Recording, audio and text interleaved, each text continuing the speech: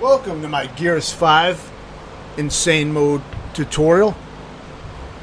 And this is going to be a combat focused tutorial only, so I'm going to pretty much edit out, all the cutscenes, anything in between, scavenging for weapons and components and things like that. So yeah, this is just going to show the Insane Mode, just the combat sections. And I'll try to explain certain things like some of the upgrades that I have and things like that. But if you look around the environments, there's videos that show where to find all components and shit like that, I'm sure. And if you look around, you'll find a lot of it. You don't need to collect every component, But it is good to try to collect whatever, you can reasonably find and take your time looking around. Because some of the abilities really can turn the fights around. I don't get the impression that this game is going to be as difficult as Gears of War 4 was on Insane when I did that solo. I think that seemed like that was quite a bit harder than this because you didn't have the abilities and shit like that. So yeah, and this is your first combat sequence, and it's really just an introduction to the stealth system. You get to stealth kill a few guys. I think I fucked it up. I think I could have stealth killed more guys, but I got spotted. It really doesn't matter though because, this is a really easy fight with only a few enemies.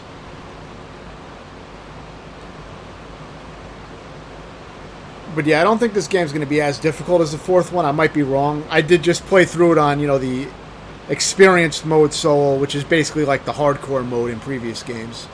It's probably the equivalent of that. They just renamed a lot of shit. So far, I really like the campaign after completing it.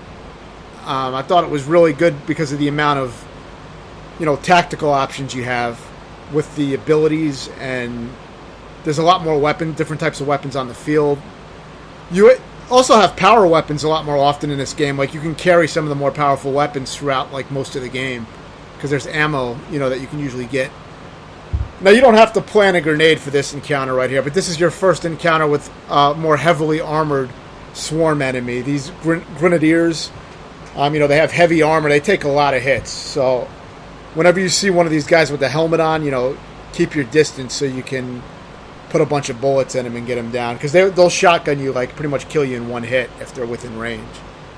You can also shoot their helmet off, and then, of course, you can do more damage by headshotting them until they die. But most of the time, it's probably easier just to get some distance and shoot at them in the body. Of course, this is another, like, emergence hole, so, as usual, throw a grenade in there to plug it up so more enemies don't come out. And you may also be able to do some damage to that grenadier who jumps into the hole. He took some damage from that. But, of course, as is obvious, the encounters are going to vary depending on your weapon loadouts and various factors. So it's not going to be exactly the same. These are just going to be some, some tips based on how I beat the sequences. And maybe things I've seen in other videos, because I do check out Sephirim's videos and some other ones. Though when I beat these parts, I hadn't watched any tutorial videos or anything. I just played the game. I jumped right back into it after beating the experience mode. But occasionally I'll get some strategies from watching those videos, or I may beat a part first and then see a video and then be like, all right, well, I could have done it this way. So, I'll explain some other possible alternatives to what I did. But yeah, this is very easy. I recommend getting the Retro Lancer. It was available to pick up with with Jack the drone, or whatever the hell his name is in this game. I think it's Dave. But yeah, you can pick it up by sending him over to pick up the weapon. And I recommend using him a lot to pick up weapons and ammo off the field. You just aim at them and press action. You'll get him to retrieve them for you.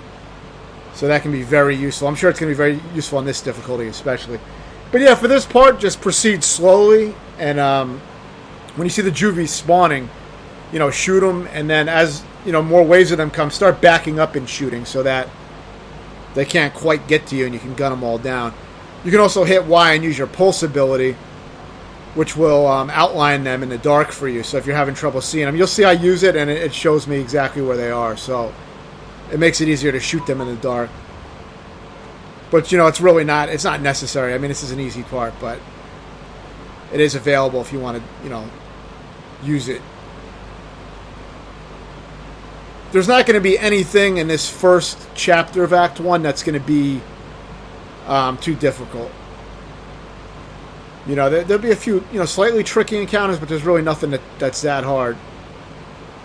Especially compared to earlier entries of this, you know, series. If you played them in, you know, just Gears 4, the previous game, started out way fucking harder than this game does. So, I mean, Gears 4 and Insane, it was pretty fucking hard at points. It was harder than I expected it to be on Insane.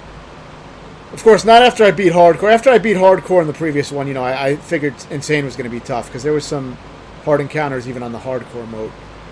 So this is your first main encounter with, you know, a decent amount of enemies.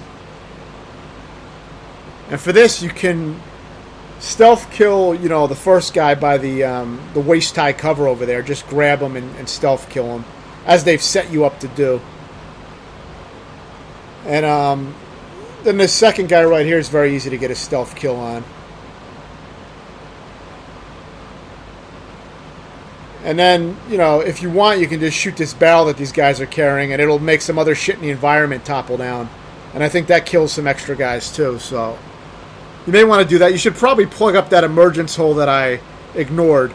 You know, you should probably plug that up right away so the guys can't even crawl out of it. That would have been a better, you know, better strategy to do, but I kind of missed that when I was playing, so I like using a bolt talk if you can have the bolt talk, because and always aim for headshots, because like 2 headshots will split their heads and kill them. So it's a very fast way to kill these guys if you can, you know, get a lot of headshots, which you're going to want to be able to do on this difficulty, because, you know, otherwise guys can easily swarm your position if you don't take them out quick in a lot of these parts.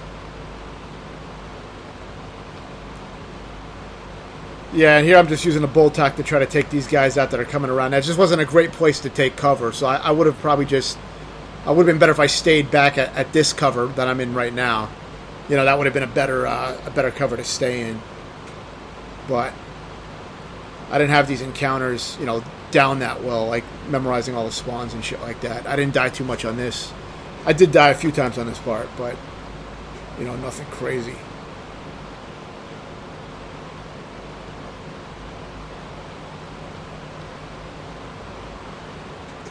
So yeah, now you don't have too many enemies left, but they can be dangerous because there's shotgunners, the grenadiers who have like the heavier armor, you know, which they take long to kill, and they can kill you very fast at close range. They're not too dangerous from far away though, so if you keep your distance and just you know, peck at them with your weapons, you know, eventually they'll just die. Shooting them in the legs may make them go down faster, but I'm not sure. I usually just shoot them, you know, in the center mass in the chest or whatever, you know, just to, it's an easier part to hit. I usually don't go for too many headshots on them, though. It'd probably be a good idea to knock their helmet off, but I usually don't end up doing it. I may be doing it, you know, more later, though, you know, because I'm not that far in the insane mode yet, so maybe it might be important to do that later to kill them fast. But you get so many abilities later on, though, too, so there's probably a lot of bullshit I can pull with the abilities. Here I waste a few boom rounds on these guys to take them out fast. See, a boom shot doesn't even kill that guy. They take a lot of damage. That's one of the grenadiers. You do get a decent amount of boom ammo in this first chapter, so, you know, you don't have to really worry about using it too much every once in a while, because I think you can only hold like 6 shots in it anyway, so, you know, you'll end up having more ammo available than you end up using if you just try to save it. So it's worth using on some of these encounters. This is one of the harder encounters in this chapter, so, you know, if you're going to use it here. I'd save it for the last waves of enemies, like the grenadiers, and I probably wouldn't really waste it on the naked swarm enemies, because they're not really much of a threat. But I was being a little sloppy. I didn't really care, because I knew I was going to get more of it. Now for this part, stay up here and shoot these guys with one of your long-range weapons, preferably the headshots with the Botok. The reason I say stay up here, because if you jump down into that area where the enemies are, if you go down there, then another large bloated enemy is going to show up. Forgot what it's called, but it'll show up, and then you'll have to fight that with these guys. So it's just better to kill all these guys first, and then at that point drop down. Now for this part, You don't have to fight this guy at all if you don't want to. Because what's going to happen is your backup is going to come in and finish him off. So all you have to worry about doing is wasting time and staying alive. Just try to survive it.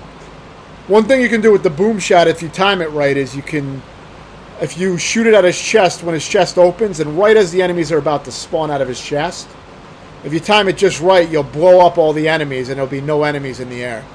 But you see I fucked it up. But I did kill a few of them with that, but it is hard to time it like that. The best option is to probably use your Lancer or your Retro Lancer and just concentrate on shooting them when they're in the air, the enemies, so that you have only a few of them to dodge. Because you're basically going to want to roll to either the left or the right to dodge them. But make a gap for yourself by shooting out some of them, and then you won't get hit by too many of them. As long as they don't all hit into you, they won't kill you instantly. But you do want to clear out a few of them. I think I pressed right on the D-pad to call in the DBs with the tri-shots, which I recommend calling in because after they when they die later, when your allies get killed, your DB allies that are helping you out in the moment, when enemies kill them, they're going to drop those tri-shots, and that tri-shot turret gun is extremely powerful. One of the most powerful weapons in the game. So you can bring that to later encounters. That's one good thing about this game is you can bring power weapons pretty much throughout all the areas. So you don't, if you hold on to them, you can keep them and make encounters way easier by being overpowered to start out with. Here I just throw out all my grenades and I'm focusing on the buzzsaw enemy, the large, tall motherfucker. I don't know what his name is, but he's the tallest asshole there and he has a lot of health.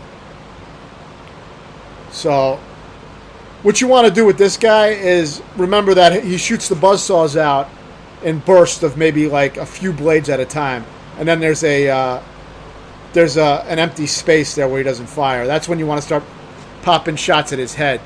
And if he gets too far ahead, then shoot that barrel and do some extra damage maybe. Also, just be aware that those juvies are gonna be coming at you while you're behind cover. But that's a good place to start out with and take out that asshole first. I recommend taking him down first before dealing with the larger enemies. Not larger than him, but larger than the juvies, like regular-sized enemies, basically. If you have the tri-shot still, you can use that to try to clear out some of these guys. I ended up having better luck using my my Boltok because I was trying to shoot at them from a long range with the tri-shot, which doesn't work that well. And the reason I was at such a far range is because you die pretty fast when trying to use the tri-shot. If you're up closer, the closer you are, the more damage you take. The closer you are to an enemy, the faster they can kill you. So, with the tri-shot, the animations take very long going in and out of cover and trying to go back down again. It's a very slow animation, so it's not always the safest weapon to use. It just depends on the circumstances and if you're able to get close enough to get some good shots. But I ended up just throwing it away because it didn't have that much ammo left anyway, and I wasn't hitting anything, so it wasn't too useful for me in this area. But in some areas, bringing it will be incredibly useful. You'll be able to clear out a bunch of enemies with that shit. So there's times when you're going to want to try to bring those weapons into every encounter when you can.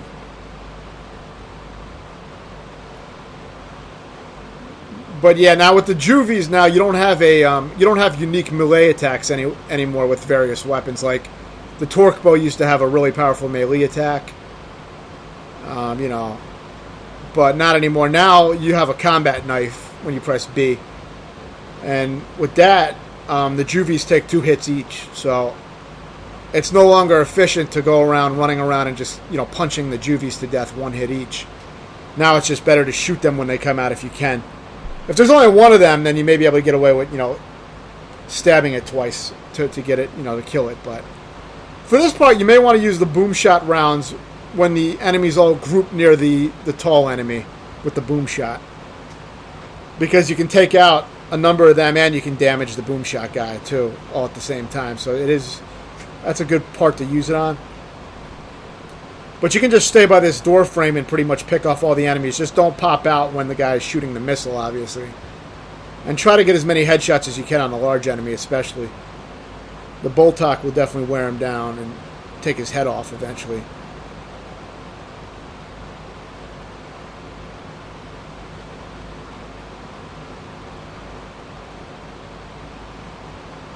But yeah, I mean, this part looks like it would be a little tricky, but it's not because you can just stay all the way back. You can also use Jack to pick up boom shot ammo and drop shots and other various weapons that are strewn about the battlefield. So, you know, you're not going to have to worry about, you don't have to really worry about running in to grab ammo and getting killed anymore like in previous games. Now you can just use the robot to grab everything for you.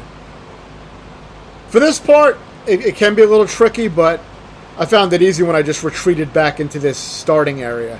This little cargo container type of thing here. Also, you can shoot those ball sacks hanging above the guys, and you can get multiple kills. Like, I just killed 2 guys by doing that.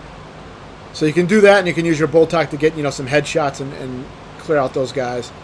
Just be aware that every time you use the robot to access this little bridge here, it's going to cause fire to come up around the area. So, you know, retreat when it does that. See, the fire came up, and I'm not even sure what the trigger was there. It might have been because I killed the last guy for that little section, but I don't even know if that's what triggered it. Maybe it's because Jack, I might have used Jack to move the bridge. I think every time you do that, it causes the fire to come up. So just keep your distance whenever you do that. And remember, you can just retreat back into that container initially. And as long as you stay pretty far back and just pick off at these guys, you know, you're going to kill them easily. There's really only one little troublesome area if you're not expecting it. And you'll have to redo the checkpoint. There's a grenadier that comes out with a shotgun very close to your position. If you're not expecting it, you know, he could potentially surprise you and kill you. But if you're watching this video, you're going to expect it. So you'll know about that. You only have to die once to know where he's at. So pick off these enemies, and I think soon after this you'll be going. Once you start going up those that little slope, that winding little slope, you'll run into like the grenadier.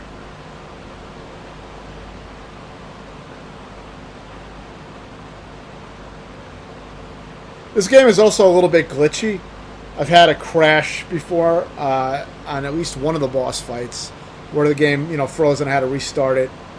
I've gone through walls before, or pillars, I should say. I went through a pillar when trying to take cover once. The AI can be weird. Sometimes the next segment doesn't start up when it's supposed to. So the game can be kind of glitchy. But I had my skiff vehicle that you get later, got stuck inside of a mountain cliff side. And I had to restart and do several encounters over. Very fucking annoying. I went to restart previous checkpoint. It sent me back about 3 or 4 checkpoints, it seemed. So that sucked. Luckily, I was only playing on, experience mode. So yeah, this is the Grenadier. If you have any boom shot rounds left, you can just take him out pretty easily with a nice boom shot round. If it doesn't kill him, it'll take off most of his health. But just be prepared for that one asshole at the top. He's the one asshole that can surprise you. Everything else is easy. Just hang back. Pick off the guys with your Boltok or whatever you have. Now it's more of a cinematic scene. A guy's going to come out and get killed by fire. I don't think he's able to hurt you. Now maybe if you were standing next to that fire you could get burned, but I don't know if you can get there that fast. But now if you die here, you will have to redo the entire section, so be aware that juvies are going to flock, but after you kill a few of them you get a weird checkpoint. It's kind of weird where it's placed. You'll see. I left the death in to show where the checkpoint is. But yeah, you'll see. These guys come up, and I was playing kind of sloppy, grabbing shit. You know, I should have been fighting them, but... And then I was just fucking around, and I did a little retro charge with the Retro Lancer just for the fuck of it. I kind of assumed I had a checkpoint, but, I mistakenly assumed that I had a checkpoint here. So I was kind of fucking around. But turned out I didn't. See, I died. But as I died, the cutscene came on, but then it said failed. So I reload the current checkpoint. And now I'm pretty much right back at where I was when I fell through.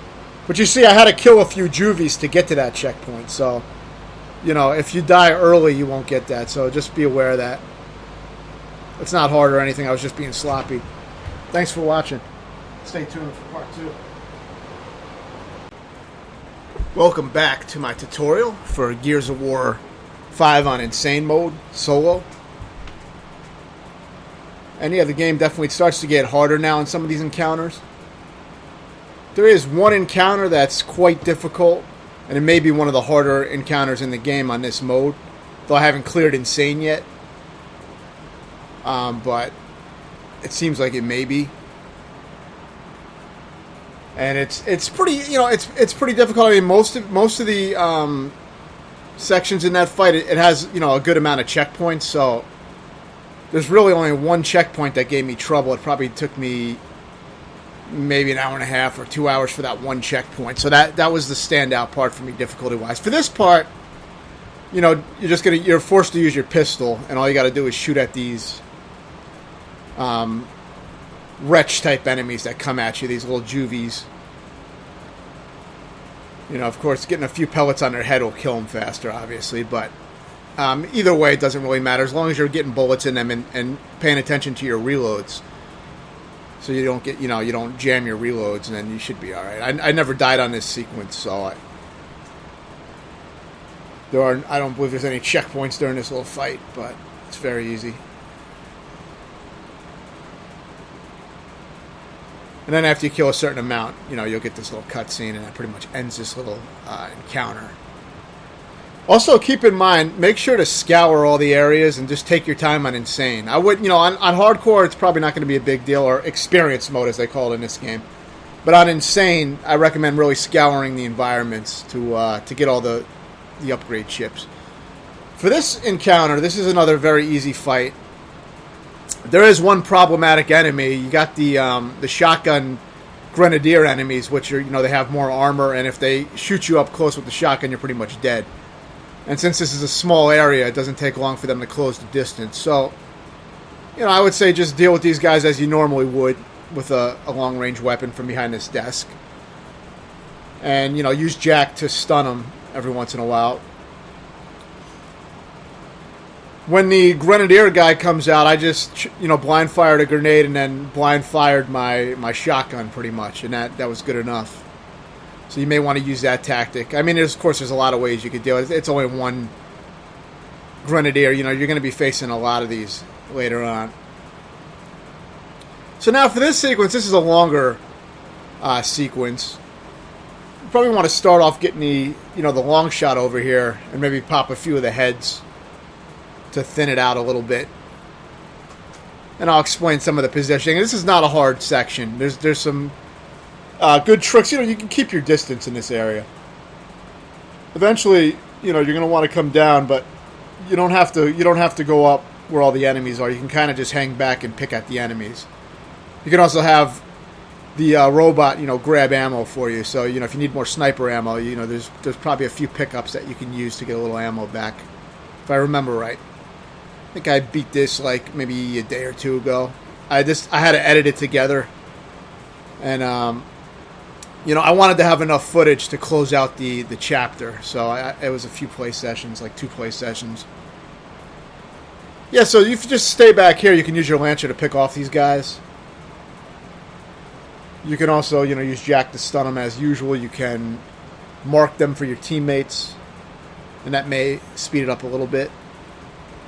You also got that big ammo crate right by those truck tires in front of me right here. So, have the robot grab that, and that'll give you more sniper ammo. So you can pick off a few more guys. You don't really want to miss headshots if you can avoid it, because you're probably not going to have a lot of ammo for this long shot. So try to make the shots count. I would just go for headshots and, avoid trying to do body shots and avoid finishing off guys that are crawling. Just leave those guys alone, or maybe whip out your Lancer or your pistol if you want to finish them. But, usually if they're crawling, they're kind of fucked anyway. So I would just focus on the active guys and just try to headshot them. It's pretty easy to blind fire, not really blind fire, but to headshot without using your zoom in with the sniper rifle, because the reticles are good in this game. They've improved the reticles, so you don't need to even zoom in a lot of times to get headshots. So yeah, you're going to clear out a bunch of these guys, and then once you see the lasers, you're going to see these lasers come up. these aiming lasers, and those are going to be the snipers. Once the snipers appear, they can one-shot kill you. So you do get some leniency with the laser bead. You won't get one-shot killed usually immediately if the beam is on you. Usually you have a moment to react, but still, you really don't want to be letting that laser on your body for too long. You got to really move. So yeah, now that you see these lasers, there's a good way to deal with these snipers. You'll go into... I'll show you where I went. I went into one of these buildings, and I got a good vantage point. I would summon the Tri-Shot Guardians. You only summon protection, and you only summon these alleys like a few times in the entire game. It would have been a cool mechanic to use more often, but it only happens. It may only be like 3 times in the game. I'm not even sure. It doesn't seem like much. But I would recommend summoning the Tri-Shot dudes because... as I said in the earlier video, once they die, they're going to drop the Tri-Shot. And then you can use that, and it's going to make one of the upcoming encounters much easier. So, I recommend that. So now for this part, I went into one of the buildings, which you'll see. I mean, initially I'm just picking off some of these scragglers before I deal with the snipers, but... See, now that was dangerous. See, that kind of thing can get you one-shot killed, but I got lucky. But you don't want that laser to be on your body for too long. But yeah, eventually I will make my way into one of these buildings, and you'll see that you have a good... There's a really good viewpoint in one of these buildings where you can take out the snipers, and they don't even really deal with you at all. So it's a good way to blindside them and take them out.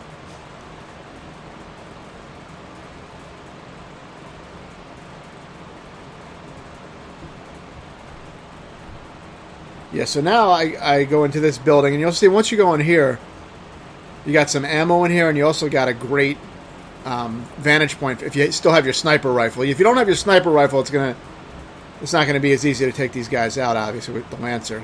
But I'm sure it can be done. It's just going to be... It's not the best distance to use a Lancer at. But yeah, when they pop their head over those desks and shit, it's easy to pop off a few heads. Of course, you can also use your, use Jack to stun them so that you can get easier headshots. But it's very easy. Like I said, this section is really very easy if you play it like this.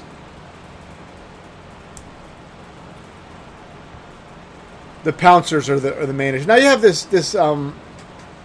drone enemy, but if you use this pillar right here from this vantage point, a lot of times he'll shoot the boom shot into the pillar and not hit you. So just try to use that. Try to keep that between you and him, and try to hit his head when his head is outside of that pillar just a little bit.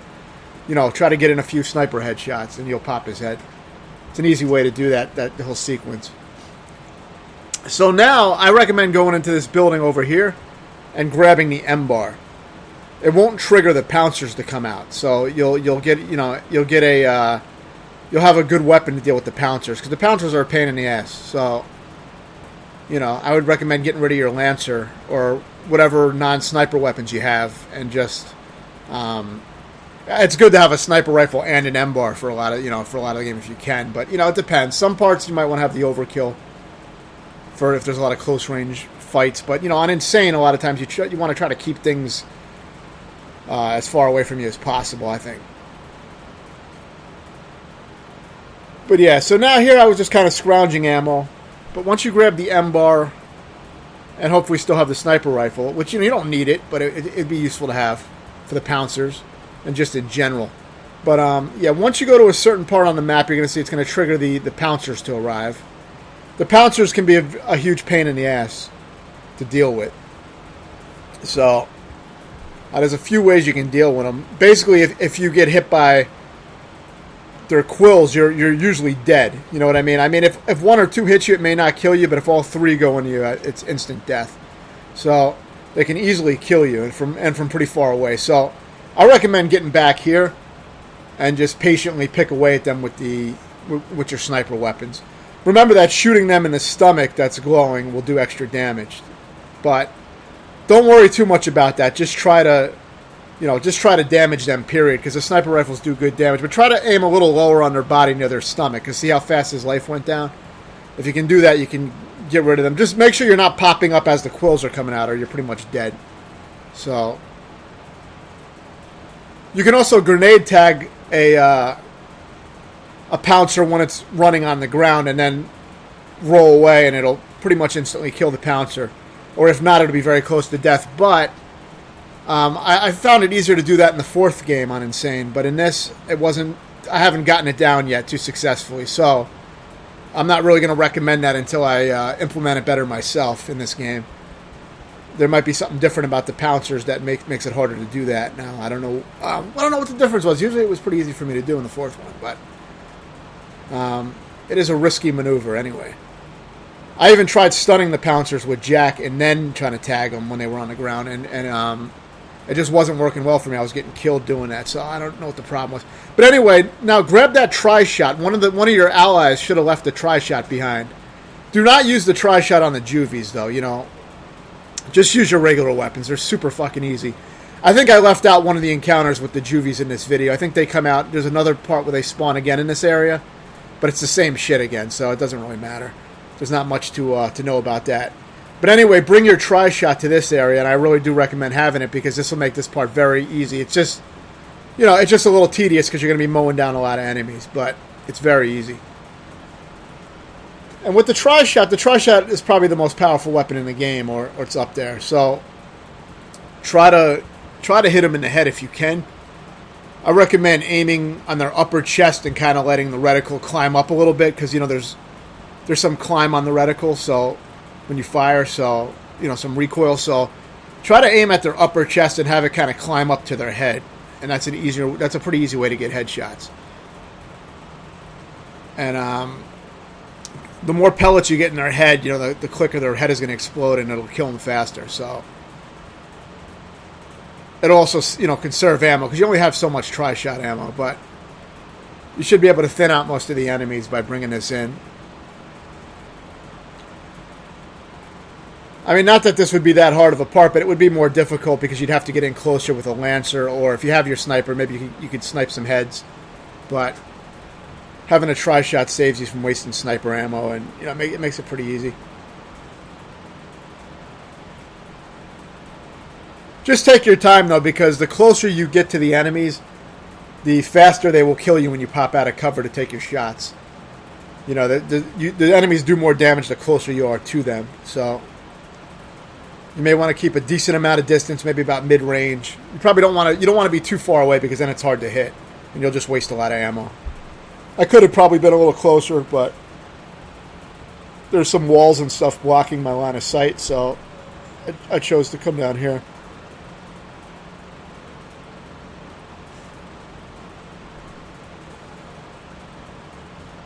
But yeah, very easy part.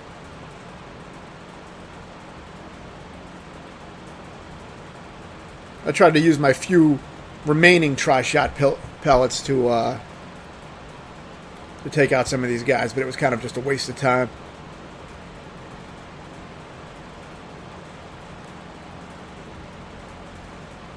The pouncers actually gave me a hard time in this upcoming encounter where 2 pouncers come out.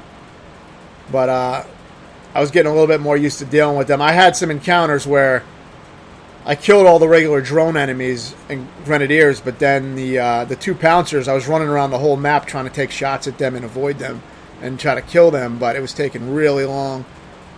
And after a long struggle with that, then I, you know, of course, died on them again. But I found a better way to do it.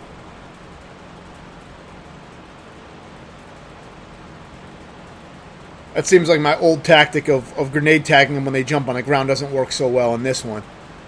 But I need more time with the pouncers to really see. I might be doing something wrong.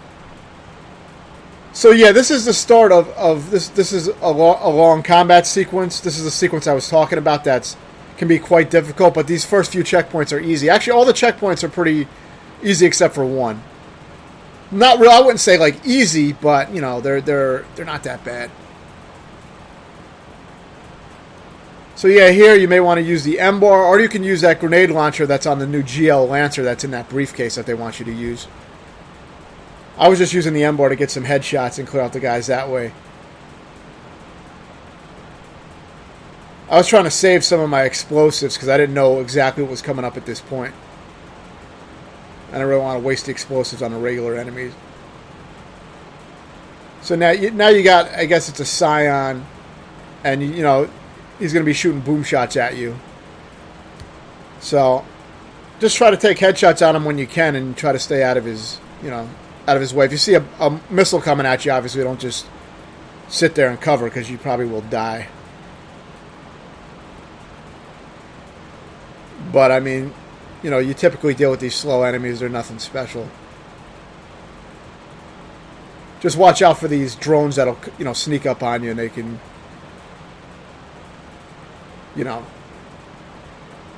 sometimes they'll get on you and you don't even realize that they're there. So luckily, I don't think there's really any of those shotgun grenadiers in this area, which if they sneak up on you, they'll just kill you right away pretty much. So you'll probably have enough time to roll out and get the fuck out of there if they do sneak up on you. But yeah, just use the environment, move around and just take out the guys as you can. I have a good tactic for the upcoming part, but it'll require you to get pretty proficient with the turret. The turret is pretty fucking weak in this game for a turret. Oh, here's a grenadier. So yeah, I guess they come out a little later, but as long as you keep some distance, you can take them out as they're approaching. Use your stun and all that shit from the robot. But yeah, the next part, I recommend staying on the turret for the next part, for all the waves. That's what I did. And it is a little bit hard to do that, but I found that easier because I was able to wipe out all the enemies with the turret, except for the pouncers. Once the pouncers come out, then I would get off. But I try to clear out all the drones and or whatever they're called, all the regular enemies and the grenadiers. I try to clear them all out before dealing with the pouncers, and I use the turret to do that. So I'll explain that a little bit more. But yeah, just clean up the remainder of these guys. This is really not a hard checkpoint. I mean, there's a lot of enemies, but you have a lot of, you have a pretty fortified area. You have a lot of weapons and ammo to choose from in these areas. There's also a bunch of ammo by that truck to my right in the distance over there. There's a lot of ammo, explosive ammo and regular ammo. So if you need more, you can, go over there. There's also some grenades by that robot to my left. That large robot. But yeah, you got overkills, M-bars, all kinds of shit. It's good to have an overkill equipped for some of these parts in case you get overrun, because then you can take out the, usually it's the grenadiers that overrun me, so you can take those guys out quick with the overkill if you need to fight at close range. But it's probably good to have it in your arsenal just in case, so you can switch to it fast. I wouldn't waste it on the juvie enemies. There's a few of them at the end. I would just use a pistol or something weak.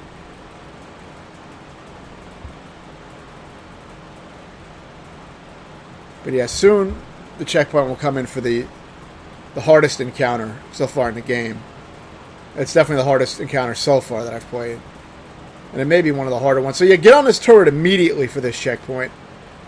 And what I'm going to recommend doing is staying on the turret for the entire encounter with the regular enemies until you hear Cole say that the pouncers have arrived.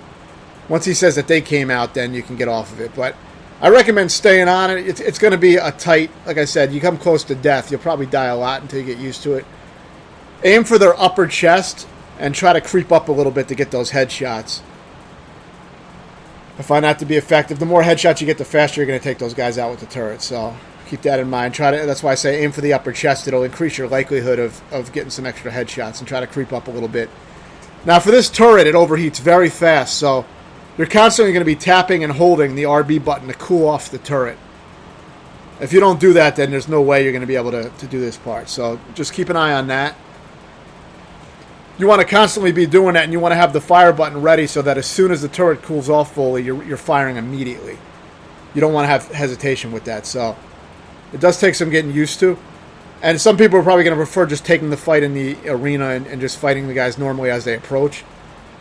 I mean, I don't know why I wouldn't want to deal with all these guys if I didn't have to. I mean, I found this to be easier, but in some ways it may be harder because if you're not good at the turret, then, the guys can get up on you pretty easily. So it's more of a preference, but I like this method. Now, occasionally guys will somehow flank you from the sides. I don't know how they do it. There's probably another path they're taking. It's not because they're coming in from this front area, because I was completely covering this front area, so I would see if they crept up. But I think they come in from the sides. So if that does happen, if you hear a grenadier moving around and you hear your teammates dealing with them, get off the turret for a moment and deal with it. Use the overkill to take it out, because you'll want to use the overkill on those grenadiers at close range. But you got to be careful, because they can easily just pop you in one shot and kill you. So you got to be fast with it. But you see, I cleared out all the guys, and then I got off the turret. And then you're going to be dealing with the pouncers. As soon as the pouncers come, get off the turrets. Try to clear out all the enemies before getting off the turret. Like, you can wait until Cole announces that the pouncers showed up, and then you can even wait a little bit longer to clear out the drones. And usually the pouncers won't get to you in that time. So you have a little leniency with that to sit on the turret. So use that to your advantage and just take out any remaining drones so that you don't have to deal with them. Because you don't want to deal with them while you're dealing with these two pouncers. Now I recommend taking cover at this center circular cover right here with the statue. I saw this in Separim's video. It actually turned out to be a really good way to deal with these. And you can also, I recommend using a Lancer GL because it has a really good, the fire is good. It's a pretty tight firing spray, so it does good damage. So use that and use the grenade launcher feature on it. Try to shoot their stomach for extra damage. And just use this pillar to keep, just keep an eye on where both pouncers are at. Because if they kind of get you on both ends, then you're going to be trapped in. It can be very dangerous. So be very aware. The main thing you have to avoid with the pouncers is their quills that they shoot out.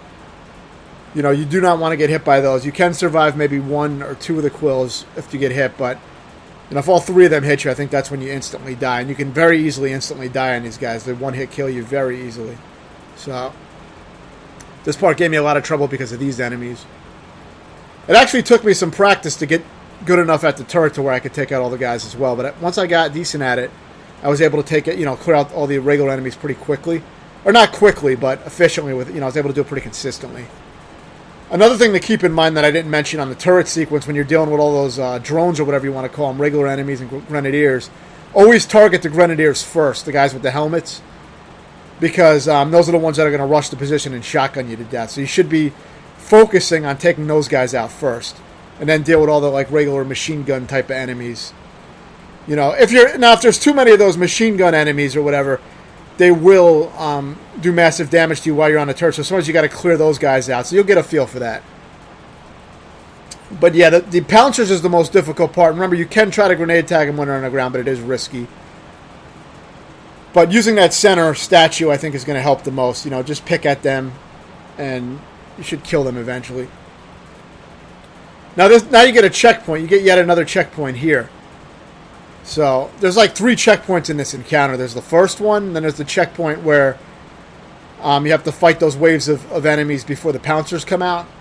And then there's this checkpoint for this large enemy here. So this guy is very easy. I beat this without dying. I didn't die at all on this part. So all you got to do is, just try to stay behind cover. They don't really do anything too dangerous. I mean, I think they have a powerful shot they can do, so you got to be careful, but just keep an eye on it. Shoot at its stomach. I mean, this part shouldn't give you any trouble, especially if you got this far. There's really no way that this is going to be difficult for you at this point. It's a very easy encounter. If your teammates get captured, shoot the stomach, obviously, to release your teammate. And yeah, there's not going to be much more to it. At one point, this guy gets in front of the turret for some reason, and that made it very easy to finish him off. See, now he's in front of the turret, so just get it. If that happens, then you got an easy kill. You see, when that turret overheats, that's the danger of using a turret. You got to be real careful with managing your heat dispersion. Use the RB to get that heat down. And you want to also be firing the turret in small bursts. Don't hold it down for too long. Just fire it in bursts. And, aim at that upper chest and make sure you're cooling it off regularly. And that's about it. And stay tuned for the next part. Welcome back to my tutorial for Gears 5 on Insane Mode Solo. There's nothing too extreme in the rest of this act, difficulty-wise, so it shouldn't be too bad if you've gotten this far. should be able to finish off the rest of this act pretty easily. One thing to keep in mind is to, if you don't have a Lancer on hand, make sure to get one soon by this point so that you can have it for a little bit later, because you're going to be fighting a lot of the robot enemies coming up, and that's going to be one of the main things you're fighting. So I recommend having a Lancer as one of your weapons, so just make sure you have one. A Lancer with a chainsaw, not the Lancer that I have right here with the explosives. But you're going to want that chainsaw because you can save a lot of ammo, and not only that, it kills the robots extremely quickly, so it makes a few areas much easier. Especially one area where there's a lot of robots. It's just all robots, so you don't have to worry about gunfire. All you have to worry about is isolating the robots and chainsawing them. You just have to have, you have to kind of isolate the crowds, and try to isolate one at a time. If you get too close, if you try to chainsaw one while there's other ones close by, you'll get killed. But it's just a little bit of crowd control. But I was able to beat it on my first try doing it like that, so it's very easy to do. I thought so. I recommend having that Lancer. For this part, this is like a tutorial for your new Stim ability.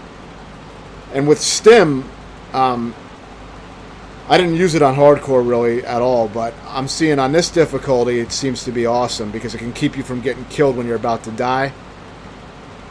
And it can also keep you from getting killed by certain one-hit kills and things like that. So it can be hugely useful if you can anticipate when you're about to get hit.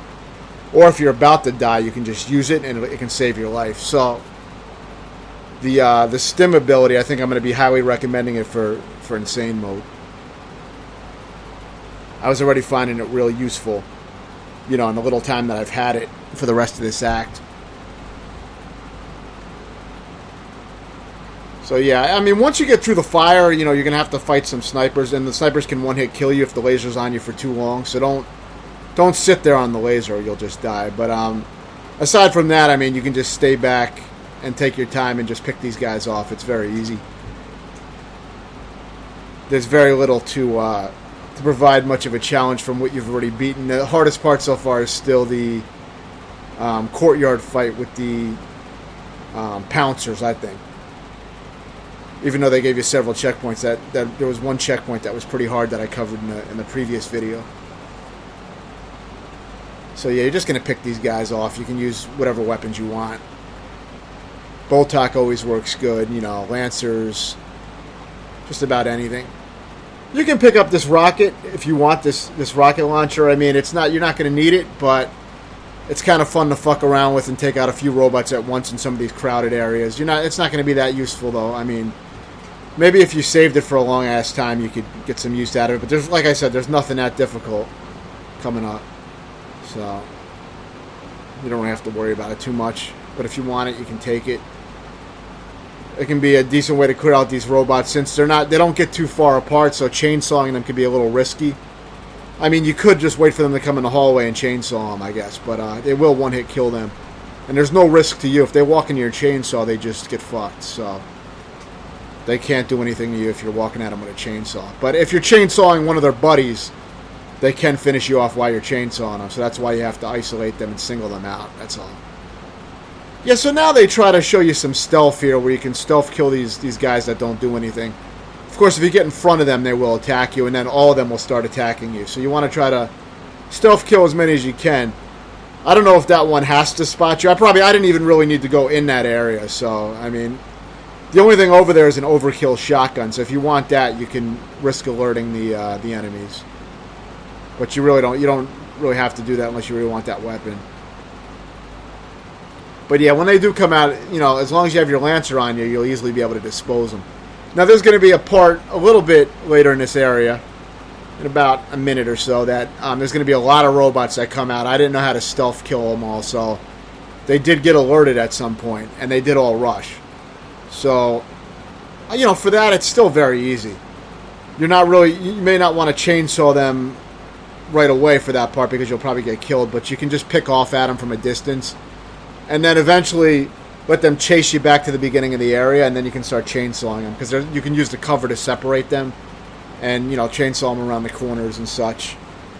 Pretty basic, easy to deal with. I was just fucking around with the missiles here because, I knew I didn't have much use for that thing. So, I didn't really care about wasting it. So you can do that if you want to bring it over. You might as well bring it in to this area.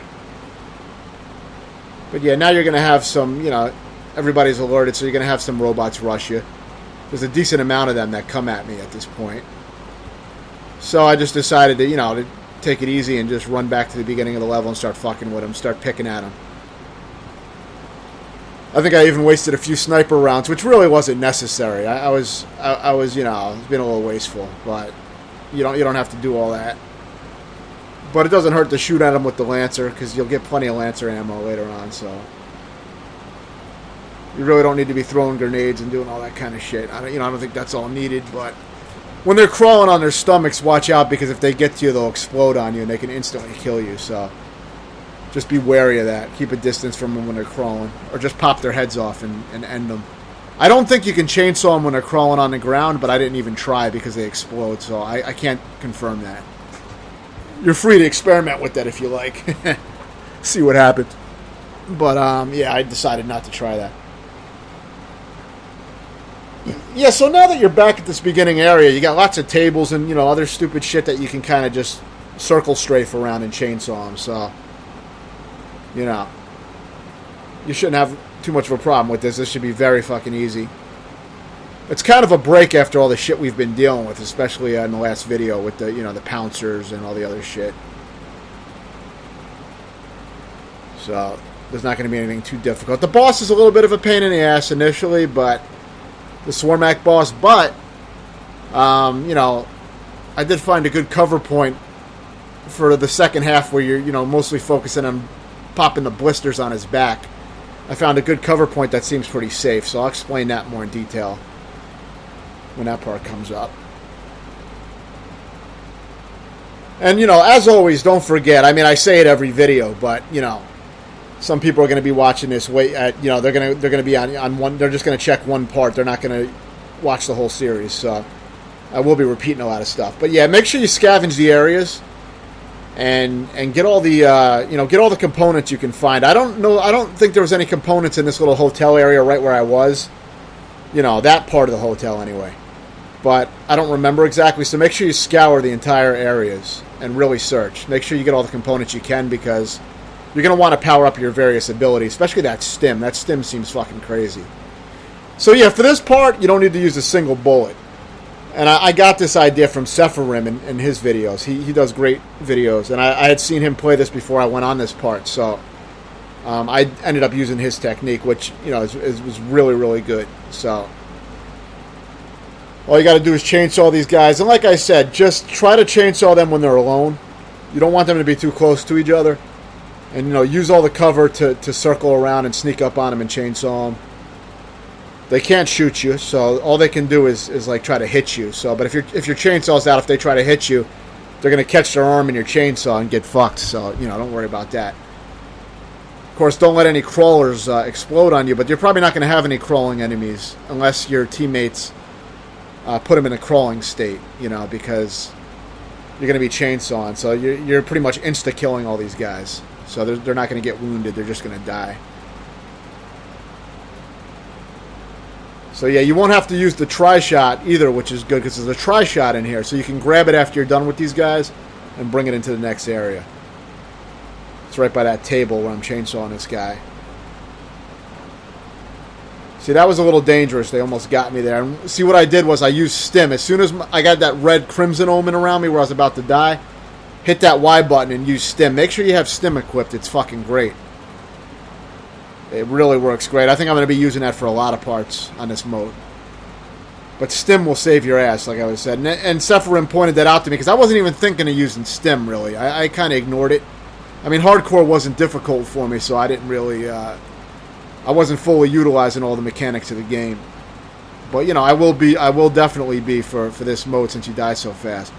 It's still way fucking easier than Part 4 was on Insane. No fucking comparison, but, we'll see if there's any more standout parts later on. I don't think there's going to be anything that difficult. After going through Hardcore, I'm not anticipating anything too crazy in this game on Insane. But, you know, you do still die very fast. You have more abilities, and I don't think there's as much combat in this game either. But yeah, after you're done with all these enemies, you know, pick up what you want. Make sure, though, to keep a Lancer on your inventory. You want to at least have your Chainsaw Lancer. At least keep that in one of your slots. Because you're going to want that for the robots. I don't think there's a ton of robot fights left, but I think it may be I think it may still be useful in a few areas with the robots. So I would recommend keeping the Lancer on, the Chainsaw Lancer. And bring the Tri-Shot in. You know, you may want to use it on this part because there's a big bullet sponge enemy that'll waste all your fucking ammo. These enemies are kind of useless. I mean, they're not that dangerous, but they waste a shit ton of ammo. So I recommend bringing a Tri-Shot with you, and, you know, from the other room, and just I wasted it all on the bullet sponge swarm enemies or whatever they're called. But if you want, you can shoot it with your Boltok and all your other weapons and waste all your other ammo on it if you really want to do that. It is optional, but I would recommend using a Tri-Shot. You can pretty much nearly kill the thing with the Tri-Shot, so exhaust the Tri-Shot on it. These things are pretty harmless most of the time. I mean, if you see them flash red, they're gonna shoot out at you. So get behind cover or just roll to dodge. If you time your roll right, you can roll dodge and not get hit. The other thing though that this swarm will do is it'll drop little leech enemies that'll come at you, and all you got to do is hit B to like kick them away, and it'll kill them. So you can you know, those can hurt you, but it doesn't do it that often in this area. It didn't for me. So, you know, after you use your Tri-Shot, you may want to use waste the boom shot up on this shit. You get decent weapons in the next area, so you don't have to worry too much about wasting good ammo.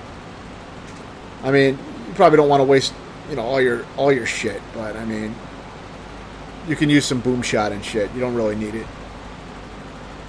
Because you get an M-bar and you get a decent amount of other great shit. You get the Lancers with the explosives on them and shit. You get some pretty good shit in the next area, so just focus on killing this thing. Don't worry too much about your ammo.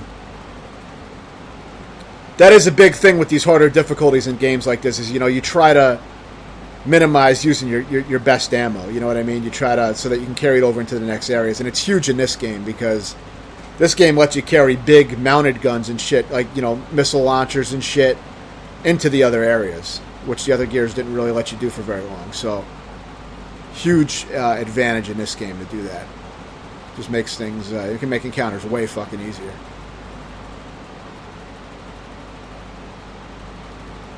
Yeah, so pick up some ammo here. I don't usually show the scavenging shit, but I must have shown it here for some reason. I guess maybe because it transitions into the next area, so maybe I just left that in, but this tutorial is pretty much just combat only for the most part. So, you know, make sure you do all the searching on your own and get all the components you can find. So yeah, there's an M-bar in this area, which is fucking great, but you're not really going to need it for these simple guys. I do end up like running all the way back here just to get the M-bar, which I didn't have to do, so you really don't have to do that. But, you know, depends what you want. I like having an M-bar in my inventory because it can be great. Yeah, so here you can get one of these Lancer GLs with the rocket launcher on it and just use the rockets on the on this tall, maybe it's a Scion. I don't know what these enemies are called exactly, but this tall motherfucker. I'll just call them tall motherfuckers. But, yeah, just take that asshole out. Get rid of him first before you go into that area. And, you know, you got plenty of, like, little rockets with that you can use. So just, you know, exhaust those and kill him. And now the rest of this area is extremely easy. There's really no challenge here. I mean, there's going to be some enemies. But, you know, you can mostly pick at them from a distance. Try not to mistake the your allies for enemies. I almost thought that the robots were enemies at first, but if you notice, they have blue. They have like blue shit on their clothes, so that means they're on your side. And I think they do actually end up doing a decent job clearing out some of the enemies because they have missiles and shit. I'm assuming they're hitting shit, but you know, who the fuck knows with AI in these kind of games. So yeah, now you got this swarm again, and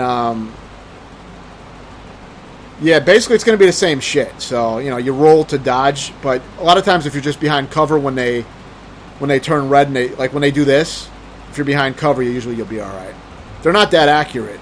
They're not, it's not like dealing with those fucking krill in Gears of War 1, which was really fucking sucked. I was not a fan of that shit. But, So, yeah, you can get an overkill over here, and you can get an M-bar over here. So if you want either one of those things, you can pick them up. You don't have to be super careful with your weapon selection here as far as holding on to the Lancer, because I don't think there's a lot of robot fighting left at this point.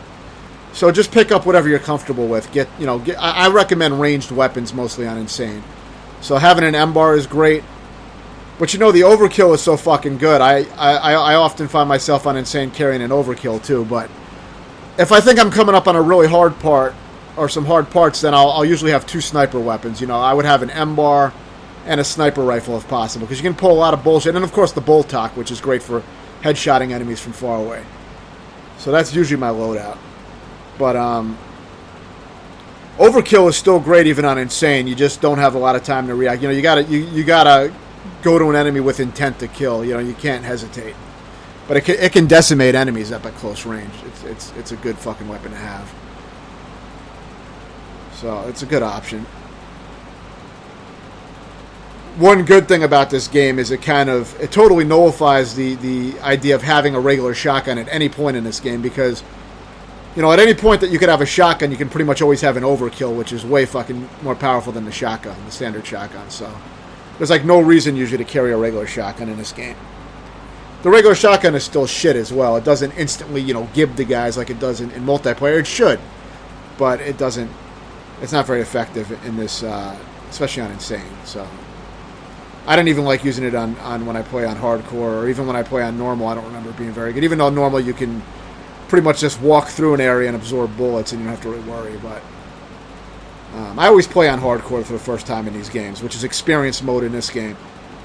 But yeah, I don't use a regular shotgun in campaign. Almost never.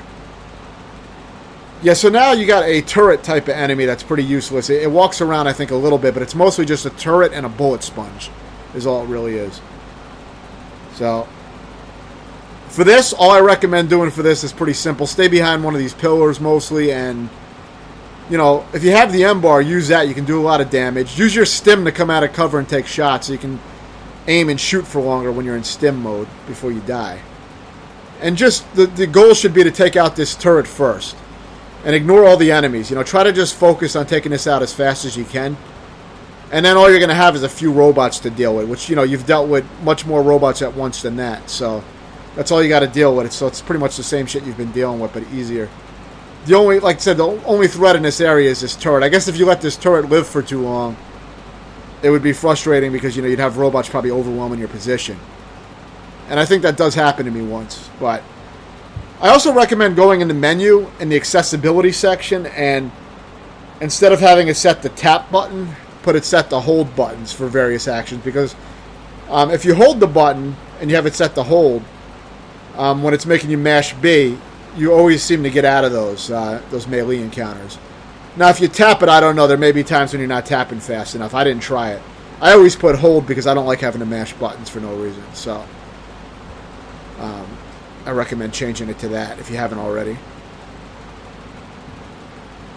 But yeah, anyway, if you do get overwhelmed, you may be able to mash, or hold your way out of it would be, and just make sure you take out that turret. Now you got a few scragglers left, but it's very easy. If you do still have a Lancer with a chainsaw, you can use that to chainsaw them all. There's even there's a chainsaw Lancer in this area as well. It's on one of the barriers that's rotating around. I think there's a chainsaw Lancer on one of them. So if you really want to go around and chainsaw these guys, if they're giving you trouble and you want to chainsaw them, you can do that. But you're probably not going to have any problems with this. And of course, Jack has the shock ability, which is always useful to use often. And like I said, if your life does get low at any point, just use stim, and that'll probably give you enough time to get out of there and survive. And it also can prevent you from when you're just about to die. When you see that red icon coming up on your screen and you're real close to death, just hit stim.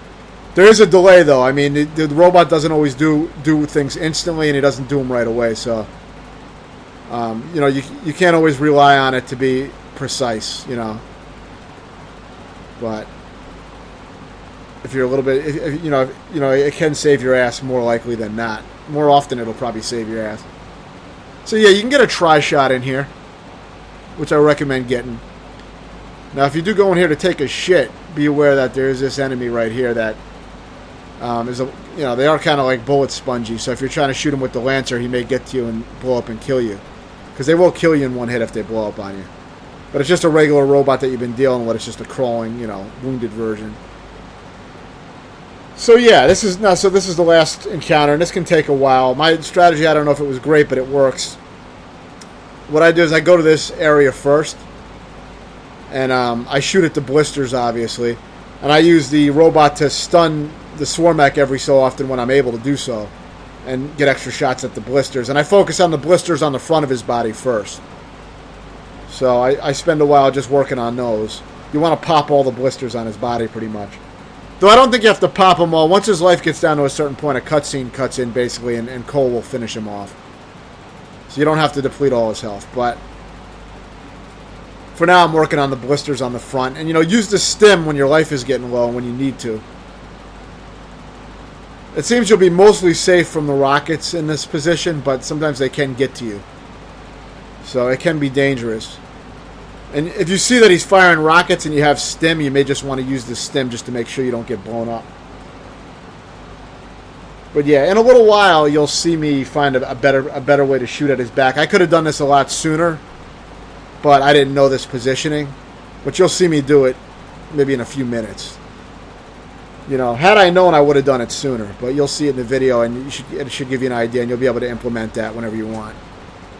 For the first part, I would stay on these covers here and just focus on the blisters on the front of his body. I think this is a decent vantage point to get the blisters on the front of his body. And once you finish with those, then there's another cover point that I think is much better for dealing with the back blisters. I was doing it by that Jeep, but it was very dangerous. You can get blown up very easily by the missiles. It's not safe at all. So, yeah, I'm gonna recommend another area after these are taken care of. But yeah, once you know that, it's a pretty easy boss. It just takes a little while,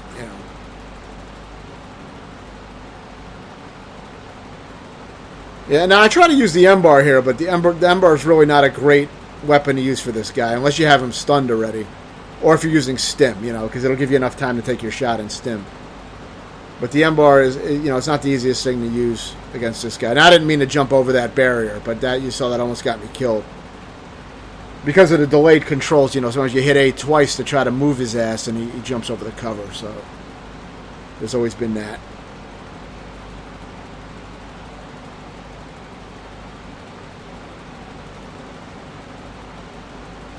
But yeah, so now shortly, you'll see me transition to the next area that I recommend going to.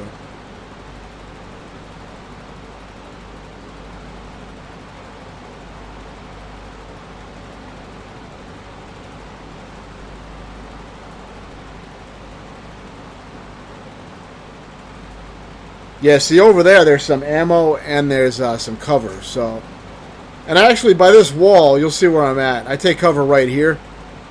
And I found that the explosives that he fires never hurt me from this position, and he wasn't able to shoot me, obviously, because I was behind cover. So the missiles didn't really hurt me. Now, if you popped out at the wrong time while the missiles were coming, of course you'd be dead most likely. But as long as you're crouched down when the missiles launch, you should be all right in this position. This is one of the only safe areas I found. So. Even the other area where I was shooting at the front is not a completely safe area, but this seems pretty damn safe. Now, at some point, one of the characters announces that enemies are appearing.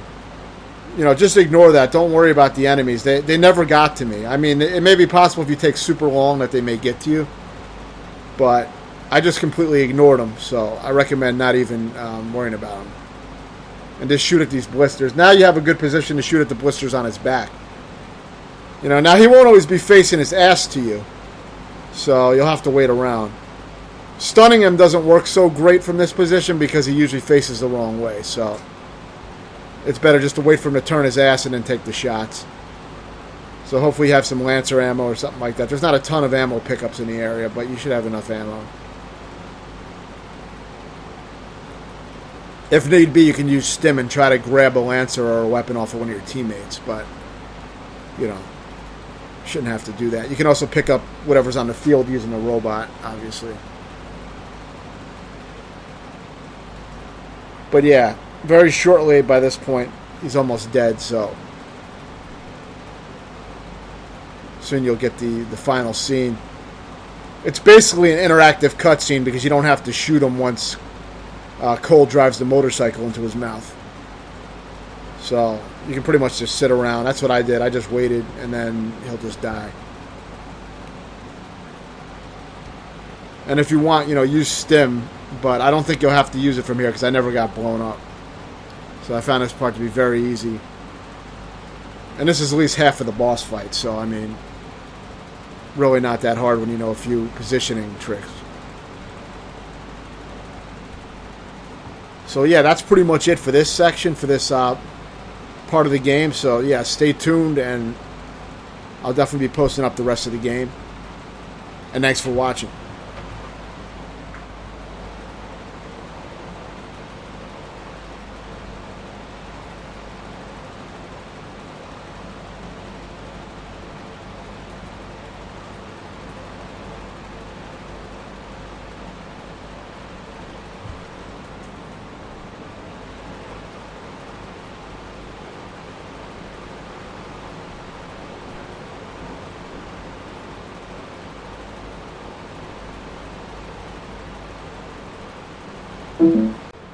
Welcome back to my Insane Mode tutorial for Gears 5.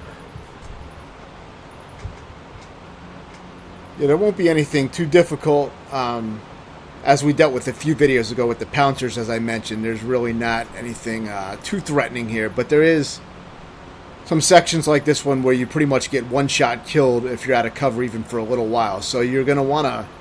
I would recommend using the stim heavily, which will give you temporary armor, and it'll give you enough time to pop out and get some shots off. Ideally, you'd want to go for headshots with a well, you'll really only have the Boltok at this part in the game, so try to get those headshots in with the Boltok, and do it in stim mode.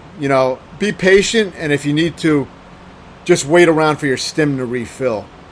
And of course, use your flash ability to stun them and get some extra headshots too, but don't rely on it, because if you stun one with flash and then try to go for the headshot on the stunned enemy, there's a good chance the other one will headshot you immediately. So you die very quick, which you'll notice when you get to this part. You won't see it here because this is not going to show any deaths, but you'll find out quickly that you do die very quick on this part. It's not really hard if you're patient and you wait for the stim to come back. Just don't be, overly aggressive and try to rush the enemies. Obviously, the torque bow enemies are the ones that you're mainly going to want to take out. Those are the most dangerous. I think they may have been the ones that were one-shot killing me, but I'm not completely sure. But they seem to be the most dangerous.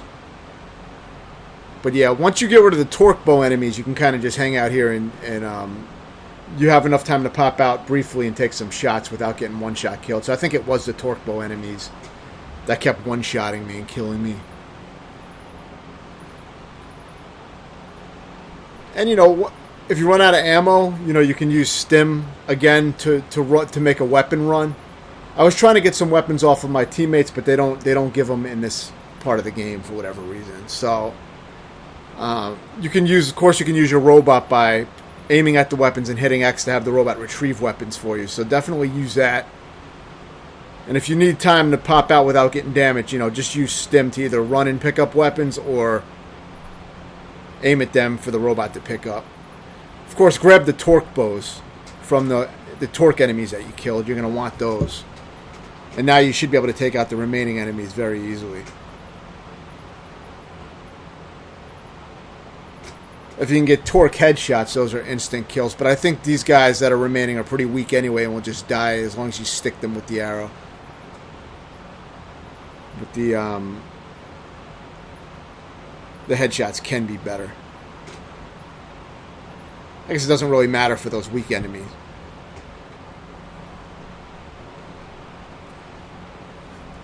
But yeah, for a lot of these parts, they're quite easy if you just take your time, hang back, and wear the enemies down. There's a lot of parts that don't really force you to come that far out of cover. I mean, you may have to make some, position changes, but I found so far there's a lot of areas where you can kind of just remain safe and pop off the enemies at your own pace.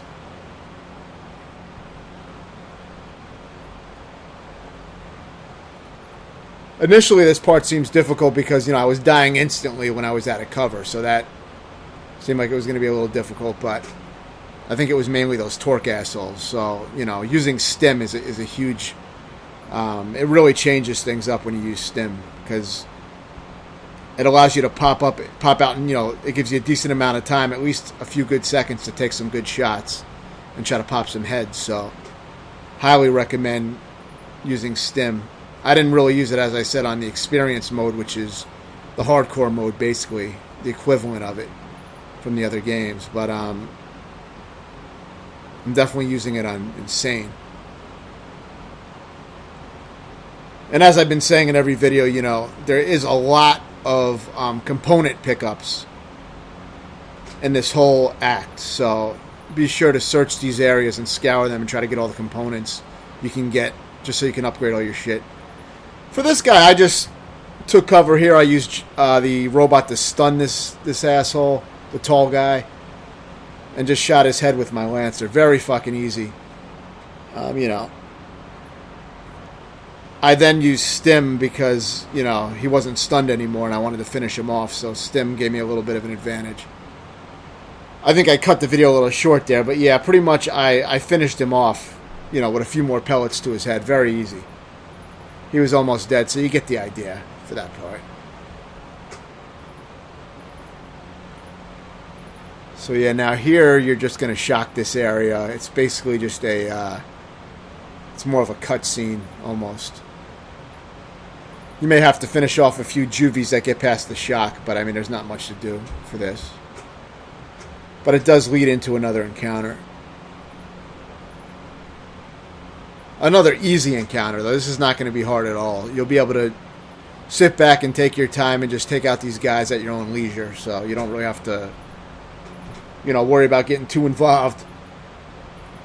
Whenever I can, I try to hang back in doors and in door frames or whatever and just pick off at enemies, you know what I mean? Just kind of take my time. And if the game forces to me, I'll get more aggressive. If the game forces me to do it, then I'll get more wild. But, if I don't have to do it, I'll sit back and just pick these guys off. And you'll be doing that a lot in Insane, or you should be anyway, unless you just like to play super aggressively, but you really don't need to.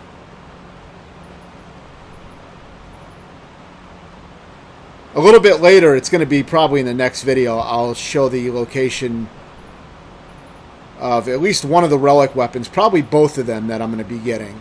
A sniper relic weapon and a Boltac relic weapon. And these relic weapons have special abilities that make them kind of worth picking up. And one of the things about getting the sniper relic weapon, aside from the fact that if you do a perfect reload, you get 2 consecutive shots before having to reload again instead of 1.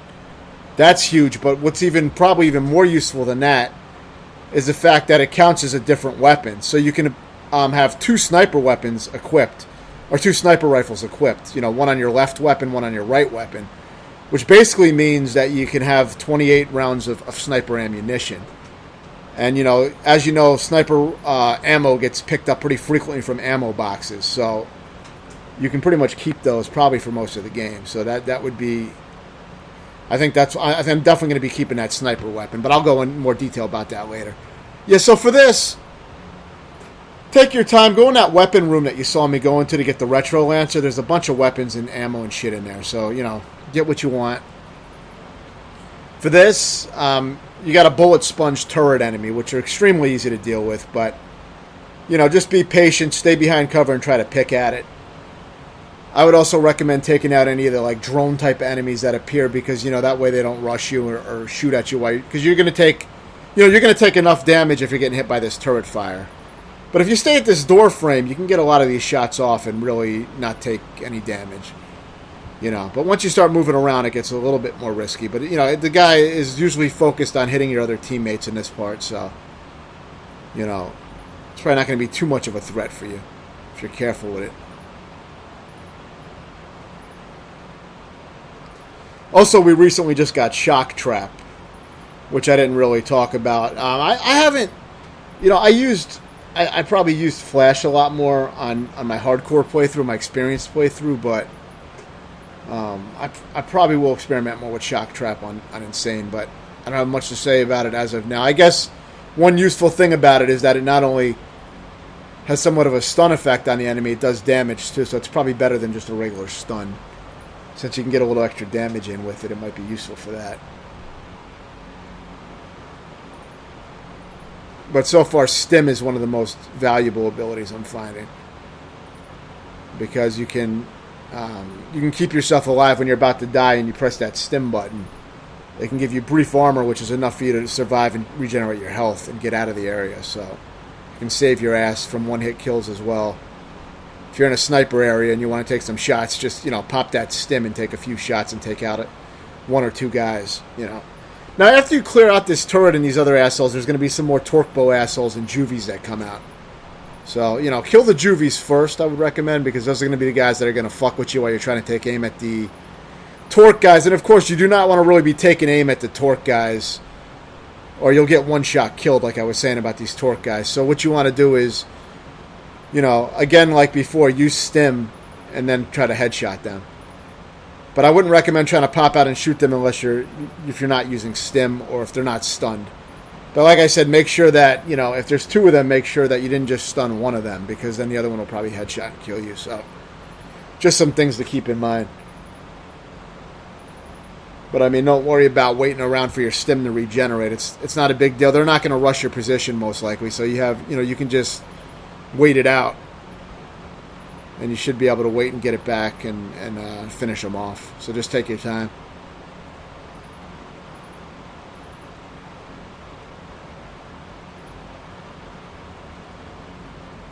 And then, of course, after they're dead, you can grab some more Torque Bow ammo, or just grab the Torque Bow if you don't have it.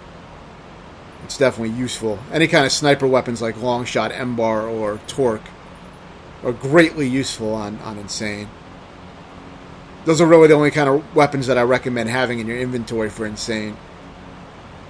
I don't really recommend getting the Overkill for Insane, even though it's a great shotgun. It's just pretty much in every scenario you can take the enemies out from a distance with sniper weapons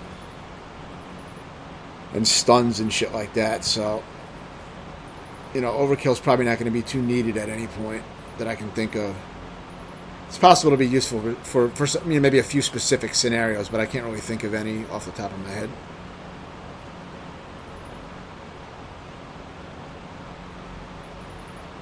You can use sniper weapons at close range too, if you use them right.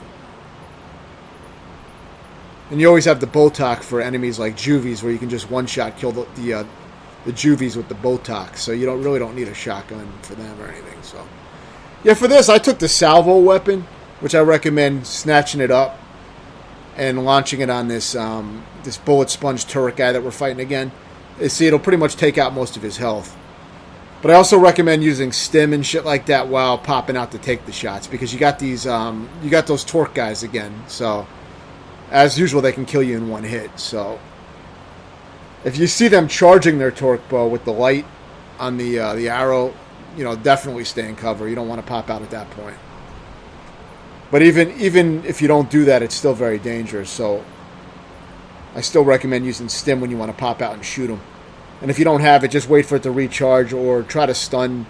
If there's only one of them, try to stun the remaining one and take him out.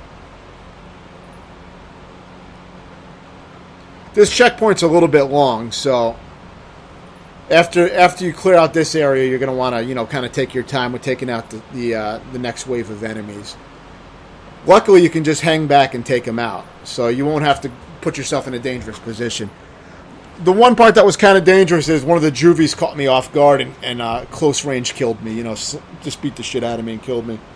So, that is something to be aware of. But I think had I known that they were going to approach me, you know, in that area, I probably would have just hung back and played safer.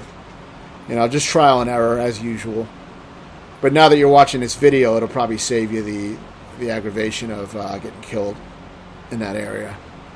So yeah, grab the tri-shot here that bullet sponge guy leaves. Every time you kill one of those guys, they do drop a tri-shot, which is probably the most powerful weapon in the game. So it is dangerous to use, but it's not that dangerous to use if you use stim and then use it, because you know that extra armor that the stim gives you. See, look, I'm in stim and I'm using it, and I can clear out all three of these guys pretty much with just the, you know, because I'm in stim mode.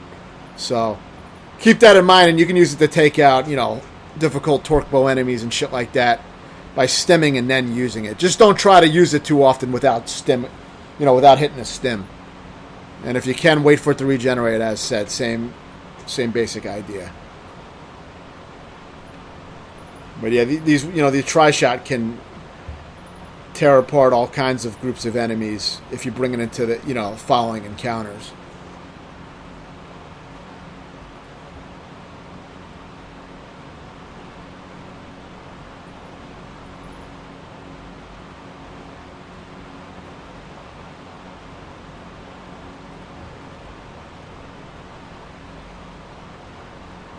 For some reason, I remember riding that robot and going through these areas and killing a bunch of guys, but maybe I neglected to do that, or maybe that's later in the game. I can't remember. But anyway, for here, you're going to want to kind of just hang back. Use your sniper weapons, which hopefully you have 2 sniper weapons, you know, a long shot and a torque bow, and a bolt tock. You know, the more of them you could have, I like having 3 weapons that can do headshot type of moves, you know, so...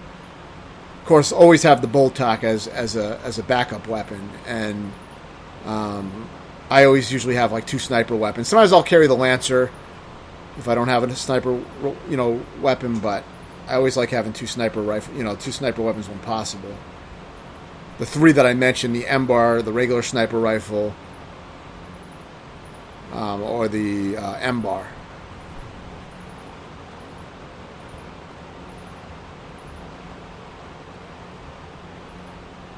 Even when I see boom shots, I avoid them on Insane most of the time, just so I can keep my sniper rifles.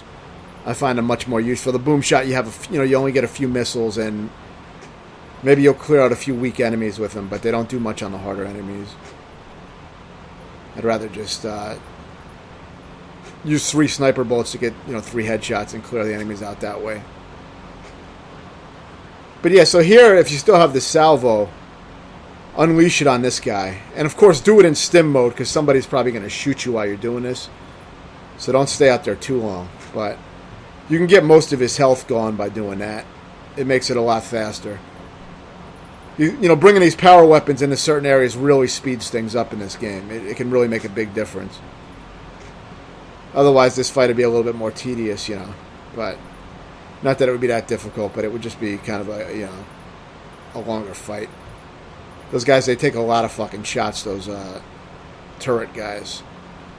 Just be aware of these juvies. You know, one of them almost got me, and I didn't have stim that I could pop to save my ass. I was able to run out, though, luckily. So, just be aware. The juvies are probably the most dangerous thing in this particular little scenario.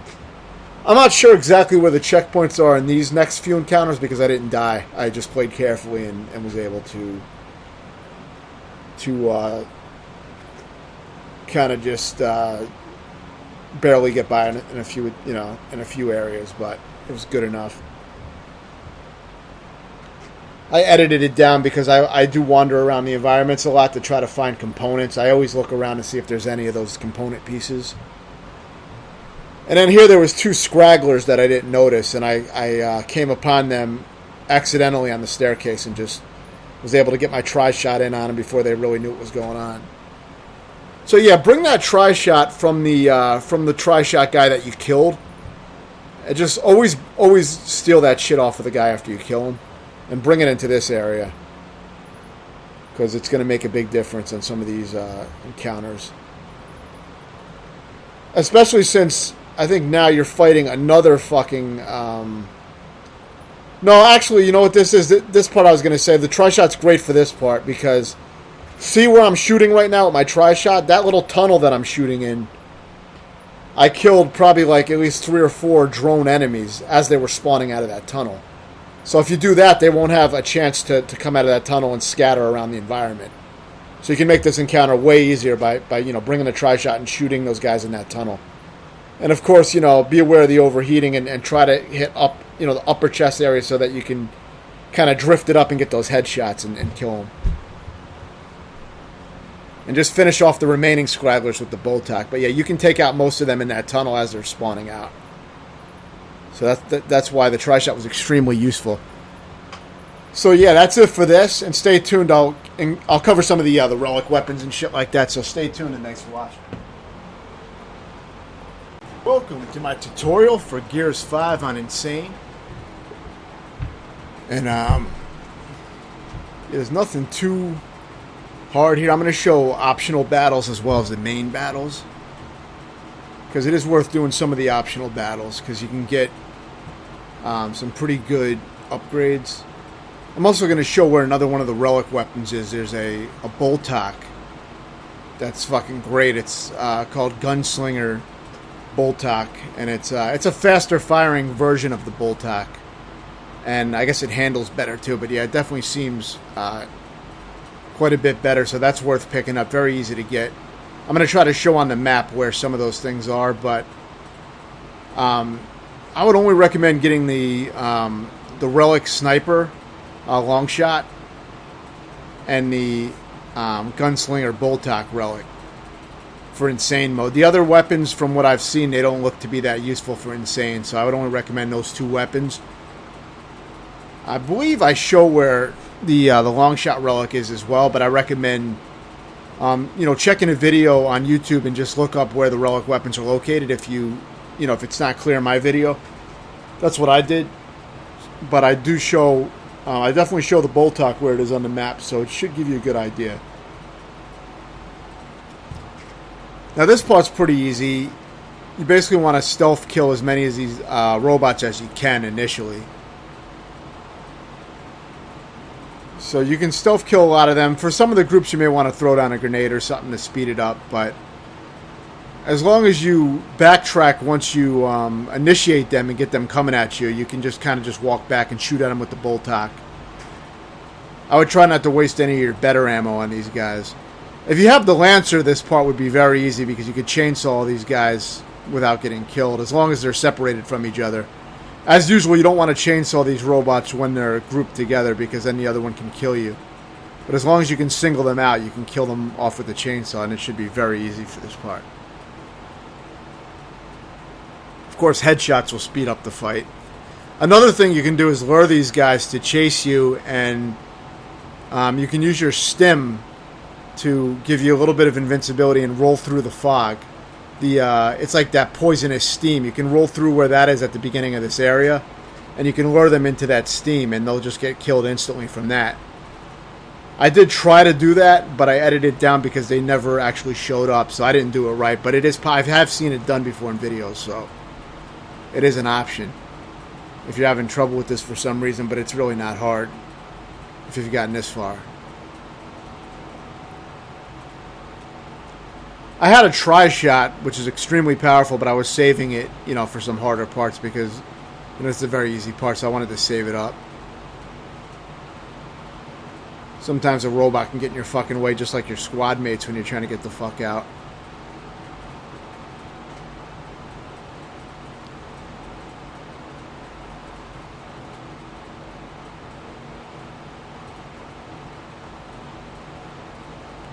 But yeah, overall, very easy. I actually end up losing my ability to use my gun for quite a while, and I thought I might be fucked and have to restart the entire game over, which I probably wouldn't have done anytime soon.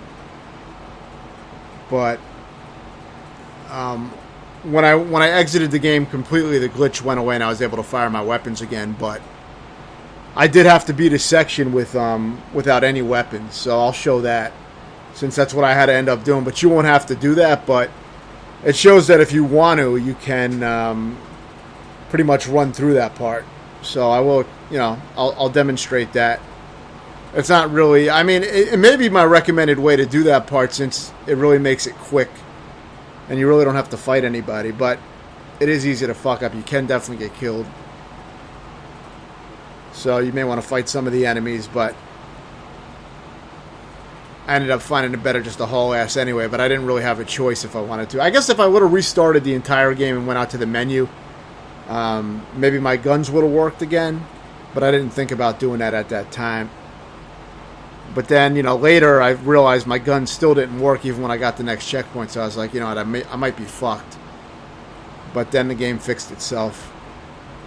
But, I had to completely exit the game and restart it.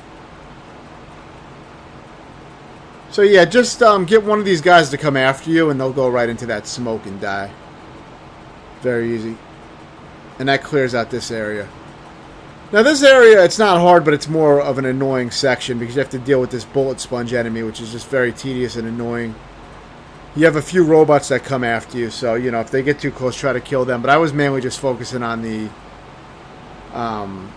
flock, I think it's called. That swarm of enemies.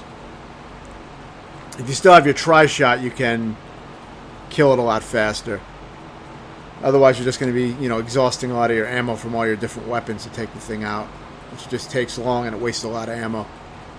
Now, if you went in your accessibility menu and set the control to holding down B to get out of, instead of mashing B to get out of, enemy holds and things like that, you can just hold B down and you'll get out every time. So, it's probably a lot more reliable than trying to mash your way out of that on Insane with, trying to mash B. It may not be as consistent to get out of that, but you'll get out of it every time if you have it set to hold. But yeah, just take cover when the thing turns reddish. It's about to bolt out at you and hit you. And just keep gunning it, basically. They're quite easy. They just take a long time to kill. There may only be one robot that comes out at you. I know there wasn't many of them. It was mainly the flock that was a pain in the ass. And it shoots out those leeches that come at you, so you got to be ready to take those out. But you can just kick them, basically, or stab them.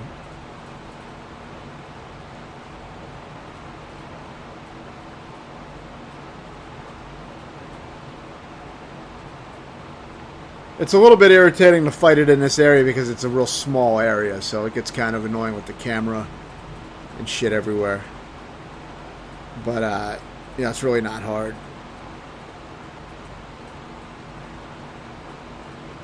Don't forget to use your stim if you need it when you're about to die or your health is low. It can save your ass. If you hit it at the last moment, it'll save you from getting finished off.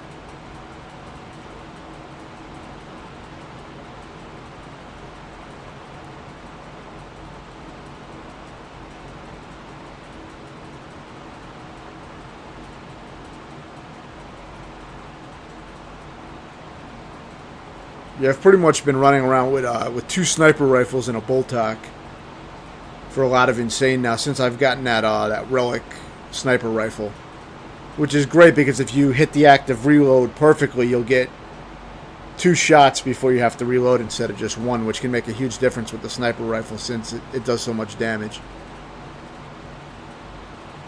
So I definitely recommend getting that Relic weapon.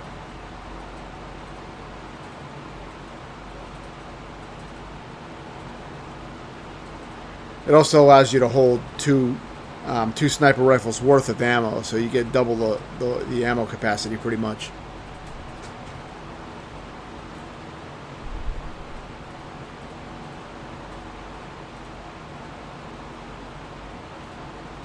I did notice that it's harder to get ammo for the Relic sniper rifle since you can't just get it from sniper rifles found on the field. You have to get it from ammo packs, which they'll only give a little bit of ammo back to that particular weapon.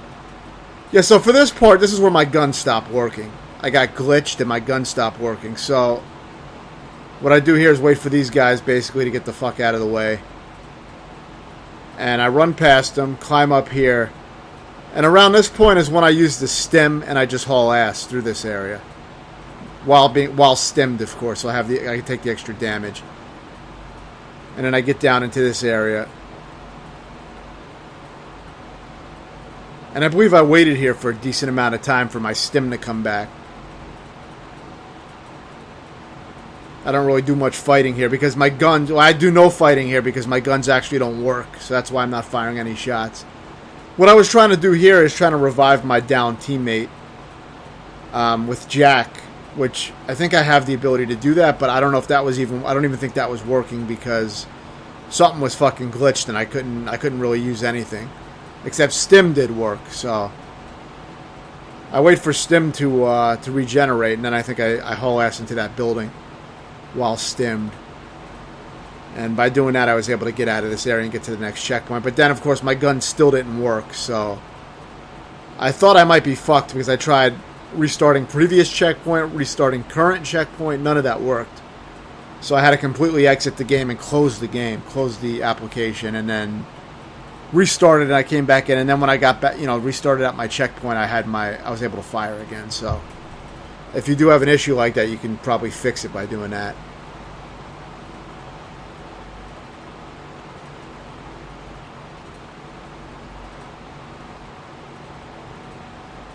But yeah, that ends this section. Hopefully your guns will work, but like you see, you really don't need them for that part. You can pretty much run past all that shit with Stim. So for this part, there's some positioning tricks that I found. I recommend having at least one sniper rifle on you, but you can get one right there, right by that ladder on the ground. So if you need it, get it.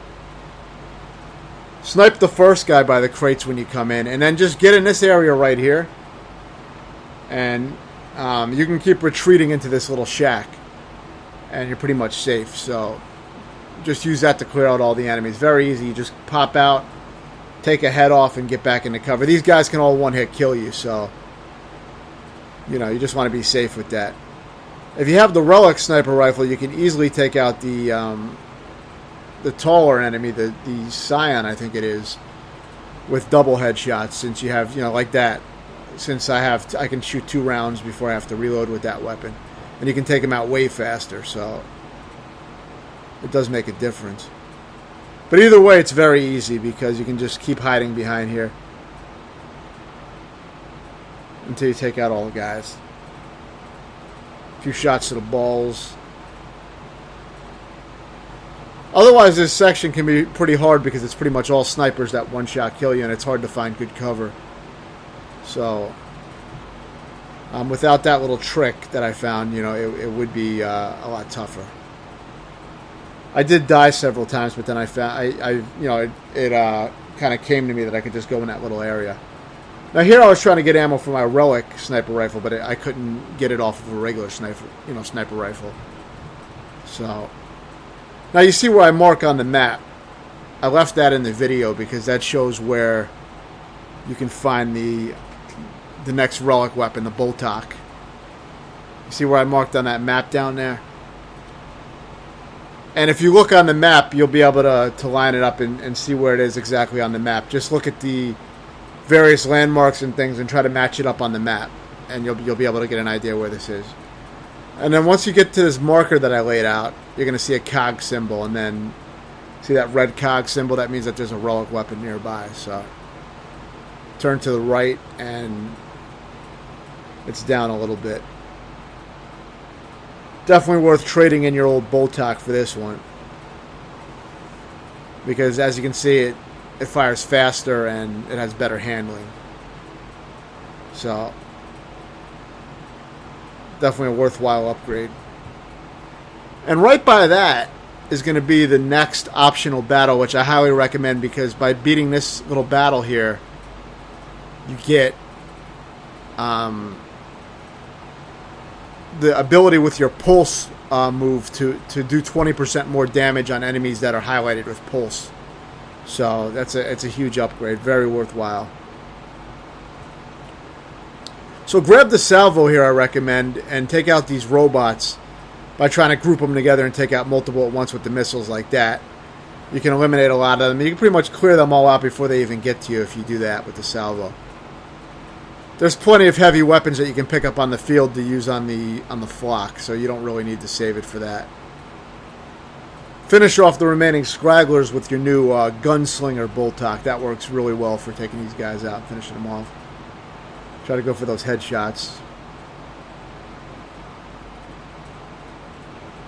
And then you're going to have 2 flocks at once, which is basically just like a tedious fight, but it's not hard.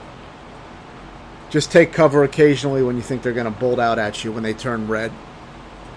But for the most part, you don't really need to go behind cover that often because they usually won't one-shot kill you anyway. So they will get you to the point where you're in critical damage, but you can always just use your... If you're at critical health for a moment, you can just use your stim ability to give you a brief invulnerability, basically, and survive until you heal. So, use that if needed. But you're unlikely to get killed if you keep moving and shooting at these guys. Grab the heavy weapons to speed shit up. There's a heavy weapon up here, a tri-shot, and there may be another salvo somewhere, some other shit. And just, just tear them up.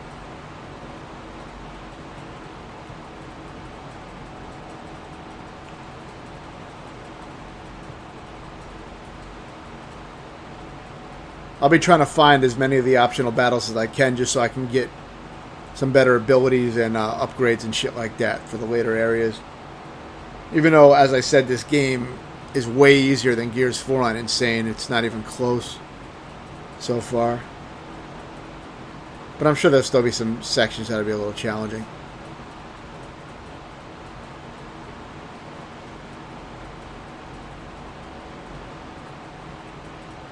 I think because this game probably has less combat than other Gears games. And, all the abilities really give you an advantage in combat. So,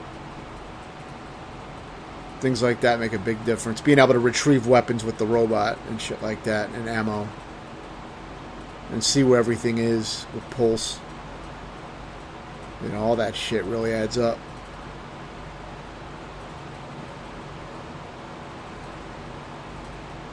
I do actually like the upgrades and the new abilities for the series. I think that's great. I think some of the open world was a little too bland, too watered down, where you travel a lot, but there's not really anything to do while you travel. It's just pretty much empty area you travel around, which was a common complaint about the game, which I agree with. I mean, it's cool that they tried to implement it, but I think it could have been done better if they were going to do it. But the exploration is kind of cool because, you can find some things like upgrades for your various weapons and abilities and things like that. So there are some good aspects to that. But it could definitely be better, more refined in the next one. But I definitely consider the new abilities and things I think are an improvement because they give you a lot more tactical options in the fights and make it a lot more enjoyable and entertaining.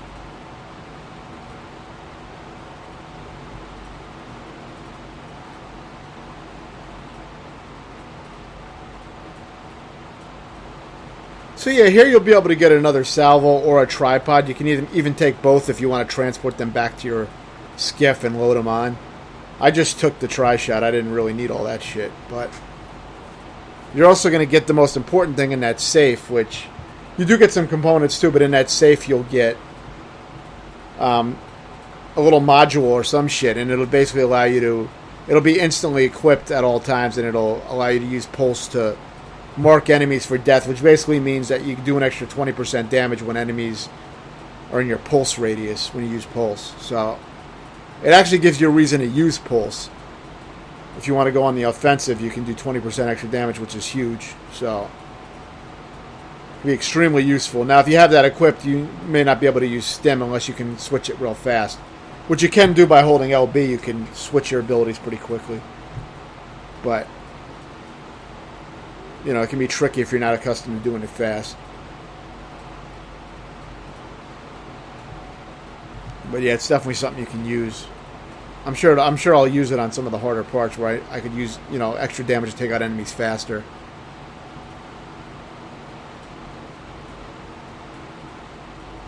So yeah, now here I show the next area I go to on the map, which I believe is the next crash site. So just check the map and try to line it up and, to try to find this area. I tried to show more shit on the map this time around in the tutorial. Last time I wasn't really doing that. Because like I said, this is a combat-focused tutorial, so I wasn't really showing where things are. Like, I don't show where any of the components are, really, you know what I mean? But I figured I would show some certain things, like, it's important to get those upgrades, like the pulse upgrade is important, and those two relic weapons, the sniper rifle and the bolt tack, are very important, I think, for Insane. Very useful, anyway. So, yeah, you get a little sneak attack here by one of the robots. So, just take that out right away. Grab the little tri-gun right here that was in the snow. I would say save it, don't use it yet. Just kill these guys normally. Because there's going to be a big robot that comes out where you're going to be able to really use that tri-shot. So, you could probably even save that tri-shot for the helicopter boss fight coming up. It might actually be useful, but you'd have to use it very carefully by using the stim ability while firing it, probably, because it's very slow when you pop in and out of cover. And it takes long to fire, so you probably want to be in stim mode when you fire at the helicopter. So that's another option if you think you're going to have trouble with the helicopter.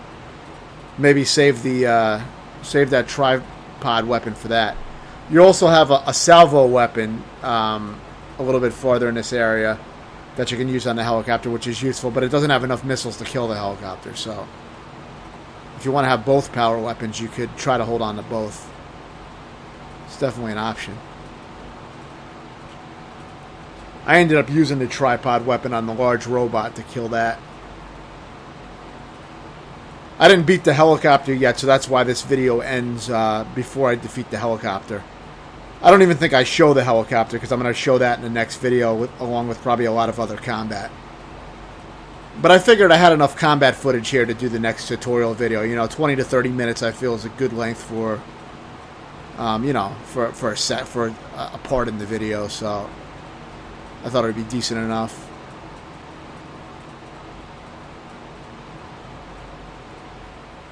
If I have under 20 minutes, then I'll usually, wait and combine the videos later. Or I might show it in the case of if a chapter was really short, then I may show it, just to show the whole chapter in one video so that it's more organized. But chapters are usually longer than 10 minutes of combat. They usually have a decent amount of combat in them. I think some of them are just, moving around and exploring and shit like that, so I didn't even include those in the tutorial. I'm only showing combat for the most part. I just wanted to get to the fucking point, I know when I just know from experience when I'm trying to look for different strategies and things in games that I'm stuck on or whatever, or moving slow on a part, then I like to get straight to the part that I'm on.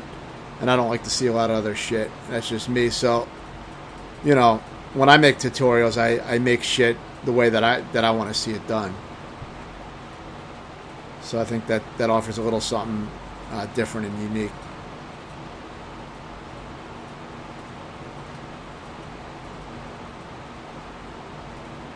I try not to have filler in my tutorial videos. So thanks for watching, and stay tuned for the next part. Welcome back to my tutorial for Gears 5 and Insane Mode on Solo. This is mainly going to cover some optional missions, and then the next video will probably cover some of the main story missions again. But yeah, for this helicopter fight, I recommend starting off by grabbing this rocket launcher and just unload a bunch of them into the bottom of the helicopter. Don't worry too much about hitting the engines. I mean, you can do extra damage if you hit the engines with the missiles, but mainly I recommend having a sniper weapon like this. And here I have the Relic sniper rifle, so I'm able to land 2 shots into an engine on one reload a lot of times, so that definitely speeds it up. But any sniper weapon can work, especially if you land the shots accurately. You see, you can kill this thing very fast. I didn't end up missing too many shots on this attempt. I like staying down here in this starting area where the fight starts, and staying behind one of those barriers basically, and just snipe at it. It's not too bad if you do that. It can be a very hard fight. It definitely speeds it up a little bit having one of those Relic weapons, that Relic sniper rifle. But yeah, this is an optional fight, but it is good to get a lot of the abilities and things like that for insane mode. So with this one, you can do triple damage while you're in stim mode with melee attacks. So it can be useful if you have to clear out some enemies in a close area. Some weak enemies, anyway. But, yeah, that's all you really have to do for that fight. That helicopter can be a pain in the ass, though. It did give me some trouble until I started fighting it down in that beginning area where the fight, where that whole area begins. You can do a lot more damage if you actually aim the missiles at the engines, but I like trying to hit it while it's moving because you can predict where it's going to move. It moves so slow, so you can kind of, you can have it kind of move into your shots. I think that's the best way to do it.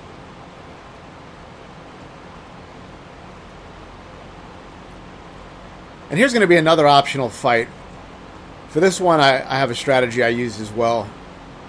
The hard part for me was when the pouncers, I think they're called pouncers, but yeah, when they show up, it's kind of a pain in the ass because you have such a small area up top. You really don't have any room to move around to dodge them, so it's better to just jump down when the pouncers show up. But I'll explain that. What I do is I go up here and I start off by getting some of the boom shots because that's going to be the main thing I use for the initial wave. So you can get 2 boom shots. So basically, by activating that panel or by trying to open it, you'll start the encounters. So I recommend getting both boom shots. Drop whatever weapon you have temporarily and get one of the boom shots. And what I try to do is I mostly don't fire my boom shot missiles until one of the shotgun grenadiers comes down. And if I can, I try to hit him when he's grouped up with a bunch of his friends so that I can get extra kills. But I pretty much only shoot missiles out when the grenadiers come down. And I try to have them drop down right into the missile. Like when they jump down, see, I shoot the missile and they jump right into it. But you don't have to do it that way. It's just a little bit faster. But see, now the pouncers are already out. If you don't do that, it takes a little longer for that part of the fight to start. But see, you can clear out all those guys very quickly if you group them together right, and if you fire only when the grenadiers are out. Don't waste missiles on the regular enemies. Pretty much, just fire them on the grenadiers because those are the guys that are mainly going to climb up the ladder and one shot kill you. So you want to take them out before they get to the ladder. For this, as soon as these guys appear, I use my stim to give me enough invincibility so I can climb down the ladder safely and run to this corner here. Once you run to this corner, you can pull some bullshit, I noticed. See, I finish off that guy. And now there's another one, and I can kind of just take my time because he gets stuck here in this right corner. Now, that's not something that's always going to happen, you know what I mean? I got lucky with that. But this corner does give you some protection from the quills. And while he's trying to get to you, you can be firing shots on him. And if you have that relic sniper rifle, you can definitely get some double shots in before you have to reload. But you don't need that. Any weapon will work. But if he does get too close to you, then just, use stim and run back to the other side of the arena to reset his position. And then when he starts coming out to try to get you, run back into here again and start shooting at him again. Just keep repeating, that, and it'll work. If you have stim, it's worth using when you make a run just to be safe. Because they can one-shot kill you with those quills. But yeah, I found that was the best way to deal with this part. If you don't do that, it can be kind of a tough part. I mean, these guys are always a pain in the ass to deal with, but it's harder here because if you're up on that ladder and you stay up there, you're pretty much fucked. You don't really have any room to move, so I think you pretty much have to come down from the ladder when they show up. You want to try to kill all those regular enemies before the pouncers show up because sometimes you will have them show up while there's still regular enemies alive, and that's going to be. Then if you go down there, you're going to have more, more trouble when you climb down because you're going to have to deal with more assholes down there. So I would say try to clear them all out and try to line them up with try to only fire when the grenadiers are around their friends. But yeah, you'll get a feel for it after a few deaths.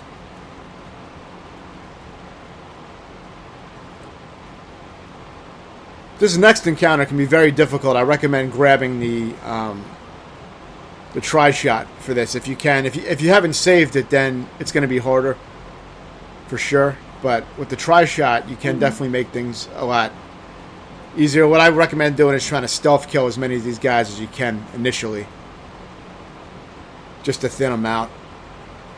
Also, take your time and grab the ammo that they drop every time you stealth kill them. You can get, you know, if you're carrying sniper weapons like I recommend, you can get ammo for those and for your Boltok. So it's worth getting the ammo pickups. After you stealth kill, I think you get a bonus ammo drop or something like that, because I notice there's always like ammo on the ground next to them. There's always a separate little ammo pack next to whatever weapon they drop. I'm assuming that doesn't happen if you kill them regularly, but I don't know. I didn't notice it from killing guys normally. I think it's a stealth bonus. These guys are very unaware, so, you know, usually they won't spot you. But see, that guy did spot me. Luckily, I killed most of the main ones in the first area anyway. I cleared out enough of them to where it was manageable. But remember, these snipers can one-hit kill you, so this is where things get kind of wild. And I saved myself from dying at least twice by using stim. So yeah, grab the tri-shot that you hopefully left here. And, you know, clear out any drones that happen to get in your way. And stay by this tree, standing. And try to do as much damage to the warden and take out these drones that appear on the right side of the tree.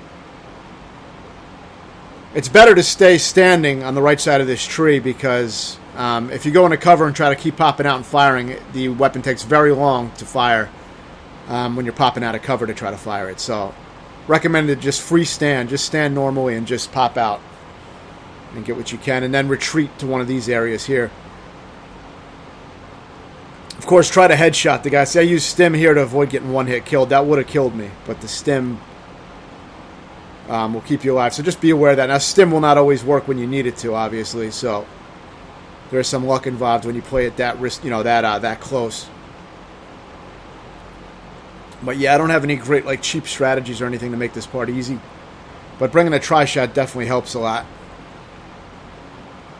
And yeah, you definitely want to get the fuck out when he comes to your position.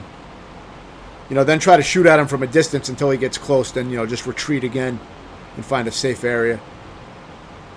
Most of the drones are dead, but there's still enough of them to where they can snipe you and one-hit kill you. So it would be better if I stealth killed more of them, I think. But I kind of fucked it up. Now here I grabbed these 2 grenades that are always here. And I grenade tagged this wall twice. And then I lure him to the edge of the wall, and I think that did some good damage because he tried to get to me, you know, from around that wall. And now I grabbed the boom shot here as well. But yeah, see, he's trying to approach me now, and he's going to go through those grenades, and they're going to go off. And I think those might have did some decent damage to him. I'm not 100% sure if they connected though. But see, I almost died there with that laser on my back. That would have one-shot killed me, that sniper. But I used stim, and I was able to get, you know, behind a wall fast enough. So just be aware of that. If you have any snipers remaining, they're going to potentially kill you. So this can be a very tense fight.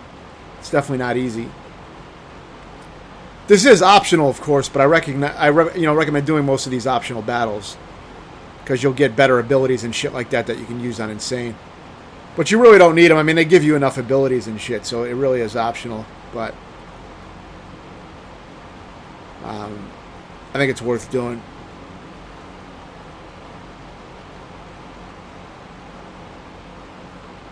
I think there's just one sniper remaining at this point, so that's pretty much finishes up these optional missions. I figured I would just make this into a video since this is most of the remaining optional missions. But after this, I'm probably going to go back into mostly main missions. And if there's any optional missions left, I'll clean those up as well. But yeah, you get some kind of component here, I guess, for the cooling system. You get a flash freeze, which freezes the guys for longer when you use the freeze ability. So it may be useful. And thanks for watching. Welcome back to my tutorial for Gears of War 5 on Insane Solo. There's a few tricky parts that'll definitely be shown in the video, but you know, nothing on the level of Gears 4, some of the parts in that one on Insane, but there is one tricky fight where you can use the ice, basically, to kill most of the enemies. It's actually really well designed, you know, the way the fight is. It's extremely well designed. So it can be very, very hard or a lot more manageable if you use the ice. But yeah, for this part, I recommend taking cover here and just taking out this tall motherfucker first. I forget what the fuck they're called, but the big guy. Take him out first. And hopefully you have a sniper weapon and you can headshot some of these enemies and get rid of them. I always recommend having 2 sniper weapons for most of the game if possible. You know, any kind of sniper weapon. The torque bow would be the least useful, I think, because you rarely get explosive ammo. So I would say have like either an M-bar or a long shot. Something along those lines. If you get the Relic sniper rifle, you can have that and a regular sniper rifle, which is extremely useful. But this game is kind of fucking glitchy, so for some reason it just got rid of my Relic sniper rifle just out of nowhere. And a lot of people have been having the same issue with Relic weapons, so they can just disappear on you in this chapter. I don't know if there's a reliable way to hold on to them. But yeah, so after you take care of the first main group, you know, make your way down to this area. And I like staying behind this rock. You know, use your shock traps, use your stim to get some armor if you need it, if you're about to die. And just clean up these guys. They don't seem to really rush this one little cover area. Or if they do, it takes them a long time to make their way over there. So just try to take care of them. They're heavily armored since they're grenadier enemies, and they can shotgun you in one hit and kill you. So I wouldn't underestimate them, but just, you know, peck away at them and try to do some heavy damage. So now here you have a, this is one of the Lost Outsider missions. I just showed this because this is a little side thing you can do. This was the last one I had to do to finish off these Outsider missions.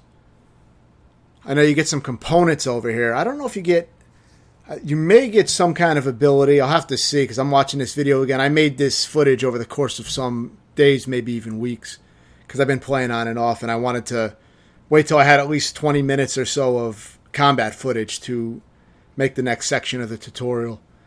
You know, otherwise it's going to be like 5 minutes or something. It's not going to really be worth posting. In the past, I would post smaller segments, but that was because I didn't know how to combine videos together. So now I usually wait till I have enough footage for certain videos.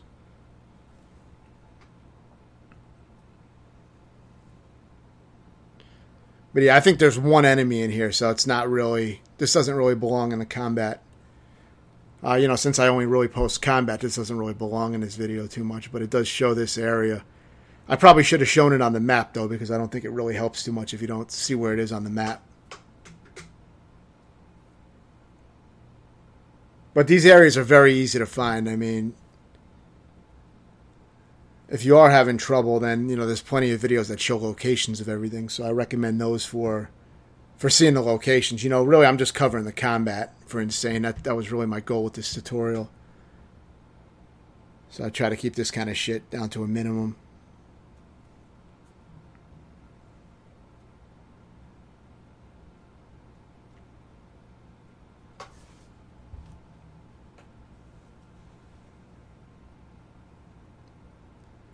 Okay, yeah, this is what you get over here. I guess this is why I showed it, just because you get shock bots, which is an upgrade to your shock trap. I guess it sends out some extra, you know, little shock bots that come off and do extra damage. I don't know how useful it is. I mean, I use the shock trap, and, you know, it's hard for me to notice because I don't sit there and look at exactly what the shock trap is doing, you know. I set off a shock trap, and I'm already, you know, once I set off the shock trap, I'm already off doing something else, taking out some other enemies, you know, from a different angle. You know, I don't sit there and stare at the shock trap. But yeah, so here is one of the early areas, maybe the first area where you can knock guys into the ice and drown them, which is going to be extremely fucking useful in the hardest section of this video. And I'll go into detail about that, but you'll see me use it heavily in that fight. This is really just an easy little combat scenario on the way to, you know, the bigger events. So there's not going to be much to say here, but if you can use a weapon like a mulcher or something like that, or any kind of machine gun, you can take the ice down pretty fast below the guys and kill them. Of course, you can also use your sniper weapons to one-shot kill these guys by not shooting them in the head, but shooting right below their feet, and they'll fall on the ice. Especially with the grenadiers, that would be useful to do on them because one headshot is not going to kill them since they have a helmet on, so they take 2 headshots. So if you want to kill them in one shot, shoot right below their feet with an M-bar or a long shot. Some type of sniper weapon. Of course, now if you throw grenades, it's going to break the ice instantly as well, but it's kind of a waste for this part.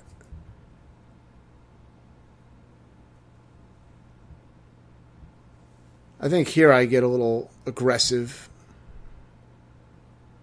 and take some risks. But then again, I haven't watched this combat footage in a little while, so I may be thinking of another part with some snipers. No, I guess not. Yeah, that was a very simple little segment. Not much to say there. Okay, yeah, for this part, I take a really kind of aggressive approach. I didn't play this much, so there wasn't a lot of practice here. I might have actually beat this on my first try. But what I did was I used my stim pretty much to just kind of ignore these stupid fucking robots. And you also get triple melee damage if you got the upgrade. So if you have stim with triple melee, you can slap these guys around a little bit. Still not really recommended because they do explode, so it's still kind of dangerous to slap them around. But what I ended up basically doing was I used some shock trap and some stim, and then I just got the fuck out of the area and went under that little archway. And after watching the footage, after I did it, I'd recommend doing it because it seemed like it was pretty effective. See, now these guys just fucking stand here and don't do anything. Sometimes in this game, this kind of a fucking glitchy game, sometimes the AI will just be dead and it just doesn't move anymore or it's non-responsive. And I think this is a perfect example of that shit because I don't think they're supposed to do that shit. But yeah, very easy to pick these guys off when they're like that. So if that happens to you, then yeah, you'll be lucky and you won't have any problem. If they do decide to rush you, use distance tactics and just, if they get close, then start moving out of the way again and just take shots at them until they're all dead. But you just got to be aware. Don't get gunned down by this tri-shot guy. But this is also a very easy enemy to exploit, I found. Because then once I got into this little archway, I was able to do little pop shots at him. So first you want to take out the shield generating drone. So just pop off some shots. It's not going to fuck with you if you do this, I don't think. I mean, you see I had a very easy time on this little fight. So take that out first, and then you can use your stim and shock trap and all that shit and just start pecking away at the tripod. This tripod, or whatever this fucking thing is called, this enemy is really just there, I think, to waste all your ammunition. That's basically what it does. Other than that, it's really no challenge or anything. I mean, you pop out and shoot it. It can make some encounters like a little bit more annoying, but I mean, usually there's a cover where you can avoid it and not get shot. But yeah, just keep pecking at it. Use your stim if you think you're going to get hit. Give yourself that extra armor to pop off a few safe shots. But yeah, very easy. You've probably done a lot of shit like this on Insane if you're this far in the game. Popping off shots and retreating should be pretty fucking standard.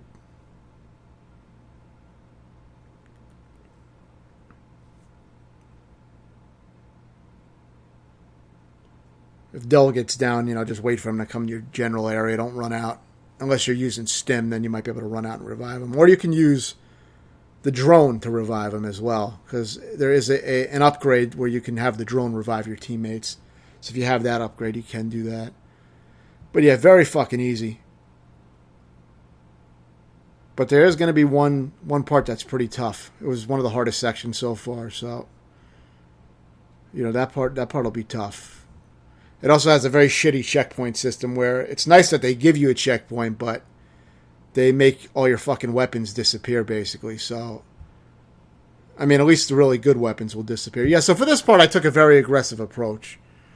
You'll see with this warden, I just basically start fucking tri-shot, in the head. I'm just like using a Gatling gun on his fucking face immediately.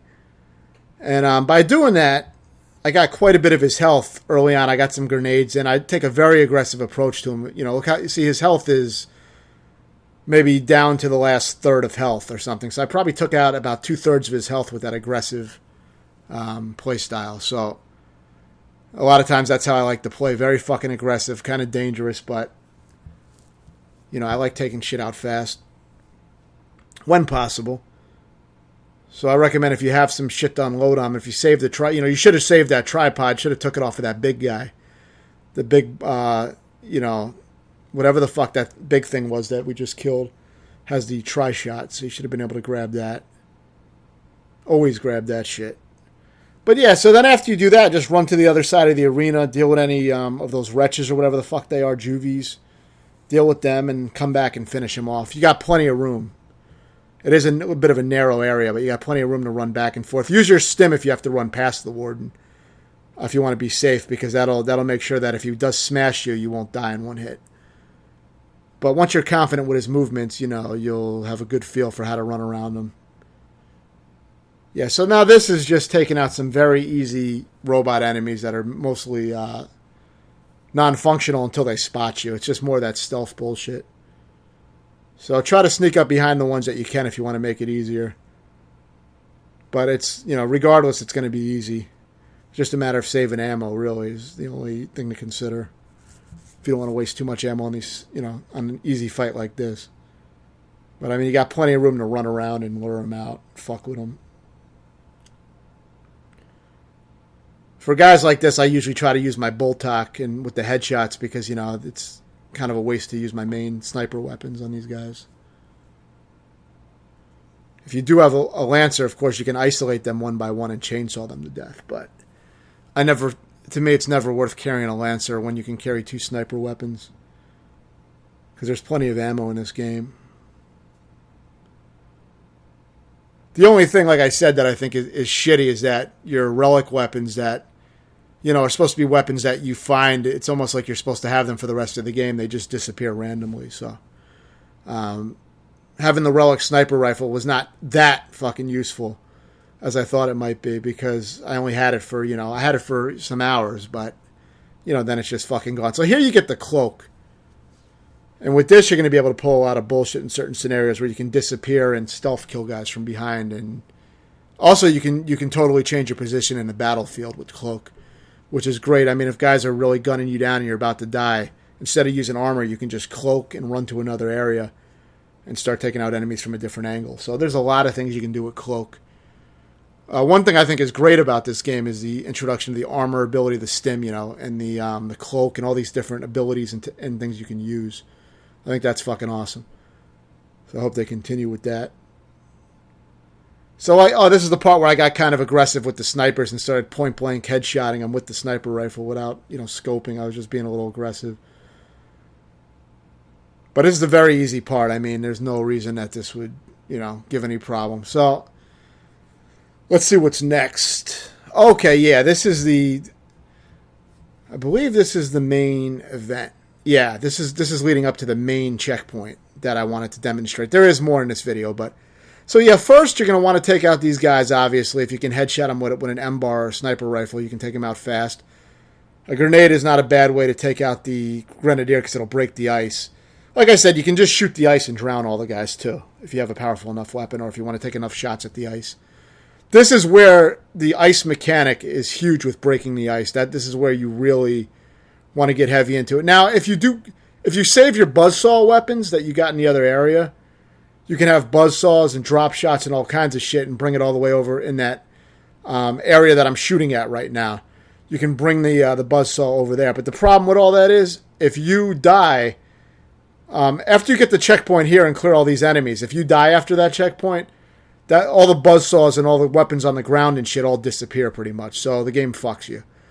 So it's pretty much, do it right the first time or you're not going to get to use those weapons on the second part of the fight, which is the hardest part that can give a lot of trouble. So you got one chance not to fuck that up. So just keep that in mind. But don't worry too much. Even if you do fuck it up, there's still plenty of good weapons over there, and you should have, hopefully you're carrying around good weapons with you. 2 sniper weapons that I always recommend carrying. I mean, that'll definitely help. But the main thing you're going to be focusing on with my technique is to just break the ice and get rid of the enemies very quickly. But yeah, here you're just going to be pecking at this ass. I'll try to headshot him as much as possible with an M-bar or any sniper type of weapon. That's going to be the fastest way to take him out, as we've been doing a lot. Of course, don't let any of the drones gang up on you. Take them out as needed. But, I mean, you have plenty of space to run around and fuck around over here and take these guys out. Plus, you got Cloak, which is great in this area because you can change positions very easily.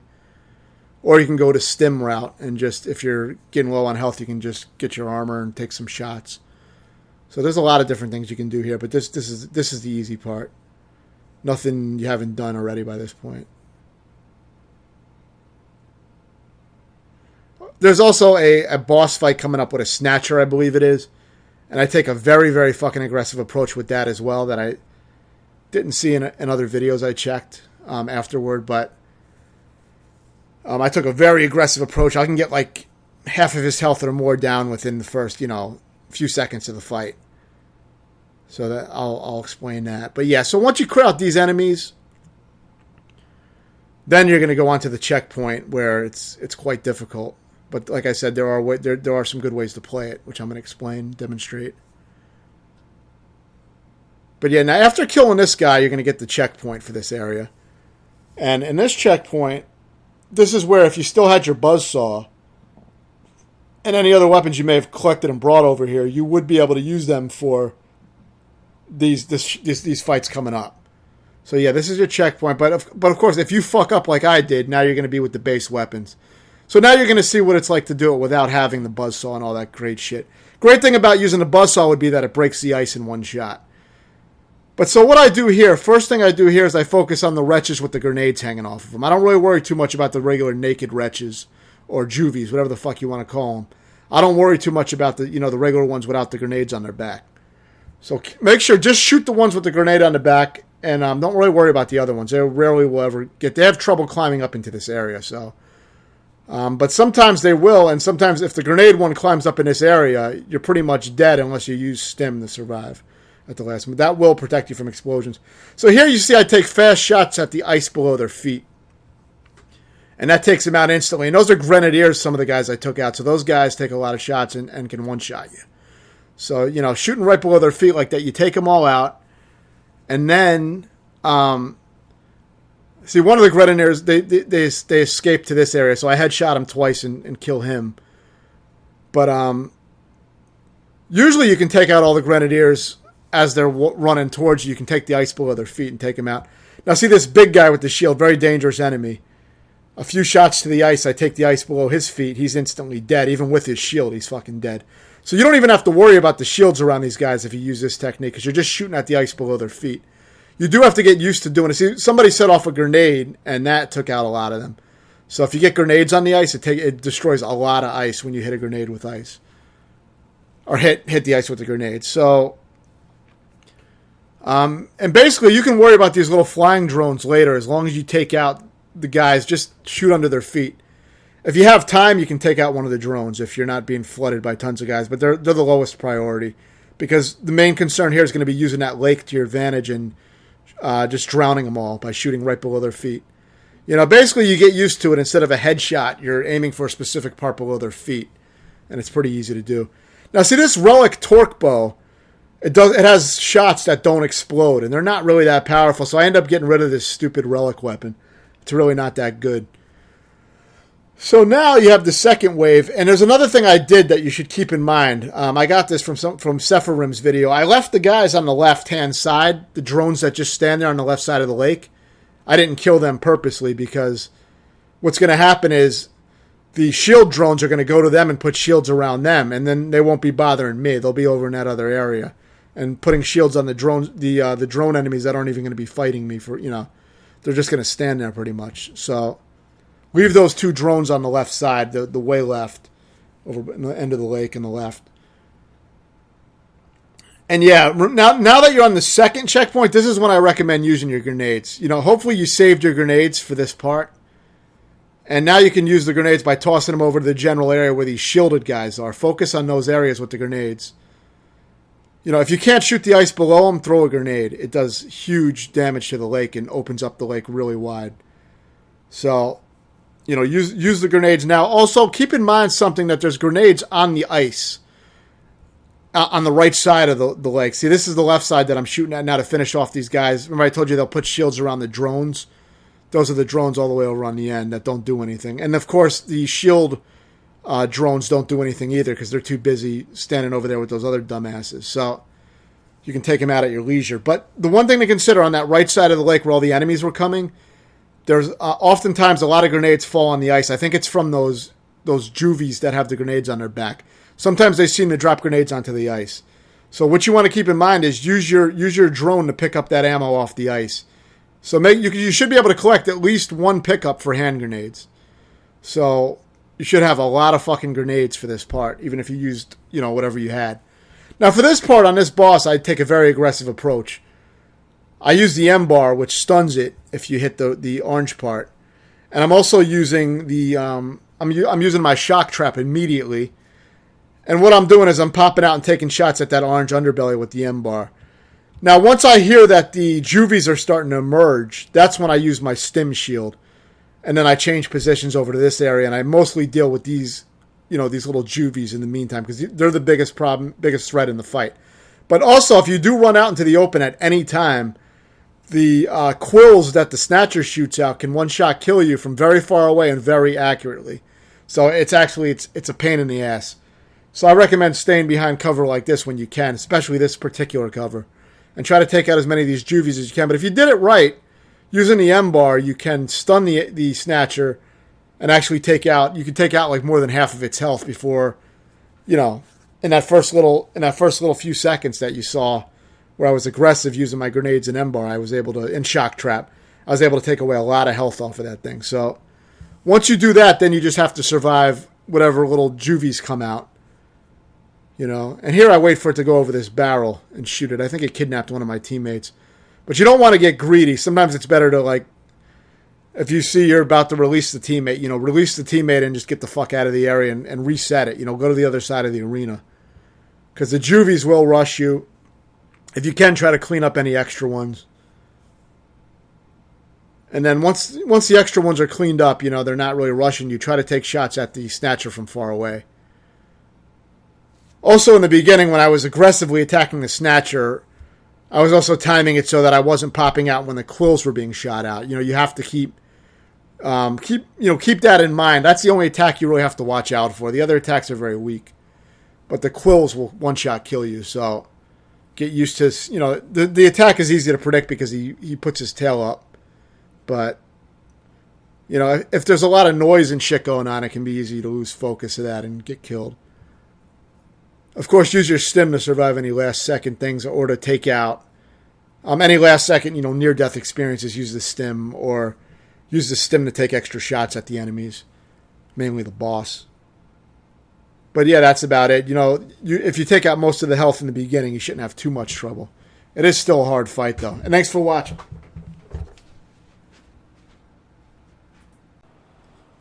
Welcome to my tutorial for Gears 5. This is for Insane Mode. And this is going to be finishing up Act 2. The hardest part coming up is going to be the boss. But I have a really easy strategy for that I actually got from Separim's video. So I'll definitely share that. Even though it's already been explained, it's what I ended up using to beat the area. So it should be useful. For this part, really, you can mostly just hang back and thin out the enemies and take your time with it. Just take out the guys that are immediately on your ass, obviously.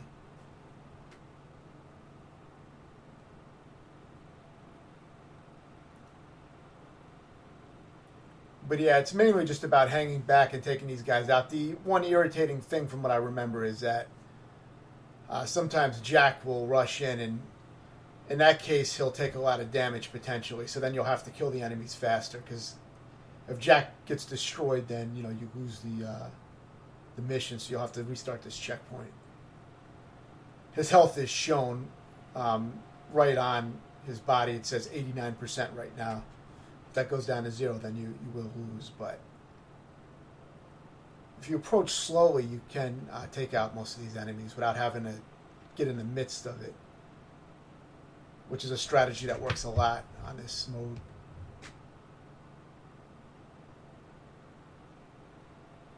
You can't use any of Jack's abilities since he's preoccupied holding that little device he has. You can also shoot those giant ball sacks for some extra damage if you happen to drop them on top of someone.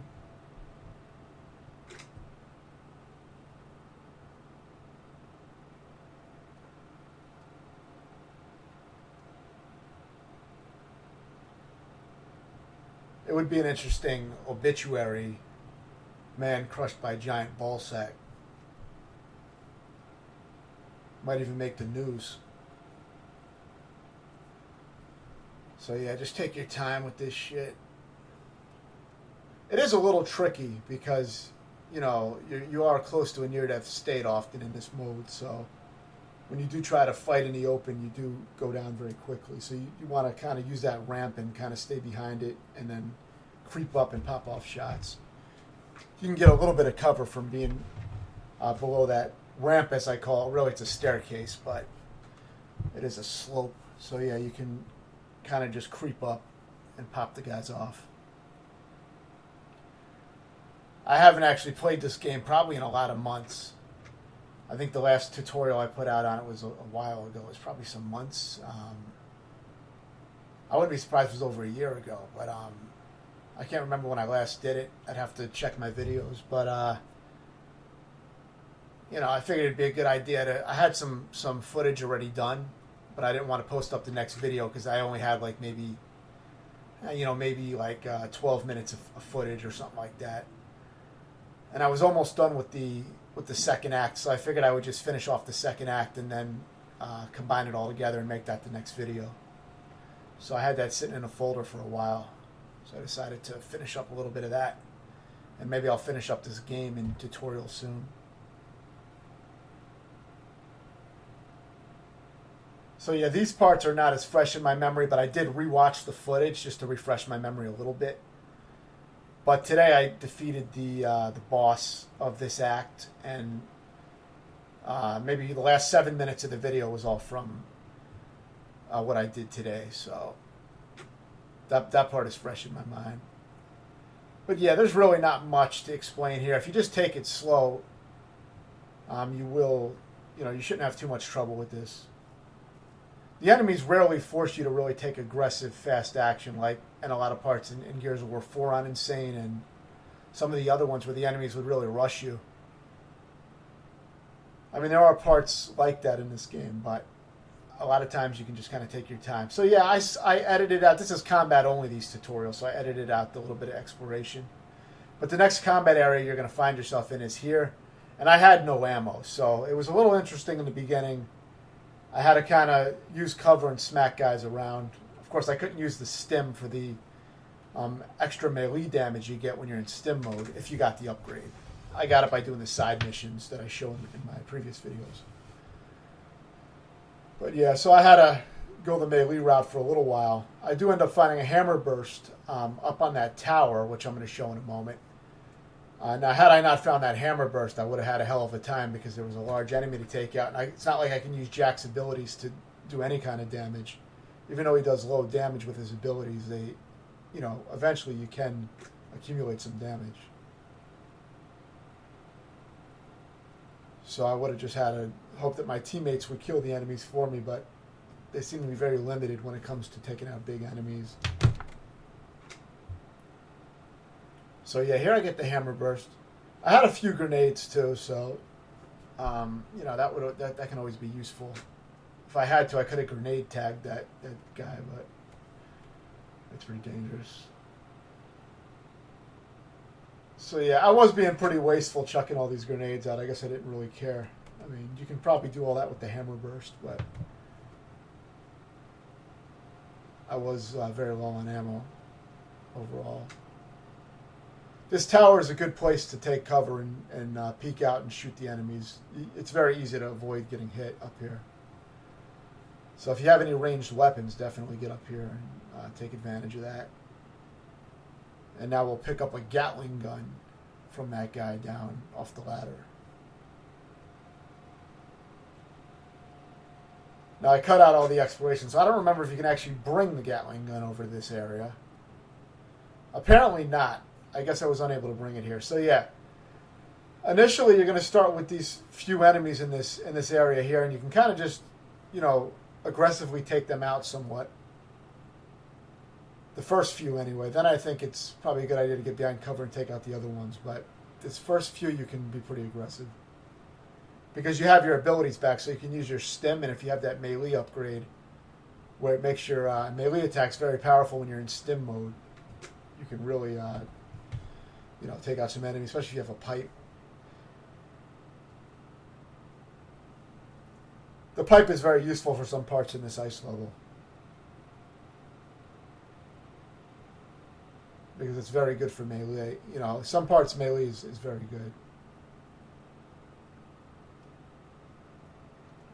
But yeah, you shouldn't have too much trouble with this first wave of enemies.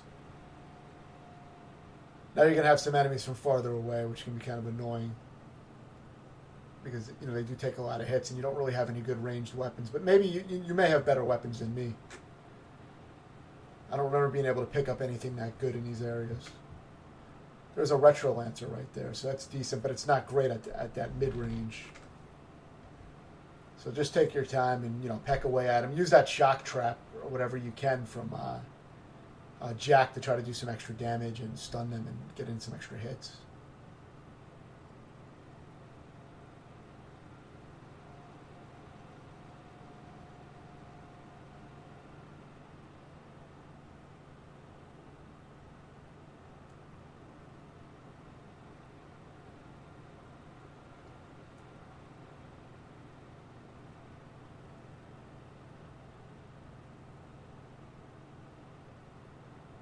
This part is just more, tedious. Not difficult at all, because you can always just take cover if you're taking too much damage, or use your stim.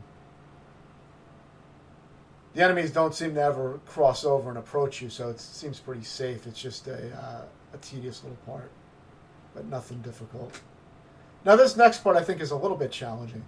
You're going to have to fend off more enemies that rush in, so it shakes it up a little bit.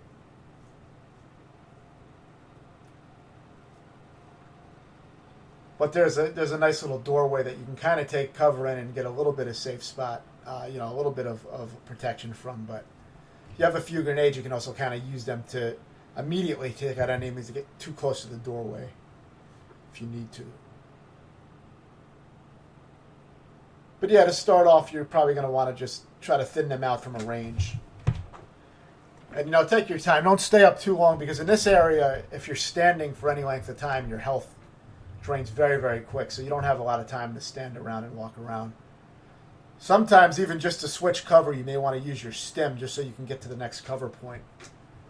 It gives you that extra defense that will allow you to make a transition to a different area if you want to get in closer or farther.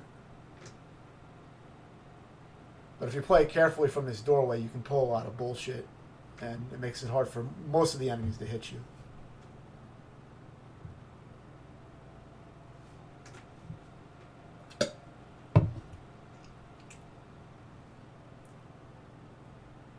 But, you will have to get a little aggressive as enemies get closer in. So it may be a little close. Here I start throwing out a grenade.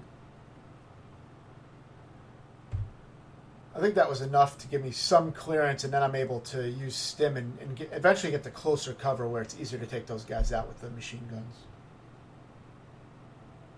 But you can see it's hard to even get to the next cover without getting shot down, because you take so much damage when you're standing or running. A few pellets knocks out most of your health. So eventually, you may want to use stim and just run over to a close piece of cover.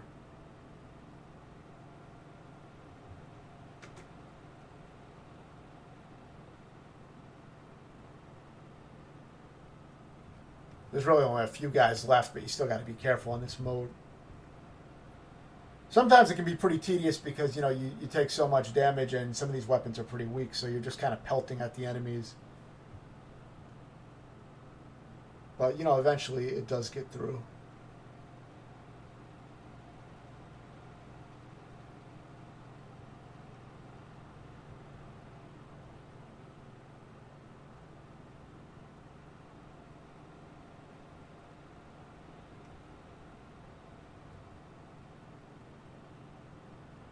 I think the most useful part of this video will be the boss section, because the boss can be an extremely long and tedious fight. I actually was able to beat the boss on maybe my third attempt or something like that, because of this strategy that I got off of Separim's video. So I'll definitely reiterate what he's already explained in his video.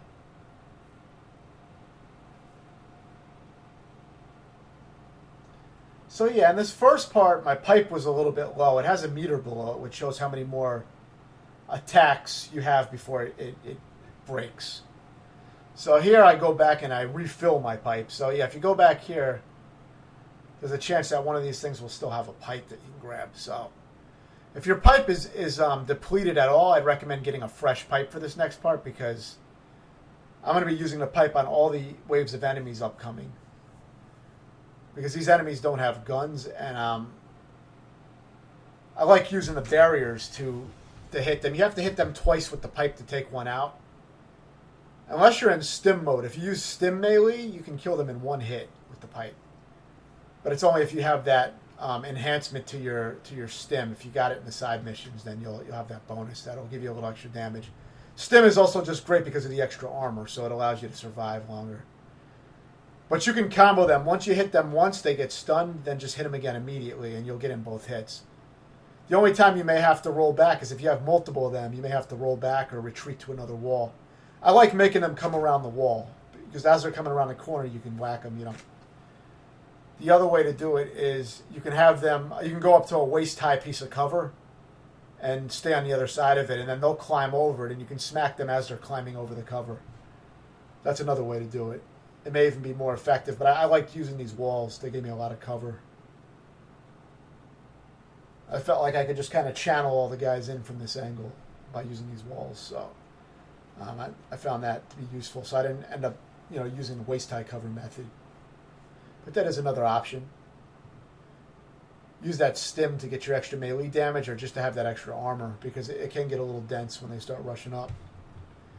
Eventually you will have multiple of them. Now I could have been firing at them with my guns as they were approaching, but I was just going straight out melee for this method. So I wasn't too concerned. I figured I could probably do it. I did use a shock trap as well, which helped. Actually, I think I used the shock trap in the next area. I don't think I had to use the shock trap there. But that is another option. You can use shock trap. That'll stun them, and then you can smack them or shoot them. So I did go back and get another pipe after that last encounter. I went back to the same spot, I believe, and grabbed the pipe. It regenerated after the checkpoint, I believe. So you may want to go back and get a fresh pipe in that same spot afterwards. But yeah, again, this is going to be your second encounter with these guys. It's going to be another wave of them. And then this will be the final encounter with these guys. You can use your shock trap. It's pretty straightforward. I didn't even use the cover that much. I kind of just rolled backwards and was able to do it. So it shouldn't be too hard with the pipe. But if you want to use other things, use them. Just make sure you have 4 hand grenades saved up. You're going to want to have 4 grenades coming into this area for this strategy. Now, if you don't, then you'll only be able to do this strategy up to a certain point. You'll have to finish them off normally. But for this strategy, you want to grab that cryo gun and stay in this edge of this wall right here and just freeze him. As soon as you see him jerk back, that means that he is frozen. And that means immediately run to his back, grenade tag him, and then run back the other way. You don't have a lot of space when you grenade tag, so be careful not to blow yourself up. I think that's why I died like 2 times on this. I blew myself up. But I got grabbed once as well. He will grab you. But if you do it right, you can stay along these walls here and just freeze him, and then run to his back and grenade tag his back. Now, of course, when you're in this blind mode, you can't see him unless you use, I believe you use scan, you can see him, but you don't need to do that. When you do see him, just freeze him again. As soon as he jerks back, that means he's frozen. So immediately equip hand grenade and run to his back and tag his back, then just run back to where your gun was at.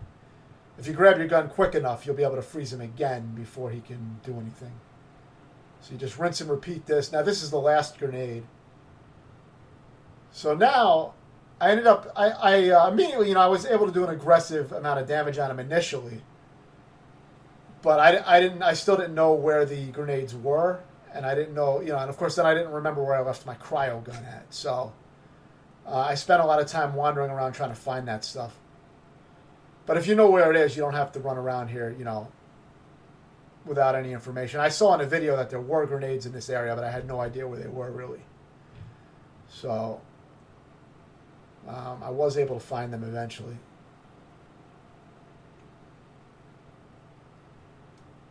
Regular weapons are kind of very super weak on this guy, and you have to go through a whole process of like stunning him or dropping him into the ice so that he freezes and then shooting him in the back. It's a whole process. It takes very, very long. And you die from a lot of cheap there's a lot of cheap things that will kill you for no apparent reason. Like he'll just jump on top of you sometimes, and it seems luck based.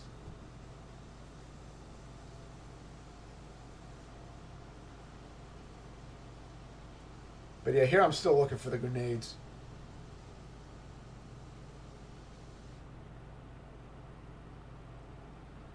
The approach is you just try to retreat when you have a chance.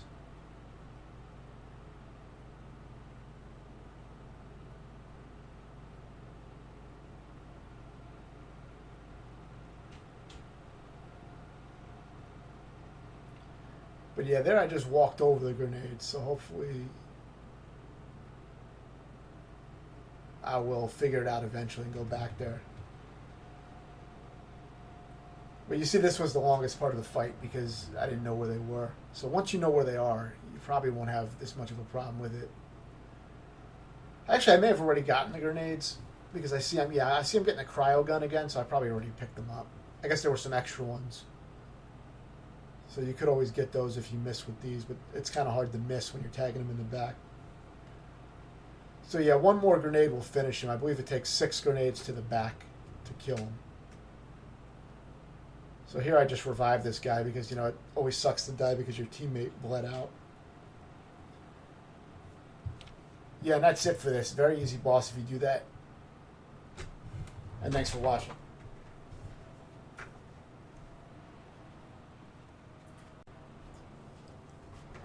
Welcome to my tutorial for Gears 5 Insane Mode Solo. There's definitely a few challenging encounters in this video. This shows the first few chapters, I guess they're called, in Act 3. You get a new ability here where you can possess the enemies and make them fight for you for a little while, which is pretty useful. Initially, if you use your stealth ability, you can get at least 2 kills before running back to this little cover area here. For this part, I'm going to kind of sit back and pick away at the enemies for a while. It does get kind of drawn out. I wasn't too aggressive because they're able to shoot you down really quick. One thing I would have used the bombs on the GL Lancer, but I couldn't remember how to use them because I hadn't played this game, and it might have even been close to a year. I started playing again yesterday. I did play some online fairly recently, but I haven't played the single player or used that weapon in a while, so I didn't remember exactly how to use the little grenades that you can launch. All you have to do is hold RB to highlight the enemy and then release it, but I didn't realize that. So yeah, so for this part, I just kind of hang back, try to take out what I can. And if you can take possession of the enemies that are close to the turret, you can at least kind of distract the turret user, and he'll most likely take damage from the other swarm enemy that's possessed. So you may want to possess one of those that are close to the turret area. At the very least, it'll at least make it so there's less bullets coming your way because one of the swarms won't be shooting at you since it'll be possessed. Keep in mind also that you can respec all your abilities at any time. Just go to respec in the ability menu. And that way you can have whatever abilities maxed out for whatever specific encounters you want. It's a little bit tedious to do it for every encounter to you don't really need to do that, but you may want to take some of your points out of some of the abilities you're not using in some of the encounters and then max out your cloak ability or your your possession ability, whatever that's called. Because sometimes there's some good features of those abilities, like having the target stimmed so that the target that you possess can survive longer. Things like that. Here I was trying to take a side route and see if I could flank them a little bit, but it's closed off, so that didn't end up working out.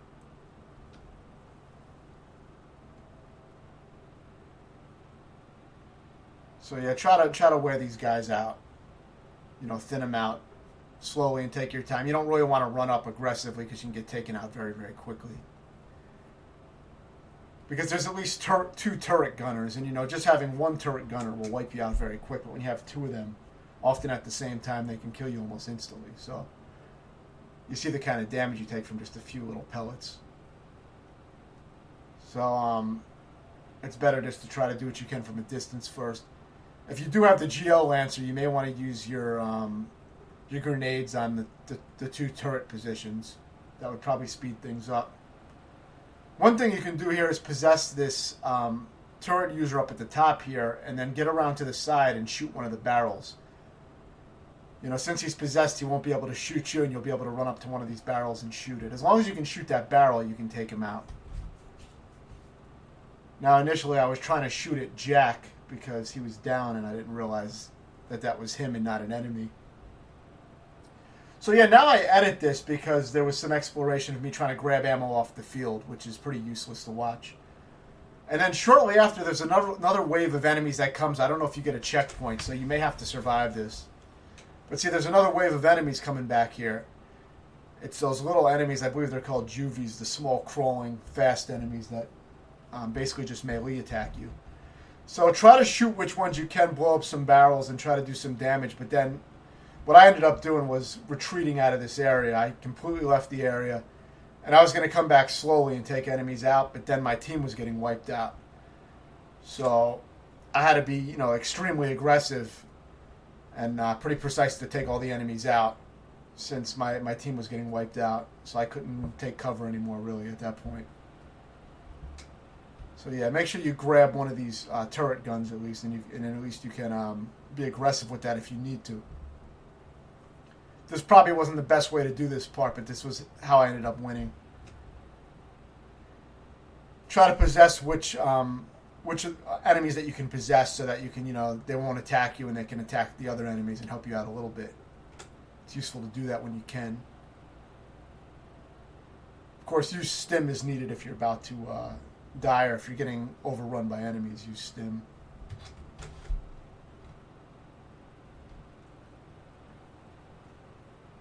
But yeah, you can see my team was pretty much getting wiped out. It's unfortunate in this game. It's irritating that if your teammates get killed, you automatically lose. I never liked that.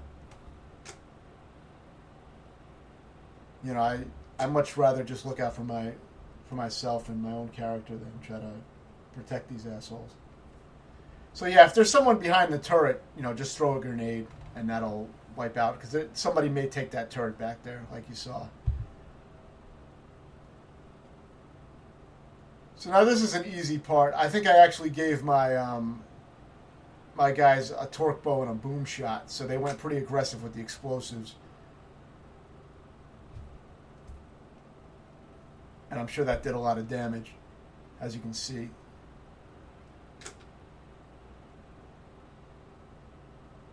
So yeah, this is a pretty standard encounter. Just, take cover, don't let the guys get too close to you, try to take them down before they get to you. You have a lot of abilities, and this is a very easy encounter compared to some of the other ones. There's not too much to say about this.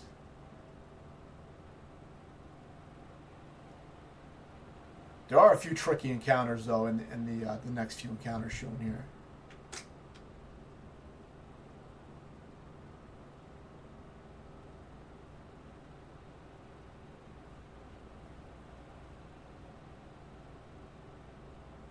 I believe the progress here took me around 1 hour and 45 minutes or something like that. I have to check the exact time when I post the video up.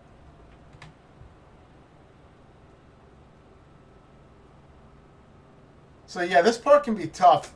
There's a very specific way to stealth kill all the enemies, though. I show how I stealth killed everyone. Everyone that I possibly could before the guys bust through the door. So basically, I go into stealth mode, take this guy out, and then go immediately take out the other guy. And hopefully you have the stealth ability that gives you a little bit of extra time in stealth mode when you take someone out. That's very useful. I recommend upgrading the stealth fully for this encounter so that you can pull off this method. You don't have to be in the stealth mode to stealth kill these guys. They just have to be facing the other way. But it is more reliable, especially if you're trying to take out multiple enemies quickly. So you can do it without that.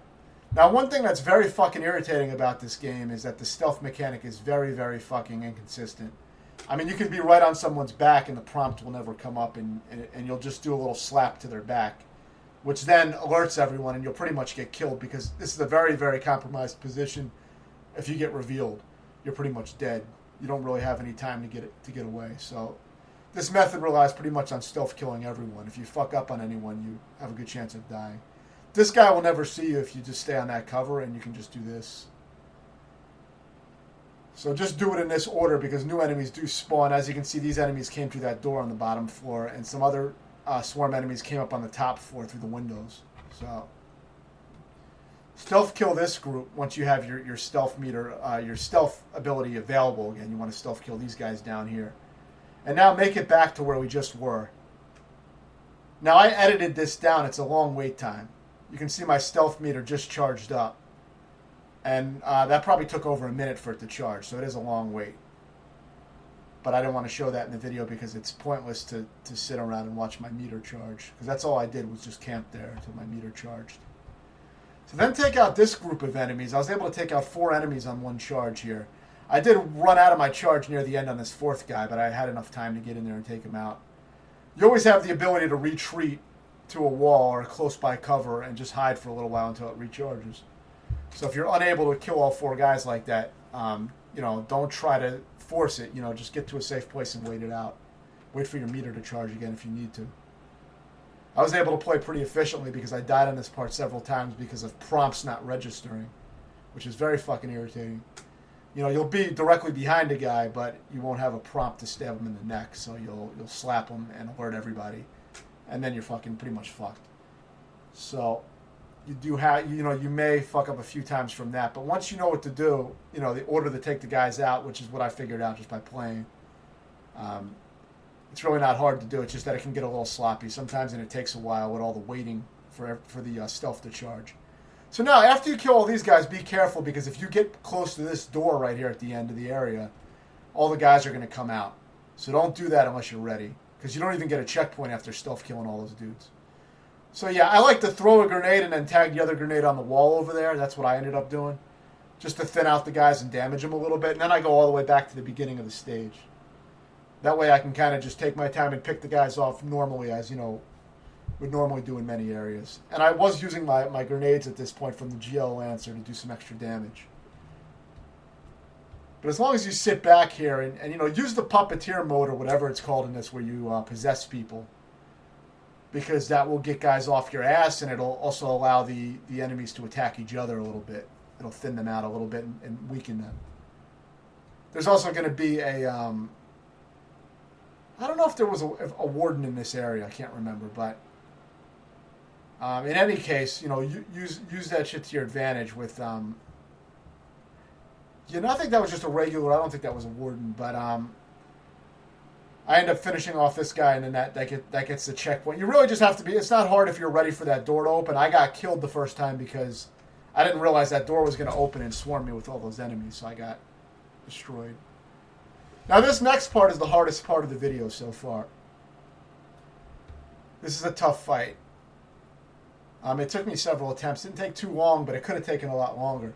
What I do is I grenade tag these wall and these sandbags over here in this area, because that's where I'm going to retreat to after a while.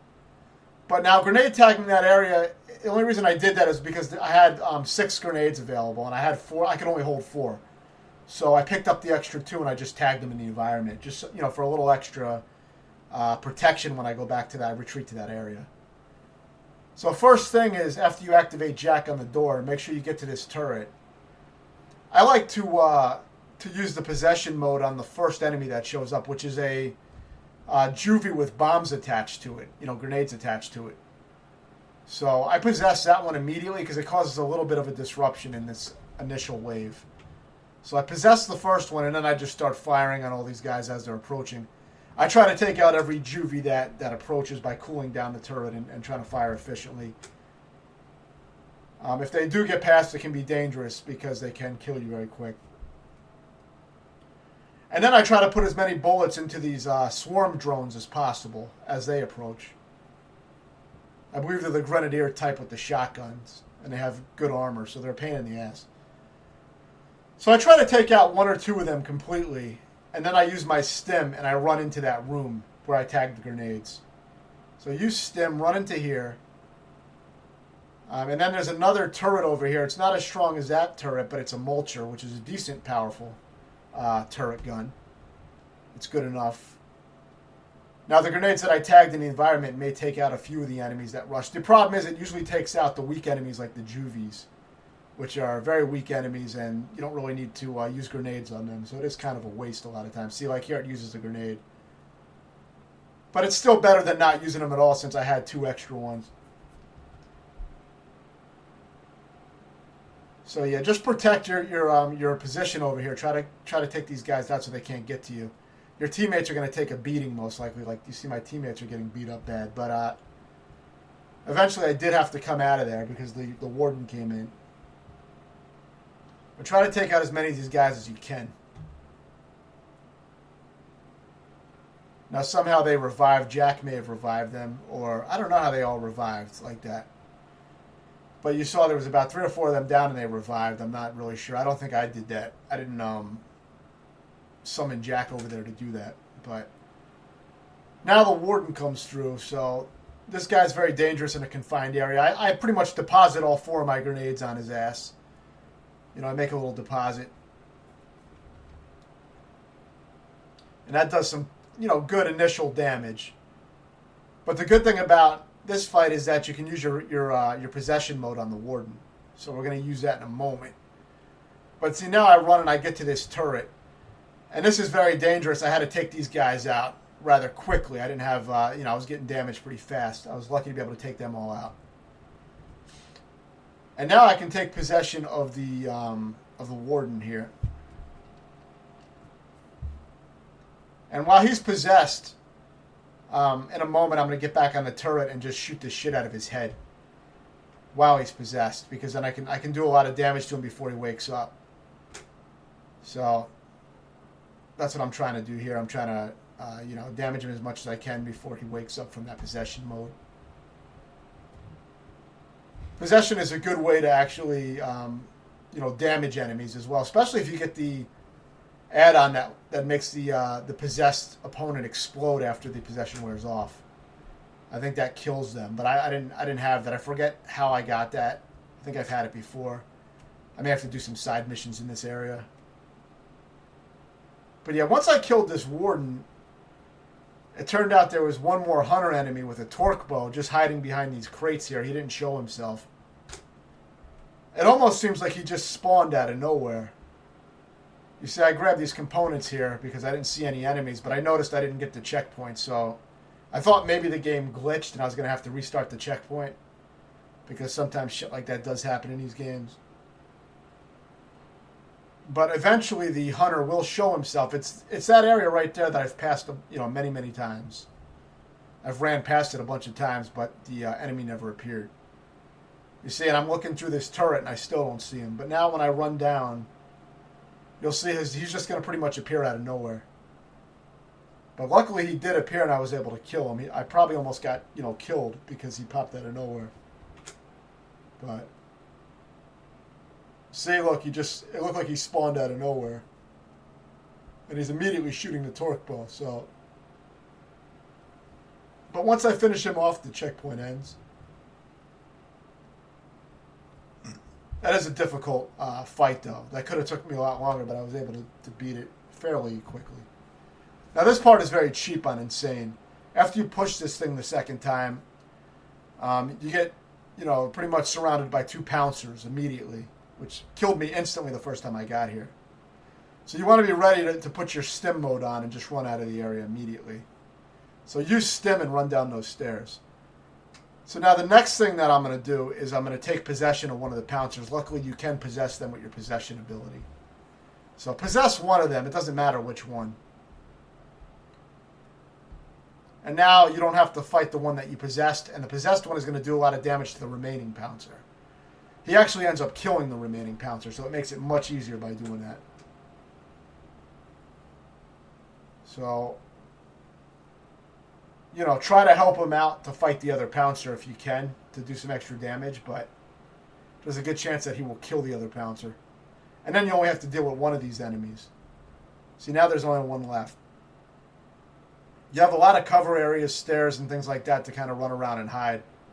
The Pouncer will instantly kill you. If the quills hit you, they can instantly kill you, so you got to be careful.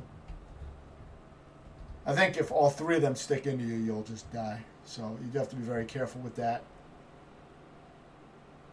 But if you've gotten this far, you fought them before. See, that was very dangerous. It landed directly on top of me.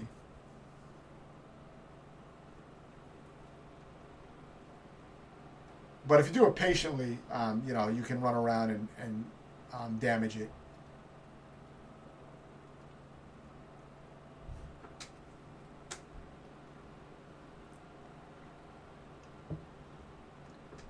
And then you're going to see me use possession one last time. At the very end, I'm going to use it again on him just so I can finish him off. While he's possessed, I can dump a bunch of ammo into him, basically. Of course, you want to hit the glowing part to do the most damage around his stomach. But as long as you're emptying a clip in him while he's possessed, you're going to do some nice damage. See, I possess him here, and now I just start emptying rounds into him.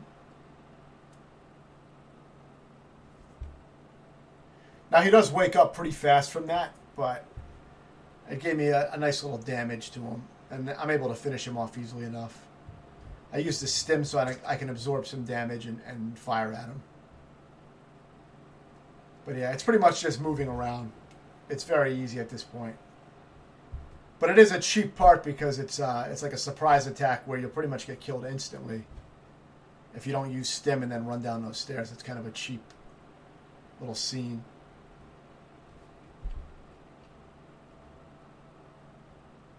So yeah, I should have more footage up soon. And thanks for watching.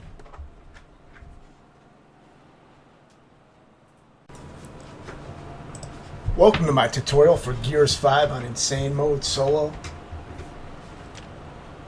For this first part, hopefully you still have the Mulcher from the previous encounter. You don't need it though, but it is a useful way to take out 2 or 3 of the initial enemies that come out.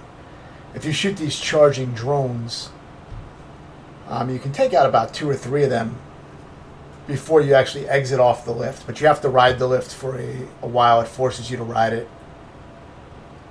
So you'll have to ride it for a while and dodge some drop shots, which is, it can be a little bit of a pain in the ass, but it's easy to dodge.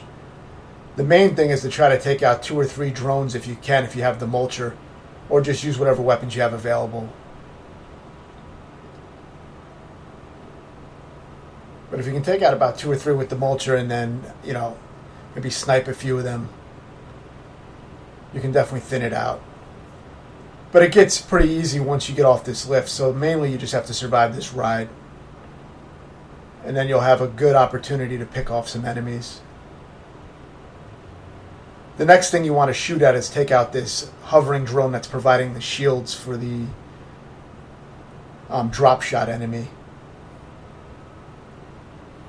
And once you take that down, you'll take the shield down and you can possess the drop shot enemy and have him take out the other drones. So that's what I ended up doing. So yeah, now that that guy's dead, you can possess this large enemy.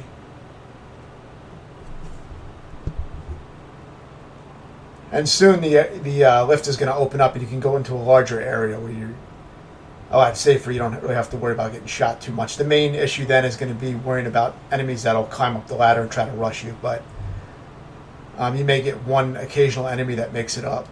It's not too dangerous.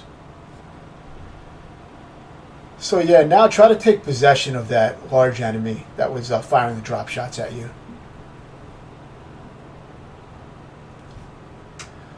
And now that he's possessed, you can kind of just take your time and peek over the edge and try to thin out the enemies from below. So it's really not too difficult if you do it that way.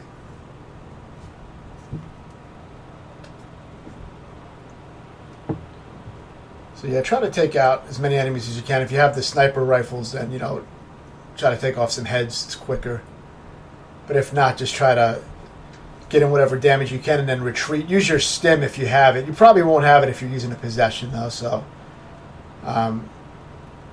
you may have to peek out and then retreat immediately because you can get shot down quickly even from up here. You can always possess that enemy again if you want, or try to finish him off and possess a different enemy, or use your stim. You have a lot of options from this point, but just be careful with these enemies that occasionally get up this ladder and climb up here, because they can take you out quickly since they have the overkill shotgun. And I believe there's other enemies that have shotguns and weapons like that too, so they can kill you very fast if you don't take care of them quickly. So just be aware that they can climb up there. But I mean, really, you're dealing with very little enemies, since, you know, there's only an occasional enemy that can climb up. And aside from that, you're just going to pick away at their health. So it's pretty easy if you take it slow.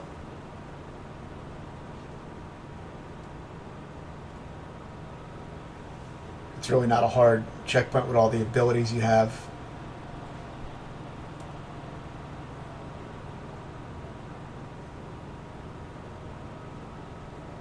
All the progress in this video was maybe a little bit over an hour of playing the game, including the exploring.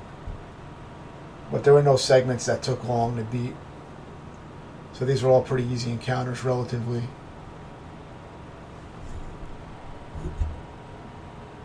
One of the hardest parts so far was actually that matriarch boss.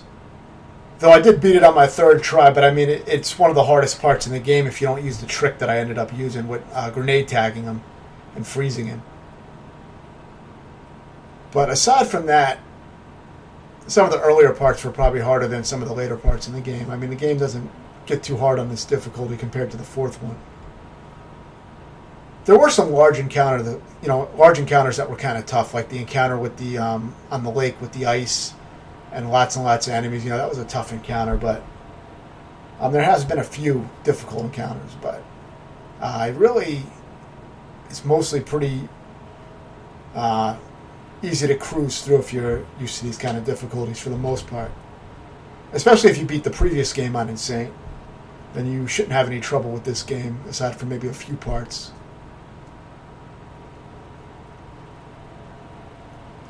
But we'll see if there's any later parts that present more of a challenge maybe later on.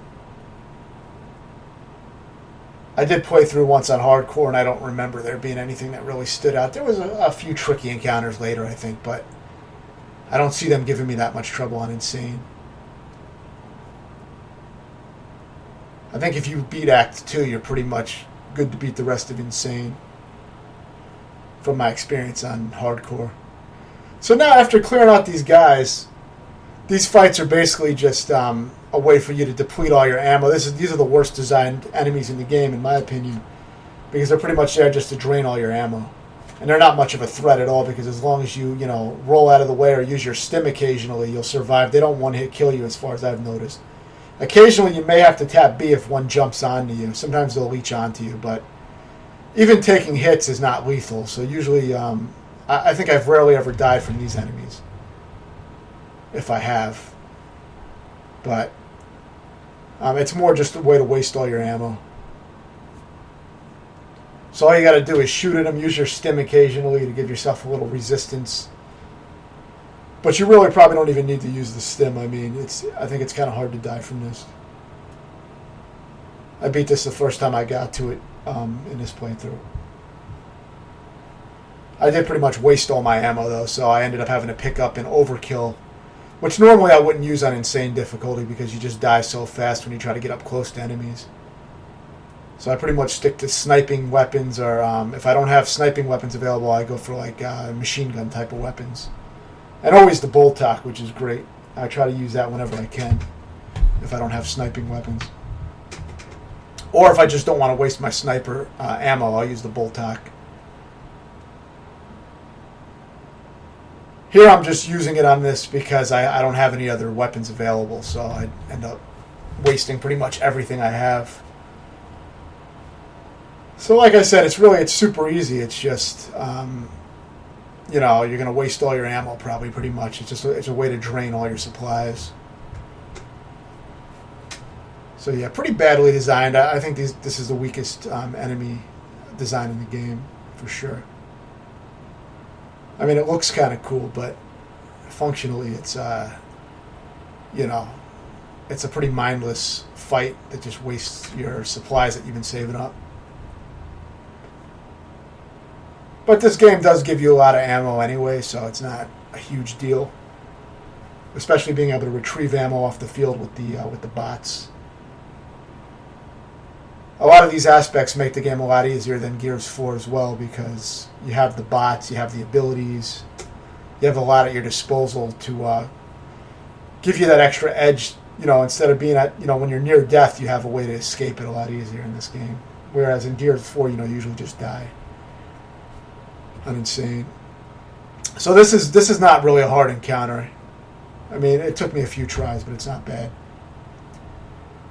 If you have the ability, try to headshot a few of these guys initially. And I would say save up your possession ability. Just take these guys out normally and save up your possession for the large enemy. I forget what they're called, but I believe it's a large enemy with a drop shot. So try to save up for that. And then you can take over that drop shot enemy, and he'll pretty much destroy the regular enemies. So that's all you really have to worry about doing. Just take out this initial wave. And as soon as you have some clearance and take out this initial wave of enemies, then slide down there and, fight for a little while. But as soon as you get the opportunity, try to take over that drop shot enemy. Especially because he has a ton of health, so taking him over is good because you don't have to worry about draining his health right away. You can just let him kill the other enemies for you. I had some drop shot ammo left over, so I got a few explosive shots in with that. But you can just use, regular weapons just to thin out the enemies and then possess the large enemy when you have the chance. Watch out for the wretches because they pretty much will one-hit kill you. Or kill you very quickly, so you want to make sure they don't get to you. You can take them out very quickly with the Boltok. But if you're not paying attention, they can. I have had one creep up on me and kill me on one of my attempts.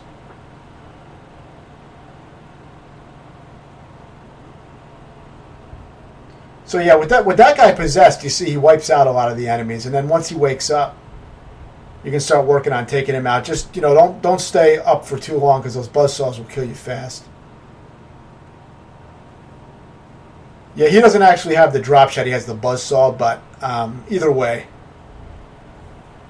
use your stim if you want to take some extra shots. Use your stim and then pop up and take some shots at him, and you can absorb some of the damage that way. It's a very good technique in this game. So now you're going to have a very easy wave of enemies. There's only a few enemies here, so just stay up here, and if you have the buzz kill from the enemy we just killed, you can use a few of those blades and take out some of the enemies. But standard weapons will work fine for this. This is a really easy encounter. The next encounter, we're going to have a carrier, which is kind of like a mini-boss type of fight, and it's very, very fucking easy because I found a way that you can exploit it. So I'll show that. It can be hard if you try to stay in this arena and fight it the whole time, like normally, but you really don't have to do that. So initially, you can shoot some of these gas tanks to do a little damage to it, and you can pelt it with your ammo. Of course, when it's open, it's going to take more damage when you shoot the glowing parts. But then you do have to watch out because you can get killed very fast when it's open because it shoots out all these enemies that kind of will group up and bust into you and kill you really fast. So you got to be careful with that. Of course, kill these exploding wretch type enemies or juvies, whatever they're called. Just kill them because they will kill you. You can also possess the exploding juvies, and it seems like they will run back at the carrier and suicide bomb them. But it seemed like that's what they were doing anyway, but it's not really an important thing to do. But you can do that. It'll get rid of them and get them off your back. It'll make one of them leave you alone at least, but it's really not important to do it. But try to get as much damage as you can as you're retreating backward for this part of the fight. And of course, dodge and use your stim to stay alive. But once it moves back a certain amount, once you want to like shoot at it while you're moving backward, just keep retreating while taking out the wretches and dodging. And then once you get to a certain point, you can go inside this doorway that they didn't close off for whatever reason, and you can pretty much abuse it from the doorway. Because once you go in this doorway, it has no idea how to hit you, so you're pretty much invincible if you stay behind the door. It doesn't seem like any of its shots will get through that doorway. So now all you have to do here is just fire at him through the door. And when you run out of ammo, trade weapons with your teammates until you used up all their ammo as well. And then if that's not enough to kill him, you may want to use stim and run out on the field and try to grab more ammo or weapons. Or use Jack to grab ammo or weapons. Just highlight what you want and have Jack grab it by hitting X. So there's a lot of ways that you can get more ammo if you do run out. But all you got to do is, waste up your ammo on him from this doorway. I did end up being more aggressive towards the end and using a few shots from the overkill while I was stimmed to finish him off. So if you need to do that, just, whatever you need to do to finish him off. But he's no threat to you at this point, so you have the opportunity to run out, grab shit, use Jack to grab shit. Whatever you need to do. If you had no ammo and no way to get ammo, you could probably even spam the Zapper move from Jack. I think Zapper does damage to enemies as well, so you could probably... It's not the Zapper, but it's the... I'm not sure what it's called. It's probably the Shock Trap. I think if you spam Shock Trap when you don't have ammo, you can still damage enemies with that if you keep using it. But you have to wait for it to recharge each time, obviously. But, there are other options. If you run out of ammo, you probably still have a few things that you can use to finish them off, even if it's tedious. Sometimes the teammates are very stubborn and they won't trade weapons with me, but once you do exhaust the ammo from the weapons that you trade with them, you can't get the ammo back by trading with them, the same gun with them again. It won't replenish the ammo. So just trade with the 3 available squad mates. Trade with all of them, and you'll get 3 different weapons you can waste on this guy. And you really don't have to worry about shooting him just when he's open. Just keep putting bullets in him. Eventually, it'll be enough.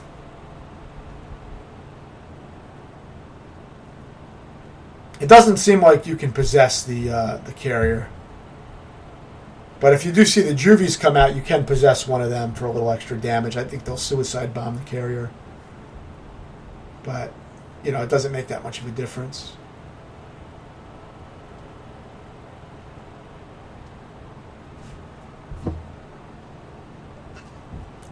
Now you can see at this point I'm pretty much out of ammo for the most part. So since his health is really low, I do make an aggressive move towards the end.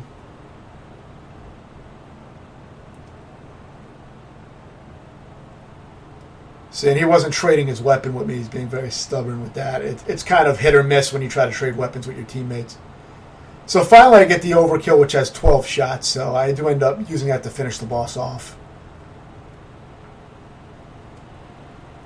The main issue is when he's open and shooting out that shit is when he's really dangerous. So as long as he's not opened up, you can probably just shoot him from the back. Use your stim if you need to survive. But see, he explodes. It was just off screen. Now here I show on the map this area where I'm doing this next side mission. It's the first of the side missions that I did in this area. So I'll show that. And it's really not that hard if you approach it the way I did it. I found this to be a good way to do it. You can try to stealth kill more enemies, obviously, but I like this path because I was trying it another way where I stealth killed a lot of the enemies initially, but I would usually get spotted eventually, and it became a fuckfest. So I'm gonna say take this path if you want an easier route. So stealth kill this first guy, very easy. Just peek around the corner, see what he's doing, and then just get him from the back. You don't have to use your stealth ability for that. It's very easy just to... you don't have to cloak or anything. Just get him from the back. Now, if you want, you may want to use stealth here and then take out... I believe it's 2 enemies in this area. You really don't need to use stealth for this first guy or the previous guy. But it is an option. You can always use it. I used it for this guy on the far end because I have gotten spotted by him before. So, the game is kind of sloppy with getting spotted sometimes. It's kind of, it seems kind of random sometimes. So, I just did it as a precaution. It's not like it's a big deal to wait around for a little while to recharge your abilities. If you're not spotted, you can just sit around indefinitely, so it's not, not a huge deal. So what I decided to do was kill those those 3 guys, and then I go around all the way around this edge here, and I approach the enemies from the back. I found this to be a really safe way to do it. And then I'm going to use the possession on the large enemy. Once I take down his shield drone, then you can possess him. And as I've been recommending to do on a lot of encounters. So I'm just going to do that. And then just pick off the weak enemies and then finish off the large enemy at the end. That's all. Very simple if you do it this way. Otherwise, it can be a hard fight if you try to take all these guys on head-on. Or if you try to stealth kill all the beginning guys, it can be very hard because it's very easy to get spotted. So taking out these 3 guys is pretty low risk, and then you get around the back and you have a huge advantage from this angle. So I would say just follow it the way I did it here, and you shouldn't have too much of a problem. This is an optional mission, but I like doing all these because sometimes you get some pretty good abilities. One of the abilities I think that you get from doing these missions is the enemy that you possess will explode at the end when the possession is over with, and I think that'll kill the enemy automatically and damage anybody around him. I remember that being really good, so I think you get it by doing these side missions in this area, if I remember right.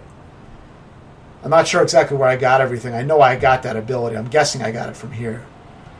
Usually you get good things from doing these side missions, so it's usually worth doing them. So yeah, once you destroy this floating drone, now you can possess the large guy. I believe he has the drop shot. I don't know the official names for a lot of the enemies, but you get the point. So now that he's possessed, he's going to deal with some of the smaller drone enemies, the more generic enemies. You can also take off a few heads and shit while you're waiting. And once you've killed all the smaller enemies, just focus on finishing off the enemy that you possessed previously. He'll be ready to kill. As long as you take cover and just take a few pop shots at his head, or if you can't hit the head, then hit him anywhere. But eventually he will die.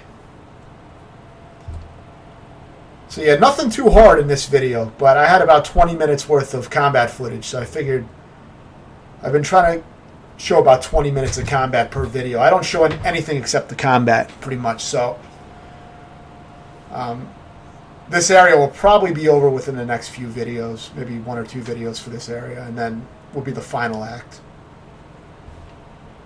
I'm working on The Last of Us 2 now. I'm just going through the standard difficulty.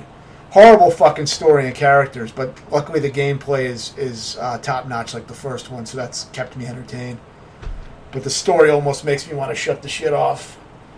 But I'll probably go through on the hardest setting, as long as the stealth isn't completely broken feeling, like Uncharted 4 on Crushing, which I did beat. And the first Last of Us, I thought the stealth was really fucked, too, where you just got spotted for no apparent reason. I feel like Naughty Dog is not good at developing stealth in their games, so we'll see what I want to do with that. I'm going through the moderate setting first, just to have a little fun with it, not be too frustrated. And if I enjoyed it, I will probably put up a playthrough of it on the hardest, maybe even a tutorial, with commentary over it. Thanks for watching. Welcome back to my tutorial for Gears 5 Insane Solo. This is going to be a mix of some main missions and a few optional missions as well. So some of these you can skip if you don't want to do them, but I always like getting the secondary missions. They give you some decent bonuses to your abilities.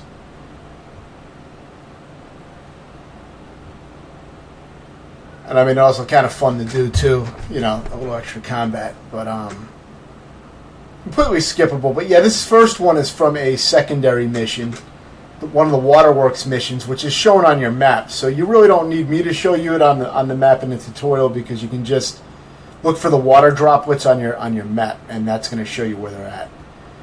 You may need to gather some intel from some source to get them to appear on the map. I'm not sure about that. I don't remember exactly how I got them to show up on the map. But if you drive around, it's not hard to locate a lot of that stuff. So yeah, here I headshot most of these enemies, but it's a very easy encounter. There's only a few basic enemies that you have to deal with. So this is a very easy one to get. Basically, once you get here, it's going to be very easy to complete this. There is one especially difficult encounter, and there's two quite difficult driving sequences that probably gave me some of the most trouble of any parts in the game. The second one with chasing the train, I did die a number of times, but it wasn't as bad as the first wind flare segment, which was very annoying. I will show those both, but I don't really have any great tips for those, but I can provide a little advice for those. But yeah, we got another wave here of these enemies to take out. I recommend possessing one of the snipers. Doesn't matter which one, but it'll make it so that one of the snipers isn't firing at you, because as you know on Insane, they kill you in one hit pretty much. So getting one of them to take the fire off of you is very useful, and they'll probably snipe a few of their buddies too, if you take over one of them. See, I possessed one of them. And then when that wears off, just take them out. You can also use the pulse ability like I used if you have the ability that makes the enemies take more damage when you pulse the area. I think I used that as well. So now there's another secondary mission here, the Waterworks mission. It's another one of those droplet missions on the map. This one's even easier than the last one. This is probably the easiest of the Waterworks missions. So once you activate this area, you can get some components here as well, but once you activate this area, you're mostly going to be fighting those juvie enemies. Some of them have bombs strapped onto them. So it's good to use the Boltok. I like using the Boltok for these guys because that way you don't waste your valuable ammo on these weak enemies. So you should always have the Boltok on you. I recommend using that. Try to take out as many of them as you can with that, and then if you need to, you can always use your stim and just slap them around, and just make sure you roll back. But the stim will give you the extra armor so that if they do blow up on you, they probably won't kill you immediately.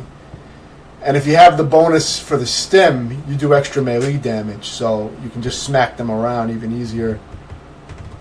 I think normally they take 2 smacks to take out, if I remember right, but with the stim on, I think you only have to slap them once to kill them. So if you have the the ability, the bonus to the stim ability that gives you that extra melee damage. But either way, this is this is the very easy part.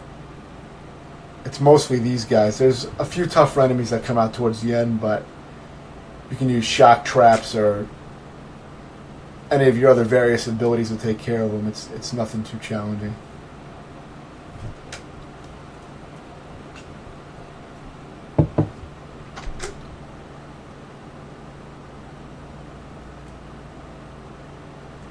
Of course, if you need a break, you can always just use your stealth mod and probably run away or some shit too. But I didn't bother doing that. If you have a few grenades, you may want to toss one out if it gets too hectic.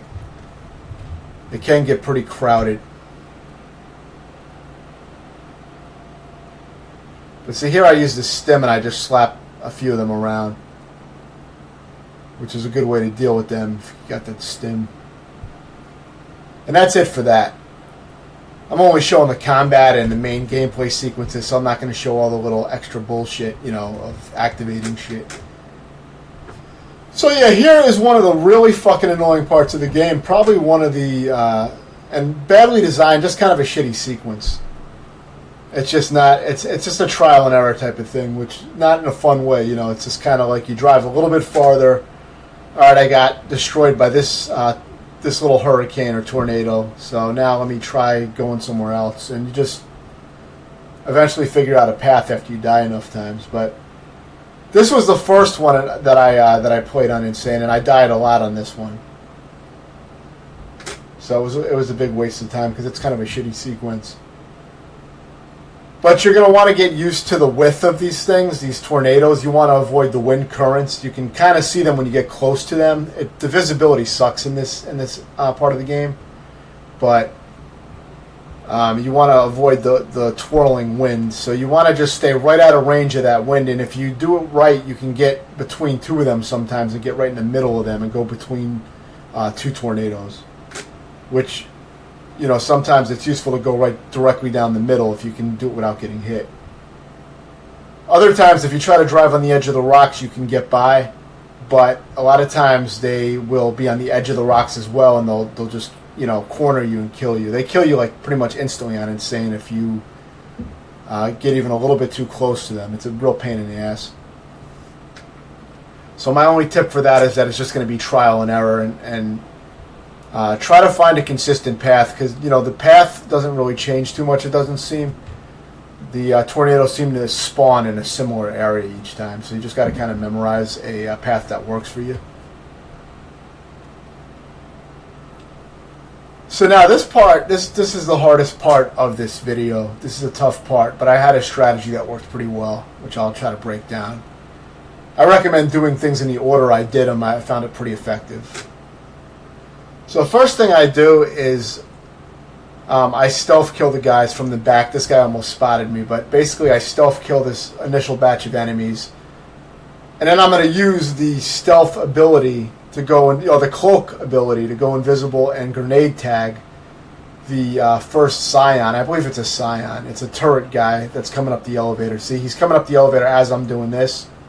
So now I get my grenade out, and I tag this guy, and just, you know, keep a distance when you tag him. He's going to die. Grab his turret immediately, and then grab the grenades on the crate to your left. Or right, actually. Yeah, grab these grenades. And run up here and deposit the turret up in this, on one of these staircases up here so that you have it later. Because we're going to retreat back here when the warden comes out. So you can use that to take out some enemies later. I accidentally picked up the wrong weapon, so here I am getting my M-bar and my long shot back. Because I was trying to grab ammo, instead I grabbed that shitty claw weapon, which I don't like at all. So there's some ammo here you can grab. You probably get it from stealth killing those guys. They drop ammo when you do that. So I edited this down a little bit because I was waiting for my stealth, my cloak ability to recharge. So kill this guy. You don't need cloak to take him out, and you really don't need cloak to take any of them out, but it just makes it easier. So in a moment, I'm going to go back into cloak mode again and take out a few of these guys.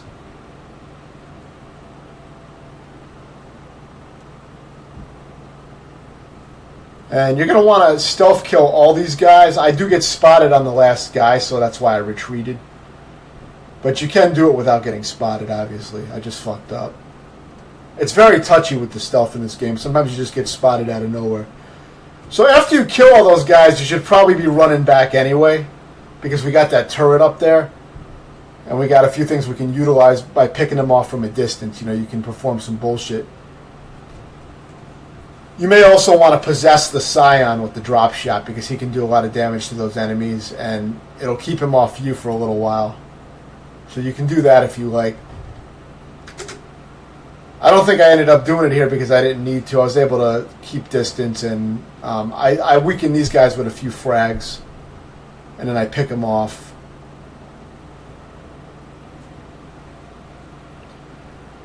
These guys can be challenging because they have a lot of armor, and they have that overkill shotgun that can kill you very quickly. So you want to try to keep a distance. Now I go up on my turret. I'm able to take two of them out with my turret. See, so that saved my ass having that turret up there. That's why I brought it up for that particular wave of enemies.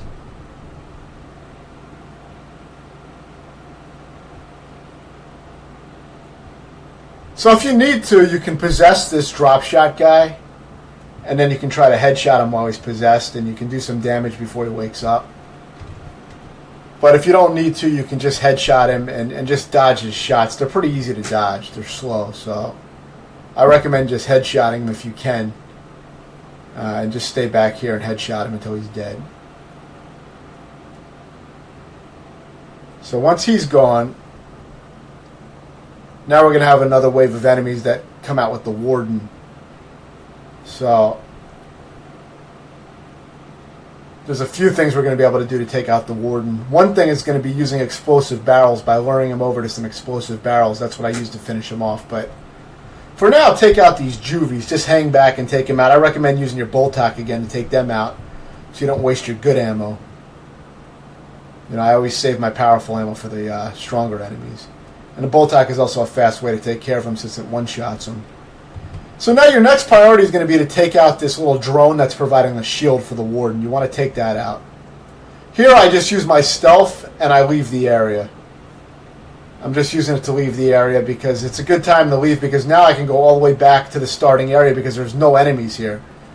So that I recommend doing this exactly like I'm doing this, because once you take out the juvies, that was the last wave of regular enemies. So now all you got to do is just hang back here, take out the shield drone.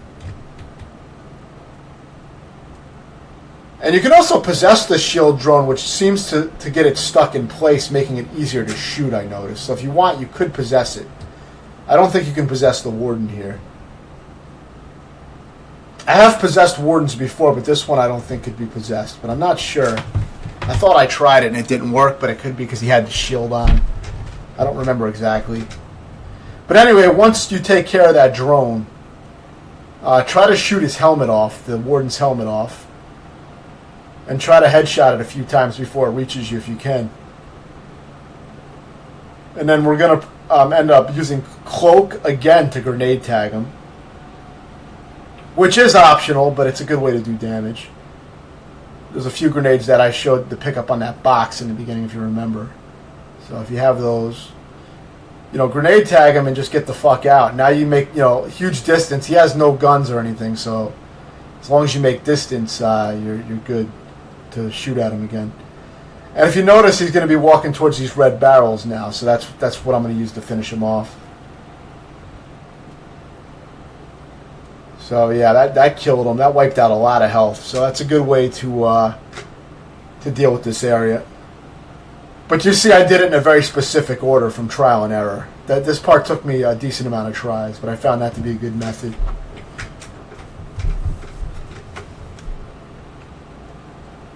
So yeah, now we're going to activate this shit in here, and then a little cutscene's going to play, and now we got another shitty driving sequence. This one sucks because not only do you have to dodge those fucking wind flares again, but now you're racing a train. You have to get to an area before the train gets there.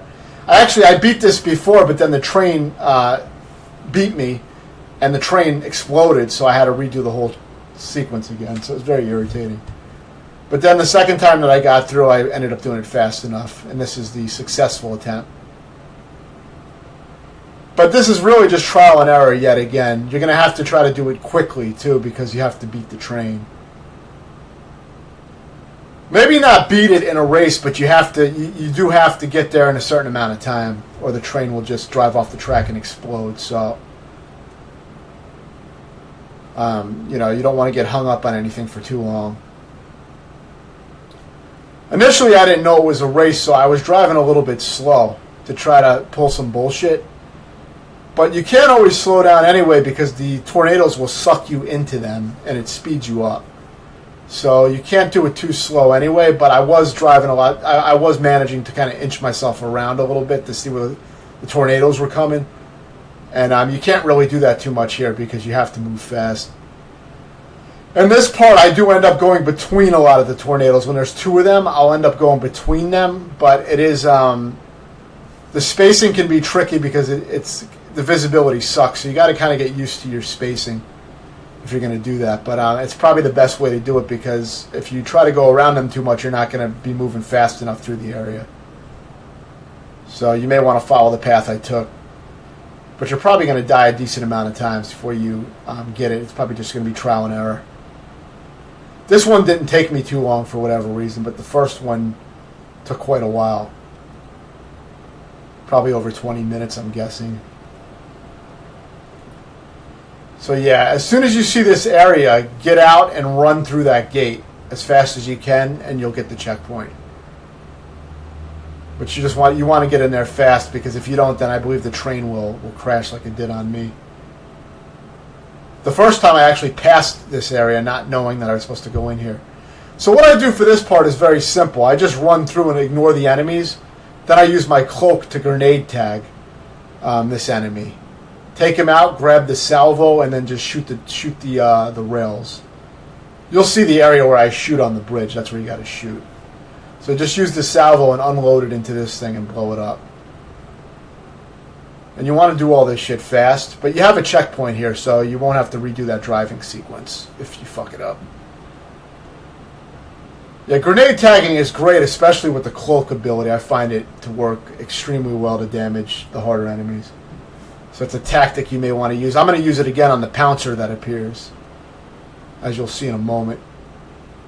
So yeah, take out these juvies, just use your Boltok again, preferably.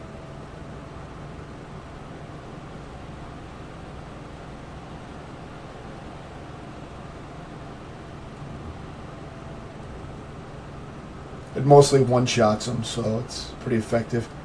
You also have another salvo line around over here, so you're going to be using that. I used Cloak to grenade tag this Pouncer. It didn't end up doing a huge amount of damage for whatever reason, but I think usually it's pretty effective. But yeah, it didn't do great here, but I gave it a try. It does work really well on a lot of the harder enemies. So now I pick up the salvo, and I decided, fuck it, I'm just going to unload on this asshole, because this is going to be the hardest enemy to deal with. Other than this enemy, all you have to really deal with is some drones and maybe a few more juvies. And when I say drones, I mean the standard locust-looking enemies, like these guys here. I forgot what they're called, but of course you could just possess them because you're not going to need your abilities for anything else. So just possess some of them, and it'll keep one of them from not attacking you, and he'll attack his friends a little bit. So it is a useful distraction. But all you got to do is sit back here and pick away at these guys. Try to take their heads off for fast kills. I always recommend having 2 sniper weapons and a Boltok. I rarely ever carry like a boom shot or anything like that, or even a torque bow, because a torque bow, it's very hard to get ammo for it. It is a great weapon, but what I like about the M-Bar and the regular sniper rifle is that you get ammo from them constantly. Anytime you find an ammo pickup, it gives you some ammo for them pretty much. So the torque bow, if you're not getting explosive ammo refills, you're not going to refill it. So I don't usually carry it.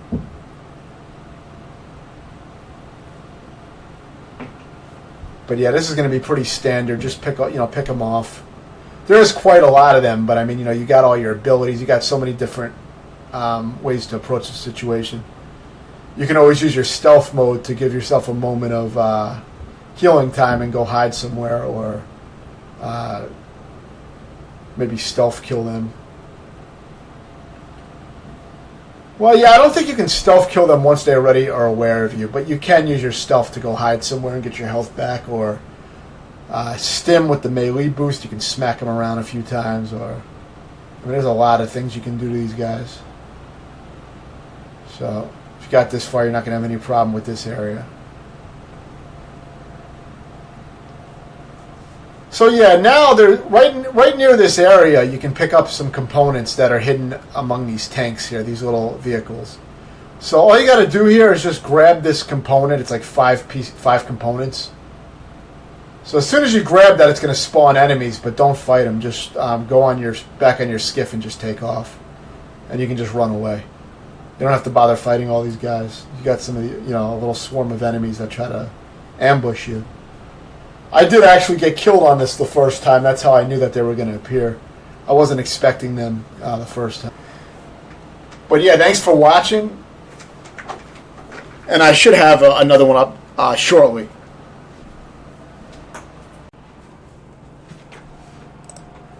Welcome to my tutorial for Gears 5 Insane Solo. And this video is going to finish off the third act. So it's pretty lengthy.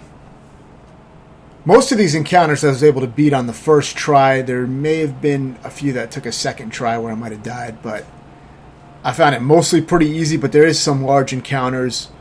One specifically that I could see being quite hard, but I just played it very carefully and I was able to beat it on my first try. So some of the footage is going to kind of drag out a little bit because it was my first time playing those sequences on Insane. And I didn't remember exactly what was going to go down, so I was just adapting in the moment. So for this optional mission, there's going to be all these torque guys. I actually started off by tagging 2 grenades in the environment, in the areas where they spawn, but it didn't seem to work out too well, so I wouldn't recommend doing that. It's a waste of grenades, I think. But these guys are going to go invisible, but they're still very easy to see. You can see their outlines, so you can headshot them even when they're cloaked pretty easily, as shown there. And I like staying behind this little cement slab here, and just be aware of the juvies that try to melee you. But if you stay behind this little piece of cement here, the fleshy part is destructible, so they will destroy that eventually. But if you stay behind the cement part, you can easily use your stim to slap the juvies around and get that extra melee damage if you have the boost for the melee. But you can just pretty much stay behind here and defend, and just try to pick off their heads from a distance. You should have at least one sniper weapon. I always try to carry 2 on me at all times on Insane. So I like to have an M-bar and a long shot as my loadout, and a bolt-tock. I pretty much use that the entire game. You can also, hijack or take over some of these enemies. So it's good to take over one of the torque bow enemies so that they're not firing at you, and then they'll maybe take out some of their friends.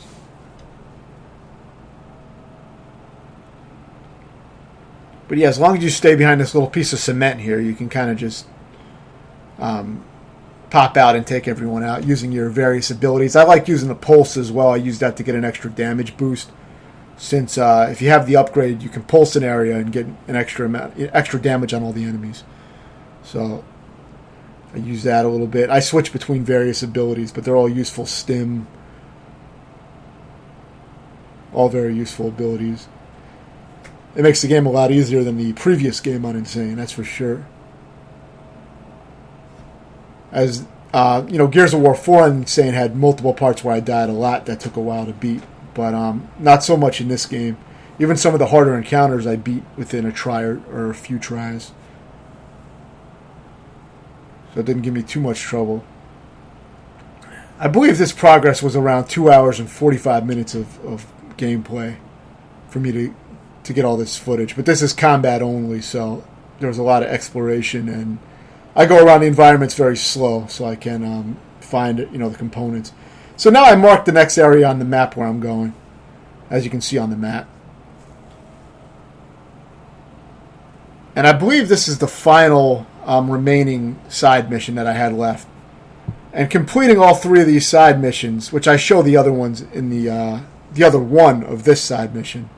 This is the scavenger side missions. If you need to, check check online and search for a map of the scavenger mission locations. Very easy to do it that way. That's what I ended up doing. But yeah, this is the final of the scavenger missions. And finishing this 3rd scavenger mission will give you an upgrade to your possession ability, or whatever it's called, where the possessed enemy will explode when you kill it. So it's very useful because that explosion can take out other enemies around him. So it is worth doing this side mission to get that. So this part is very easy. You're going to have a bunch of these juvies. But what I noticed is that most of the enemies, including the Snatcher, were completely focused on my teammates for the most part. I mean, they rarely tried to attack me. And my teammates didn't get killed. So all I really had to do was go down the stairs over here. I exhaust my boom shot, which didn't really do much damage. I think I missed some shots. So my teammates were getting in the way and fucking it up too. But after I exhaust my boom shot, I end up going on the staircase and just using regular weapons, which worked very well. The Snatcher didn't really fuck with me at all. And a few juvies would come out sometimes, but it wasn't anything problematic. So it's very easy if you just stay back here. And I'm going to be showing some exploits on some of these other fights that I found. But you stay back here, you can kind of just hang out here and just take shots at it. The good thing is that the Snatcher will pick up your teammates, so it'll be busy trying to bring your teammates back to its nest or wherever it goes. So while it's doing that, shoot its stomach and release your teammates, but you'll also be damaging it at the same time. So it won't be focused on you, since it'll be focused on retreating back with your teammate. And it's very easy if you just take shots at it from the stairs. This was another one that I beat on the first try. It was very easy. Just make sure you pick up the circuit board up ahead on the stairs, because you want to get that that ability.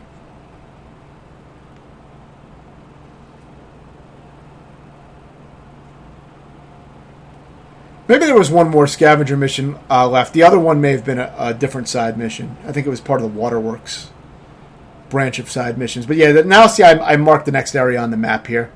I left the map in because I wanted to show where I was going. So that's the area that I go to next.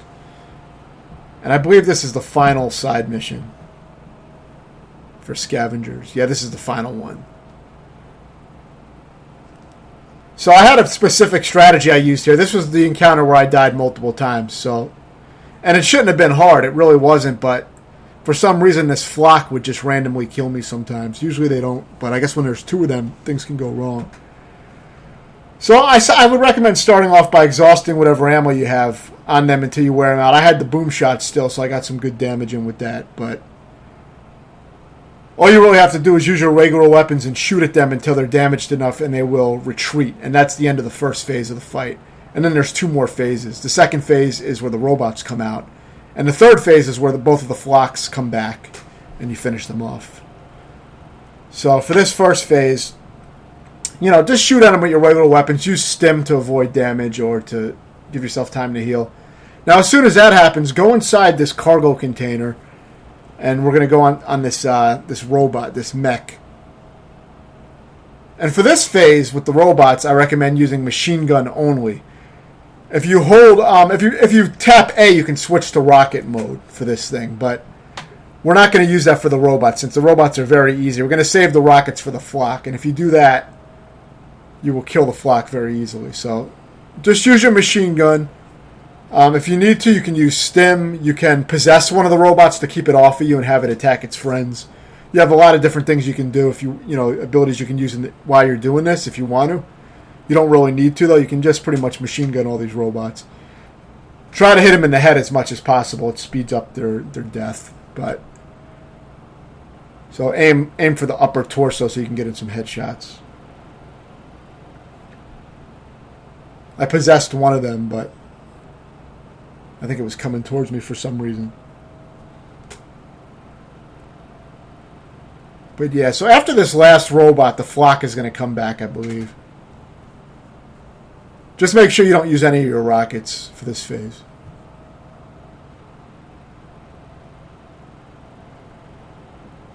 Because you do have a limited supply of rockets, so I found it better to save for the final phase. I liked conserving my ammo and doing it in this order. So now you can unleash all your rockets on this flock. And by the time you do that, you're going to have the flock mostly killed. So it's a very easy way to deal with it.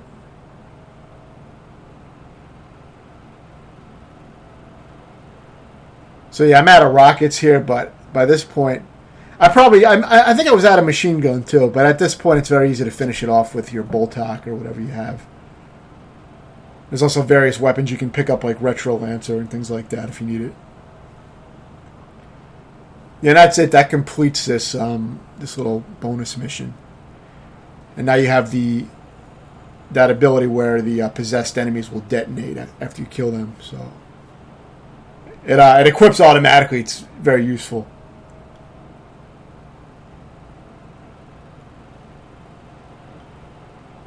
So yeah, now we're back to the main missions. This is going to be the next combat encounter during the main missions. So for this part, it's also very easy to exploit, I found. What I end up doing is occasionally I will possess one of these little drone guys, but the main thing I do is go to this corner right here and pick up this cryo gun. If anybody gets too close, you can freeze them with the cryo and they'll just die.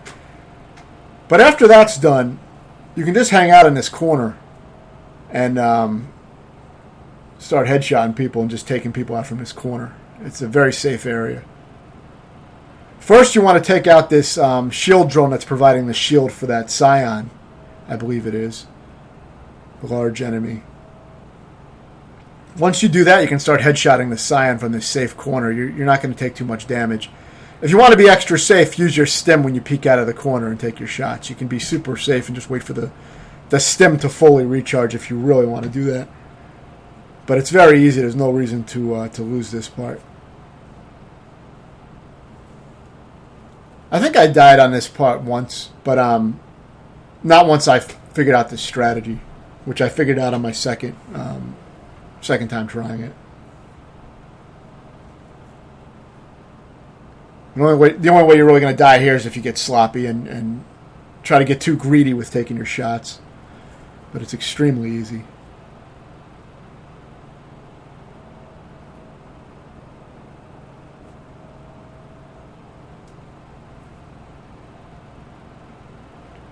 There's a few swarm enemies to clean up on the first floor, but it's an extremely easy part.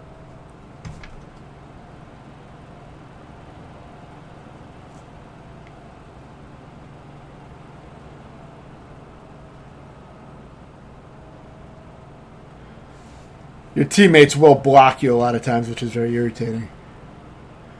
So yeah, after you activate this crane, you're going to have some robots come out. This is a very short encounter. I try to show all the combat encounters, even though this is just a mindless, worthless encounter. So now a little bit later, you're going to have some more of these robots. Again, very easy, especially if you carried over the turret from the previous area.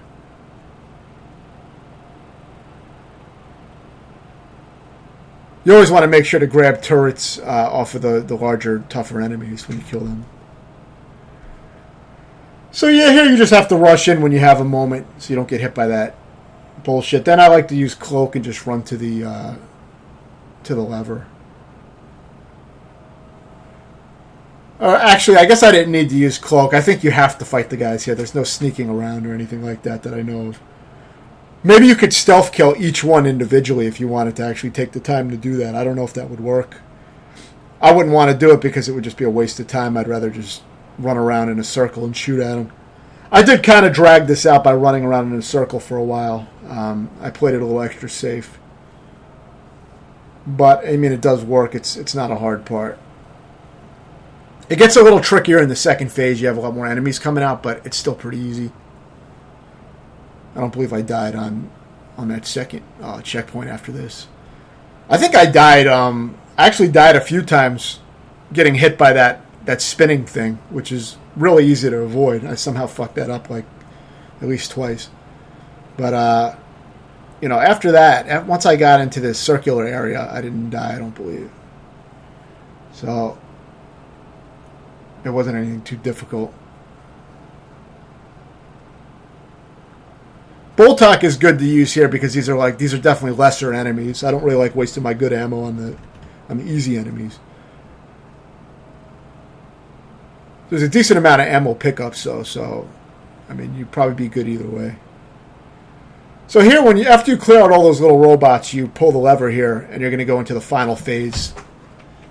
And this is the hardest part of this particular fight. But like I said, if you play carefully, it's really not that difficult. You have a lot of cover areas. A lot of safe areas to retreat to and take cheap shots at the enemies from a distance. So you're never going to get in that much trouble unless you're aggressive. Encounters like this, the only difficulty really is if you get a little bit too greedy and try to inflict too much damage at once. But the enemies are not really going to rush you or overwhelm you in this encounter, so it's easy. Plus, a lot of times if they try to cross over, they may get nailed by that spinning thing. So it seems like a lot of them just stay on the other side.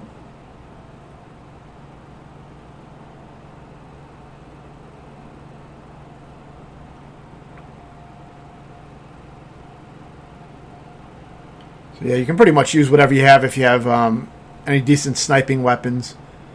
I was kind of just wasting up the torque bow because I don't hold on to the torque bows in this game. Because you rarely ever get explosive ammo refills, so it's kind of a worthless weapon to carry around.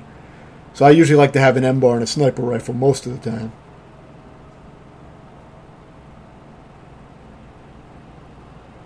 There's also some red explosive canisters. I probably could have detonated those if the enemies were near them.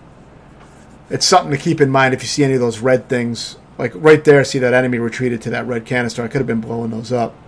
I wasn't thinking about that during the encounter, though, so I didn't end up doing it.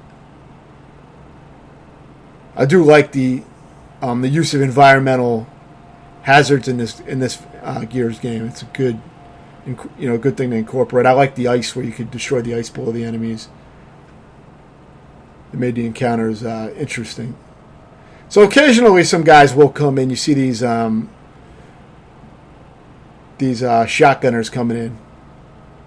And those guys are very dangerous, obviously, if you get close to them and they have a lot of armor. But it's very easy to pick at them from a distance. The shotgun doesn't have a long range.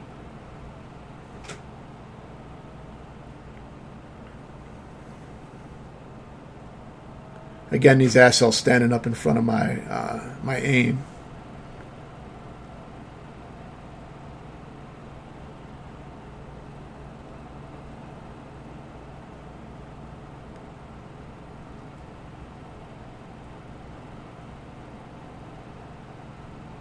So yeah, a few more easy enemies left. He does have a turret though, and he takes a lot of shots, so you will have to play carefully. But just keep shooting at his head or detonate. If he goes by any of that explosive shit, just detonate it.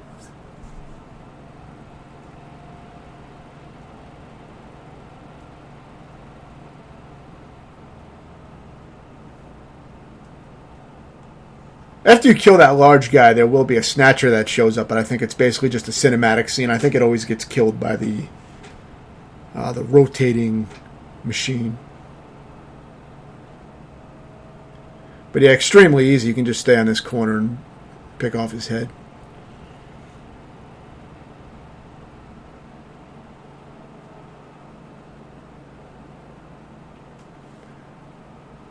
May have to clean off a few drones or some shit.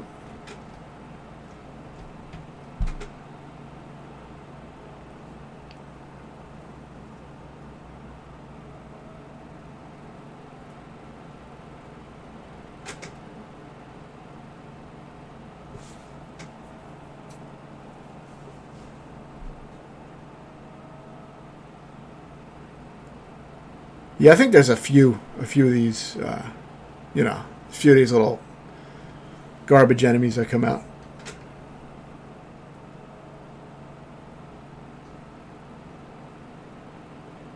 So now the Snatcher comes out, but I believe it just gets killed by the machine every time it comes out.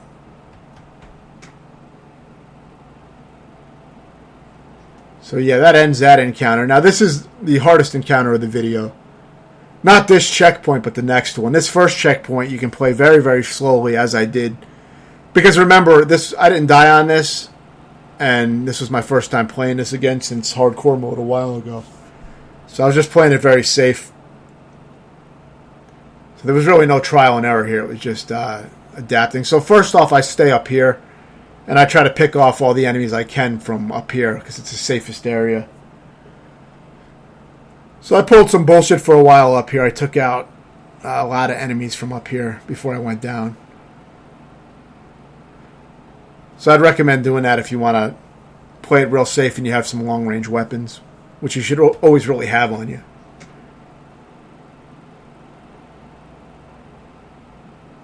So here I'm waiting for the shield drone to pop up. It takes a while to show itself, but it does come out eventually.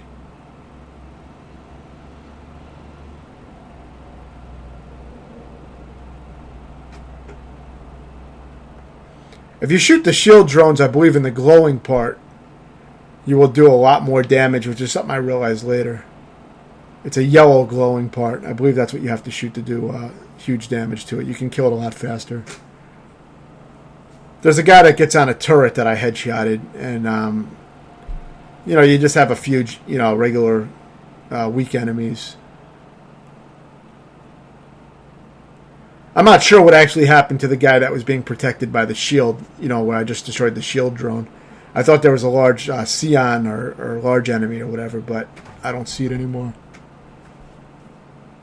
It's possible I killed it while I was headshotting other enemies. But once this area is pretty clear, you can start going down, and then you can still play pretty carefully and make it easy. I really didn't have to play this part that carefully, but I didn't remember exactly what to expect. I didn't realize this was broken up into 2 checkpoints either, so meaning you don't have to do this whole area in 1 checkpoint. Once you get inside that broken up building over there, you get to the next checkpoint pretty much. So you don't have to redo this entire tedious part with all these weak enemies coming in. So yeah, try to take out as many of these guys as you can in this position here safely. And then you can start working your way up and then spawn out more of them. And when you spawn them, you can then retreat again and fight them safely again if you want. Depending how aggressive you want to be. I'd usually rather play carefully than have to redo an irritating, tedious checkpoint, even if it's easy. So sometimes I will take my time and just be really tactical about it.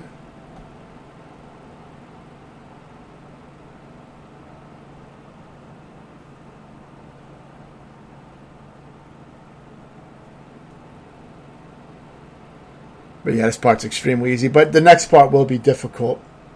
I did manage to get it on my first try, but I could tell that it could have been a part that would have given me some trouble if things didn't go right. There's a lot of enemies, and there's some hard enemies that come out later.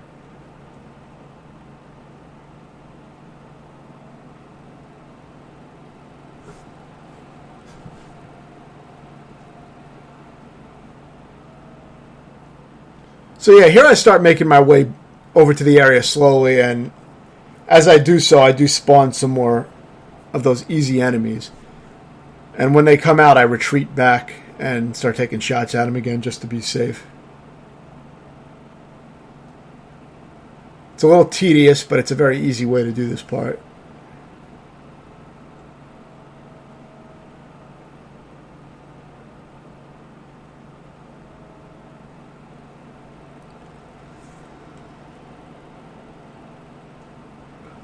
You could probably also very easily just run past them and go in that building, and there's only 1 enemy in the building, I believe, at this point. So you could probably do that pretty easily, too, instead of retreating back here.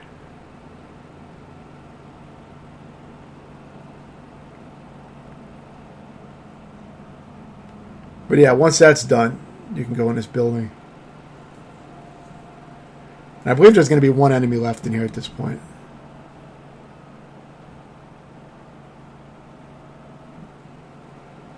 So you can just stealth kill him. For some reason, he wasn't paying attention. It's kind of strange that he was standing there oblivious to what's going on after there's a whole war going on over here, but I guess he wasn't paying attention. So yeah, after you get Jack on this door, then you can have a pretty hard checkpoint. So I like to start off by going on this turret. Even though like I said, I only did this one time, so this was just what I did, but it worked well.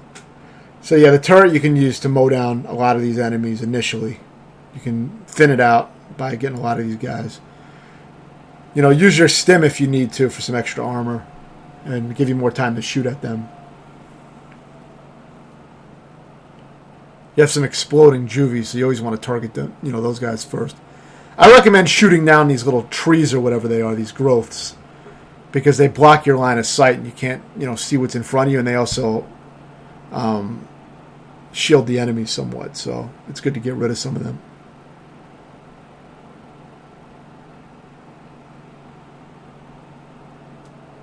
As you can see, it makes it hard to see with these trees in the way,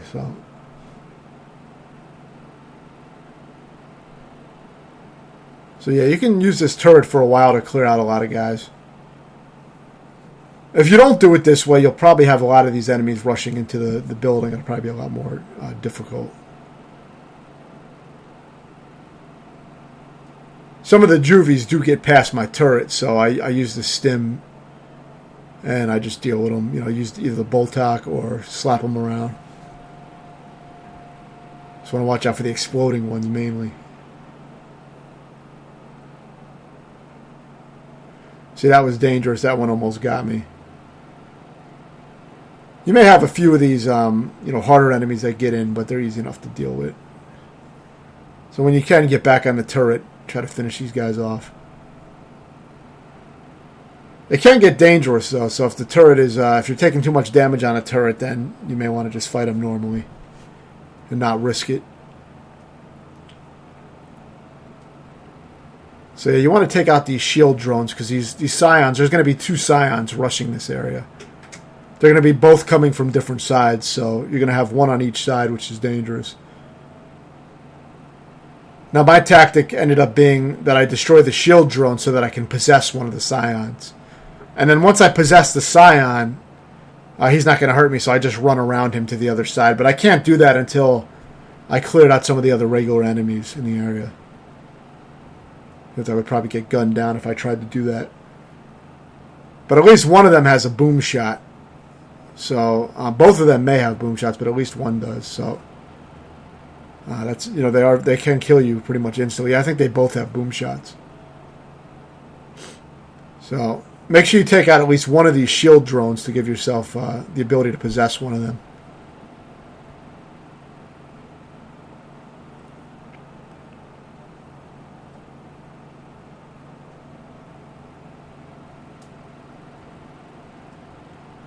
Of course, if you shoot it in the orange area, you can take out that shield drone a lot faster.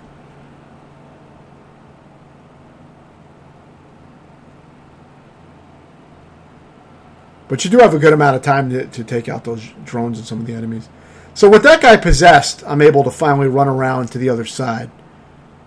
And the reason I do that is because the Scion and I believe some other enemies were closing in on me. And it was not safe to run back the other way. So I was able to open up a gap and get around this way.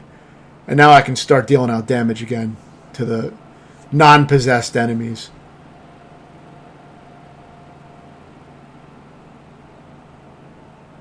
So you can take care of this boom shot Scion however you like. Headshots are very good, obviously.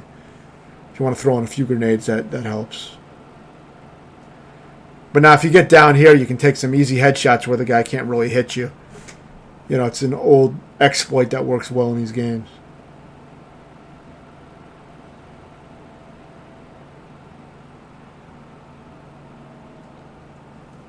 So yeah, just try to creep up and get an angle on his head if you can.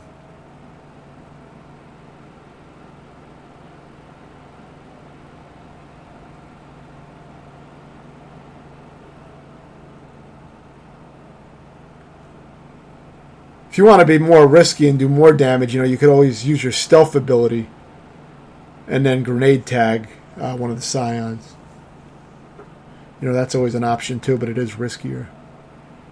It's a little dangerous if you have other enemies around, but it is an option. I found it was a good way to take out some of the harder enemies. I actually forgot about that, or I may have actually done that if I remembered. So here, after you complete this encounter, you're going to get the barrier ability when you travel over to the other area, where the next main mission area.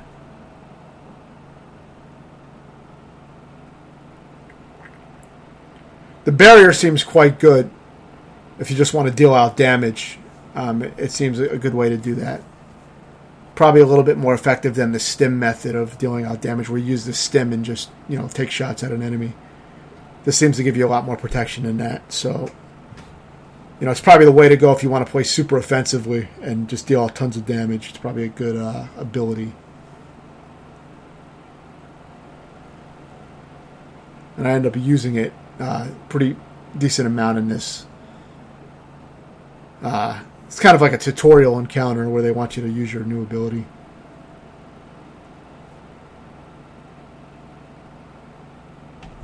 But yeah, nothing hard here. The second part is a little trickier.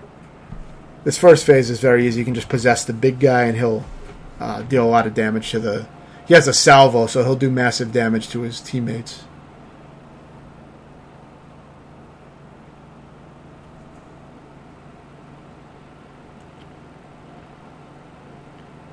You can see he's destroying them with those missiles.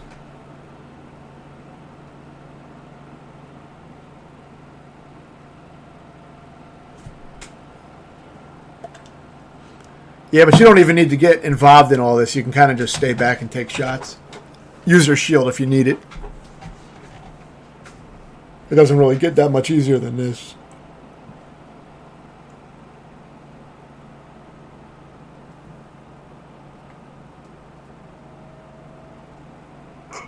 There's a boss coming up though too.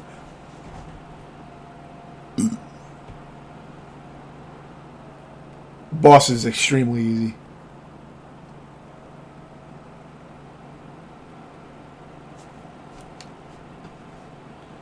So yeah, this does go on for a little while. But, there's very little action, really. If you sit back here, there's not much going on.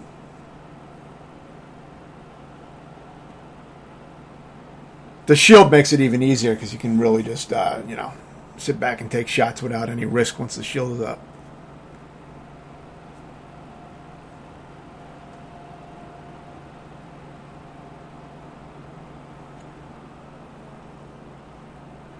Make sure you pick up the salvo from that large enemy before you proceed through this door here.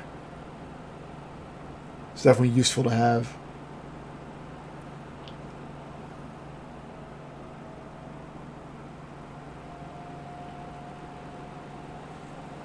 So yeah, you can possess this large enemy here.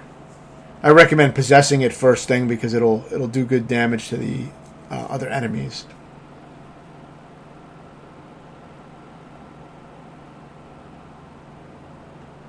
And if you want, you can also participate and use up some of your ammo shooting at the enemies.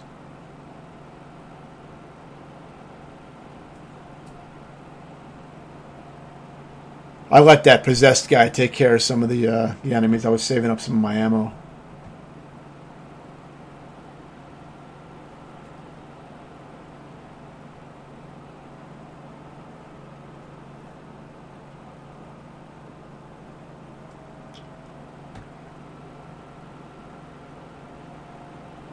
I decided to just use regular guns on this guy because there are some scions that can be kind of tricky that come out after this. So I think I was saving it up for that. This is a very easy enemy that we've dealt with many times before. It's basically just wastes up a lot of your ammo. Similar to the flock enemy. It's one of those enemies that's kind of worthless. There's not much to it, just to waste your ammo.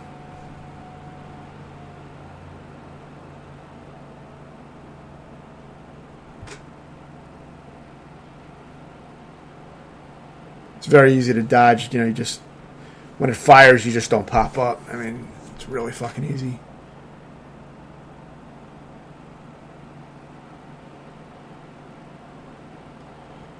Yeah, so with that killed, I believe there's going to be some scions that come out.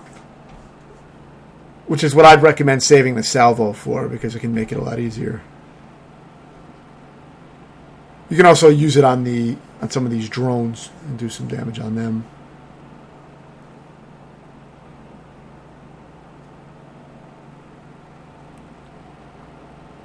So yeah, when you're firing the salvo, make sure you use either stim or shield because you get killed very quickly when you pop up and try to use any kind of heavy weapon in this game on Insane.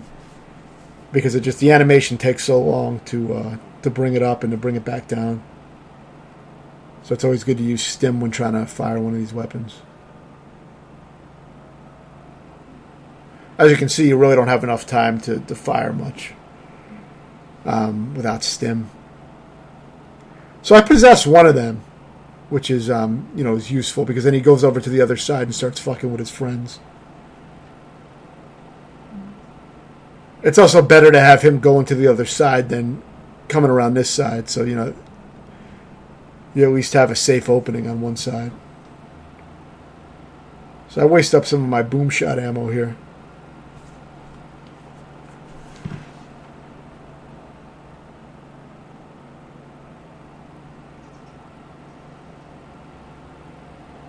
But yeah, this isn't a difficult encounter.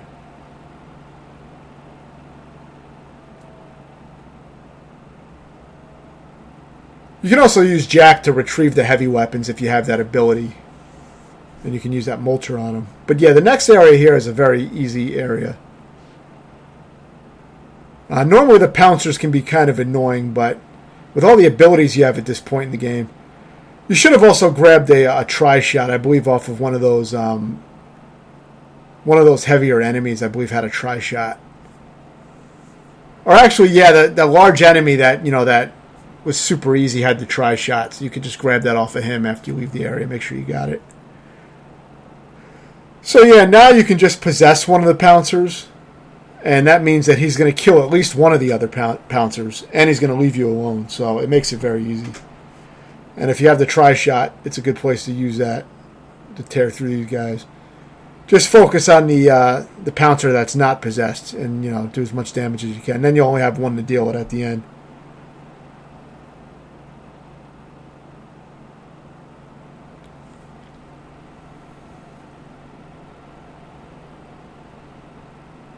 I was saving up some of my tri-shot ammo at this point because it's an easy encounter at this point. The shield also makes these guys very easy because you can just have the shield up while they're throwing out their spikes. And it lasts quite a long time.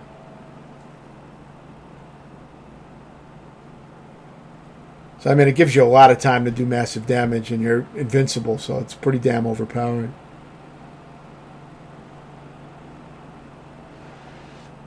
So, yeah, that's it. Very easy. That could have been harder in an earlier part of the game, but with all the abilities you have at this point. You also have a lot of room, to not engage them. You can kind of just hang back and shoot at them. So yeah, now this is the next main area.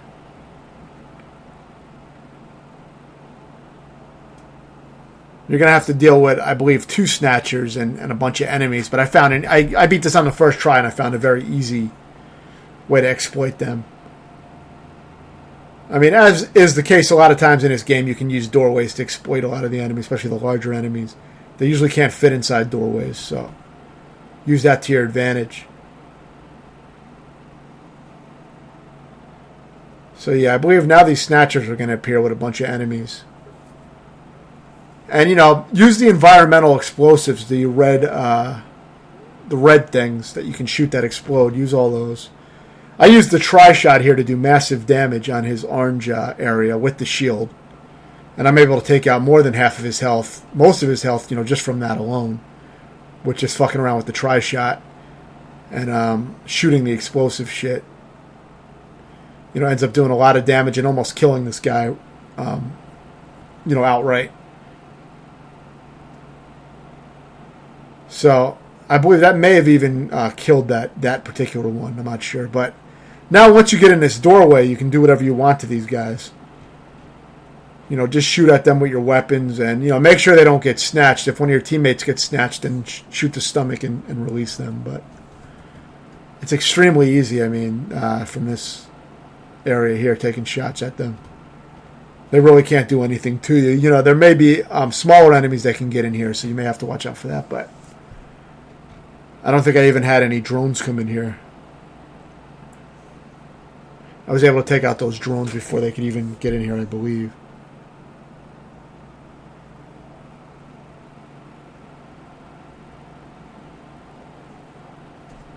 They can absorb a lot of damage, but they're really easy to deal with.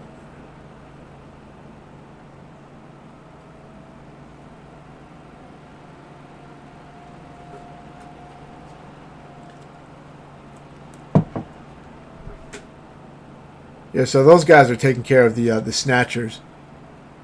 And now the swarm are dead too, so yeah, very easy. Now you have a very easy wave of these juvies, which, this game has done many times where it just throws a bunch of these enemies at you. So it's pretty much a standard encounter. Stim is useful as usual if you want to slap them around, or you can use the shield. I don't know if shield works very well on them, though, because they don't fire any weapons. I think they can just walk through the shield. So you're probably better off just using stim.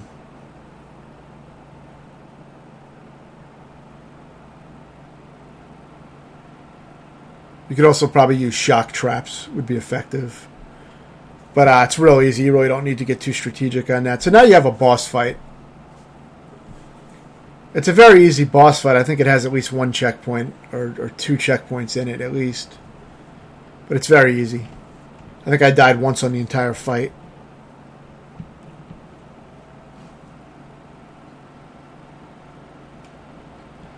Yeah, so for the first phase, you're going to have these little things that open up on it. You can kind of see when they're about to open up. The graphics on them kind of change. You start to see a little orange peeking out, and that'll tell you which one's about to open up. So yeah, just fire on it. Bolt Talk works pretty well. And after a few shots, it'll explode. You just do that to all the ones that open up. It's extremely easy.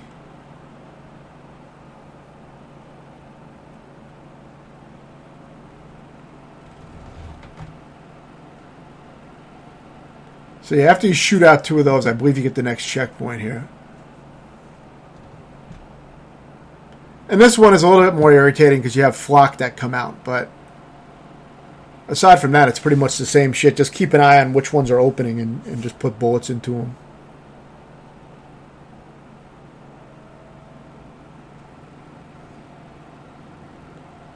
I'm guessing if you had a boom shot, you could probably take this boss down really quick this phase. But either way, it's very easy.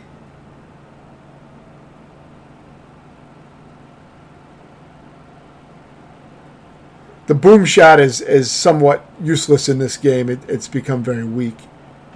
Whereas in the first Gears of War, a boom shot was a super powerful, useful item to have. You could take out some of the harder enemies. But it does very little damage even to large enemies in this game.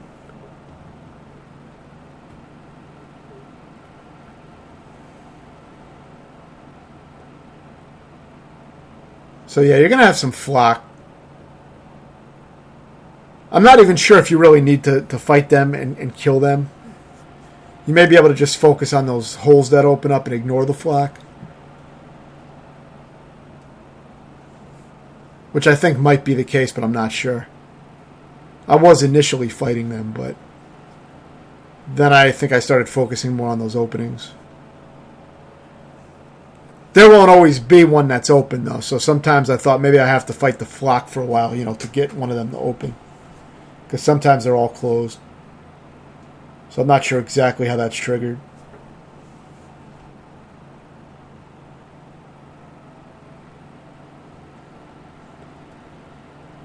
They definitely do come out, though, when those holes open up.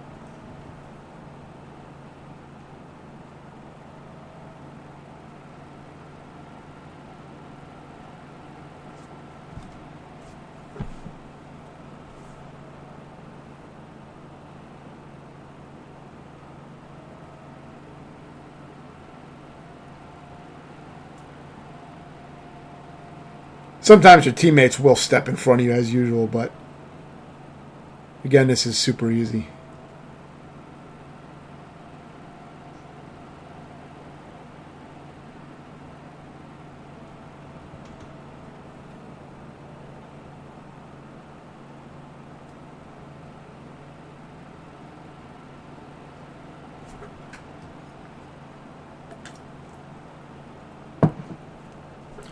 So yeah, soon after this is going to be the final act. So I should be done with this game soon and have the full game tutorial up. The final stages. I don't think it's going to take too much longer. The final boss also seems very easy. It's actually similar to the final phase of this boss. Basically, you have tongues that grab your teammates and you just shoot the tongues. I think that's most of the fight, so it should be pretty fucking easy.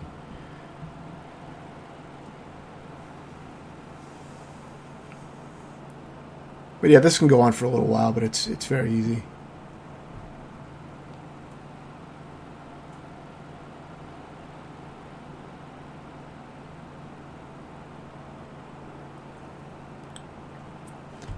The M-bar is not a great choice because it takes a while to fire.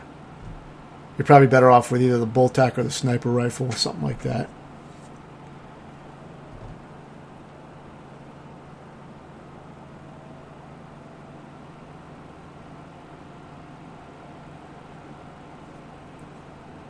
Shield may help here too with the flock when they try to charge you. It may block that. I'm guessing it does.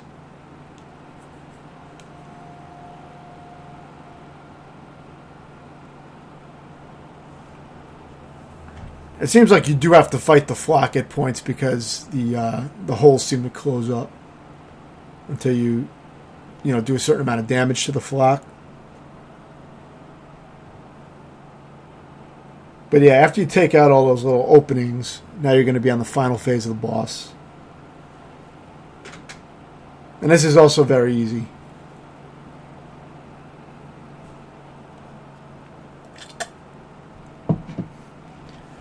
So all you have to do here is, stand to the side and just shoot the tongues mainly. You may have to mash B to get out. But, just pop off shots at these tongues from the side. And if your teammates get grabbed, prioritize the ones that grab your teammates. If you wait too long on that, will probably die, so make sure you take care of those. I think the Boltok ended up being the best way to do it. I probably should have grabbed some ammo from those. There's ammo crates in the area if you need ammo. But I ended up using my sniper rifle a lot when I probably should have just got more ammo for the Boltok. The Boltok works the best for taking out these tongues, I found.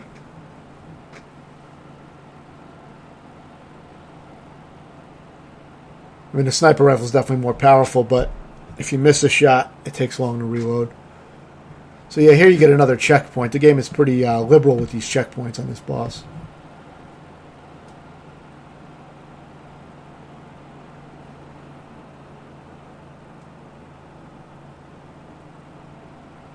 So it's pretty much going to be more of the same shit.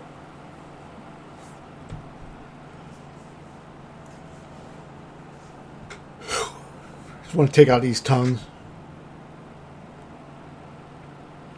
I mean, you can even get in front of the tongues. They're not that dangerous because you can mash to get out, but you just don't want your teammates to be captured for too long. I didn't have any of my teammates get sucked in, but I'm guessing that if you wait too long, they probably won't escape on their own. But as long as you're fairly, quick at firing off your shots, you shouldn't have too much trouble.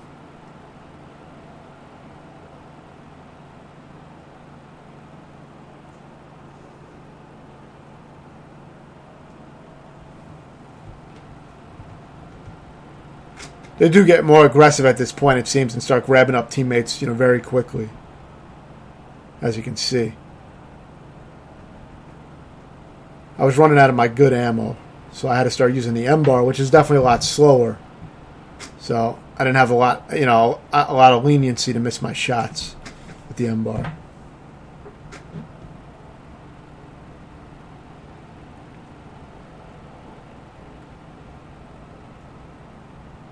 So I believe there's one more phase here, or not. I guess that was the end.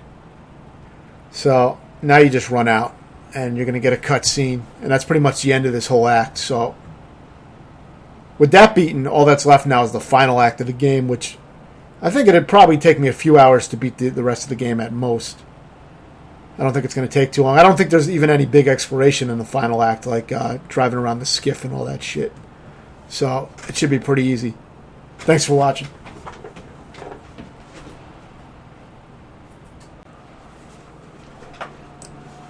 Welcome to the final video in my Gears 5 solo tutorial for Insane Mode. You're going to want to backtrack here and get the components. I believe it's only one component. I don't know if there's any other components in this entire act. I don't remember getting any other components, but there may have been a few. For the most part, though, it's going to be all combat and some fake combat where it makes it look like you're supposed to fight, but you really don't have to participate. So I did edit out the parts where you're in the back of the pickup truck. There's 2 parts like that. And you don't have to fight at all. All you do is stay in cover. So I edited those out. Since this video is meant really just to get straight to the point and eliminate any of the bullshit, get straight to the combat, and break down what I did. And it wouldn't really be too entertaining to have a lot of filler in this video. But yeah, this is another part where you really don't have to participate. These enemies just get wiped out. And there's quite a few parts like that in this chapter. But there are a few challenging battles. The final boss is very easy, though. But I will explain a few tips. There are a few nuisances on that stage. I try to keep both sniper rifles, the M-Bar and the regular sniper rifle, for as long as I can. But there were times when I had to switch to a GL Lancer by taking it off one of my teammates, because I ran out of ammo. And there's also some bad glitches in this game where one that happens a lot is when you exchange weapons from the ground, sometimes your sniper rifle, after it goes on the ground, it just disappears. It can happen with any weapon you're carrying, it seems. Make sure you get this upgrade, this Deadly Overload upgrade. It's right in this area where I show here. Make sure you pick that up. But yeah, sometimes your weapons will disappear. When you trade them with weapons on the ground, your other weapon will just disappear. So, somehow my sniper rifle fucking disappeared, so I didn't have that for the rest of the act. Since I don't think you really get them in this act. There might be a few areas where the sniper rifle appears, but I think it's pretty rare. I also had my relic weapons disappear from Act 2. So for this part, use your stealth and, stealth kill this guy, because usually he'll take a lot of hits and he's very dangerous up close since he's a shotgun enemy with heavy armor. And you want to get up in this position here. I found this useful. If you're fast enough, you should be able to stealth kill that guy as well. But I didn't know that he was going to be there, so I retreated here. But you shouldn't have too much trouble defending this position. These enemies are pretty easy to deal with. They're usually focused on your team, so you can just pick them off. Yeah, but in Act 2, I lost my relic weapons. I had a nice relic sniper rifle and another weapon, but they just tend to disappear when you go into the next act. I read on some forums that it is possible to keep them, but I don't know for how long, and I wasn't able to do it. So there's a lot of glitchy shit in this game. Overall, it's pretty damn tight, but it's definitely the glitchiest of the Gears games. I've had the game lock up where I couldn't proceed anymore because the skiff got stuck in the side of a mountain, and I had to restart several checkpoints back. I lost quite a bit of progress. So there are some irritations. This warden, we're going to deal with him as usual. Just don't get close to him unless you're, cloaked. I like to use the cloak and grenade tag him as I do here. I find that to be a good way to do a lot of damage to them. But the cloak only lasts so long, so, you can't keep doing it until your cloak recharges. If you try to grenade tag him without the cloak, you'll usually get annihilated. I don't know if it's even possible. So don't do that.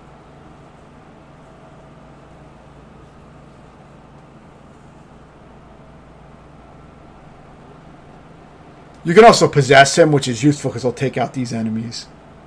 And then you can just deal with him again after it wears off.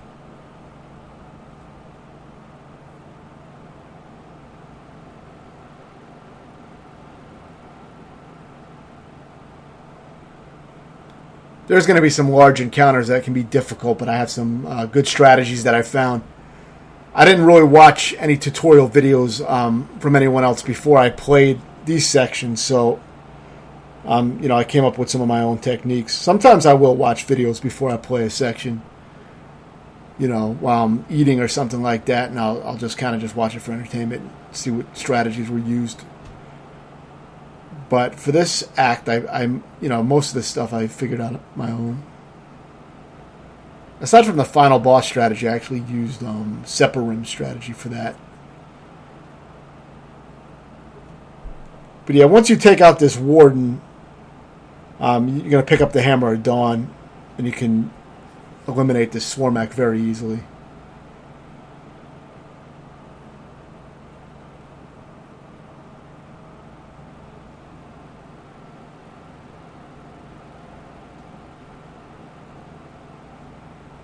All you do here is just sit back and just burn him. His attacks rarely seem to get through that gap, but you can use Stim if you like to give yourself some extra insurance, or the shield. I guess those attacks do get through, but I never got killed by any of this.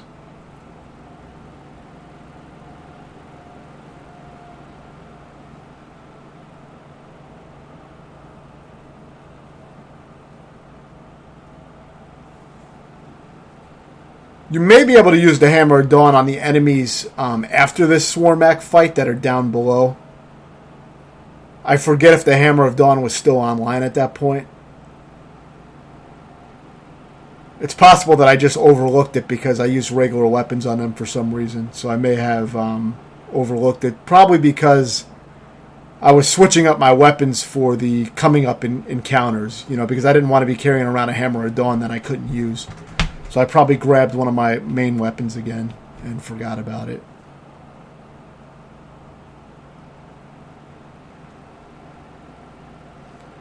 So you may want to try using the Hammer of Dawn to take out the enemies below, instead of using up your regular ammo like I did here.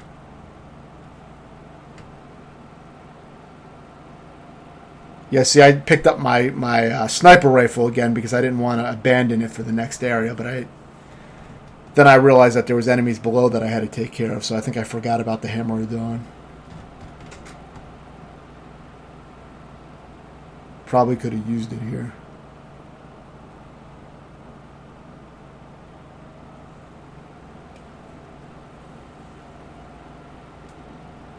But yeah, either way, easy enough to clean up these guys. They don't pose much of a threat at all, so you should have no problem.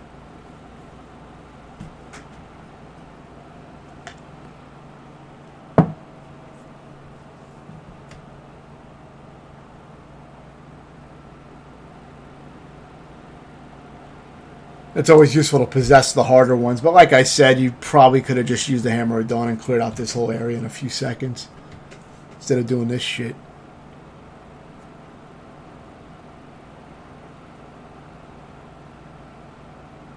So yeah, for this next area, you're going to skip pretty much all the enemies. You can stealth kill this first one.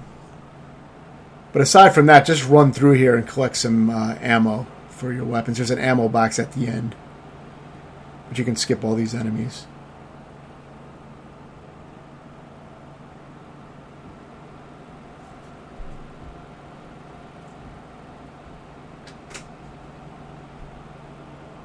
So for this part, we have one of these heavily armored enemies that takes a shitload of hits to defeat. So we're going to ignore that for now. I think I possessed it, which can be helpful because it can shoot at the other enemies and it'll leave you alone in the meantime. But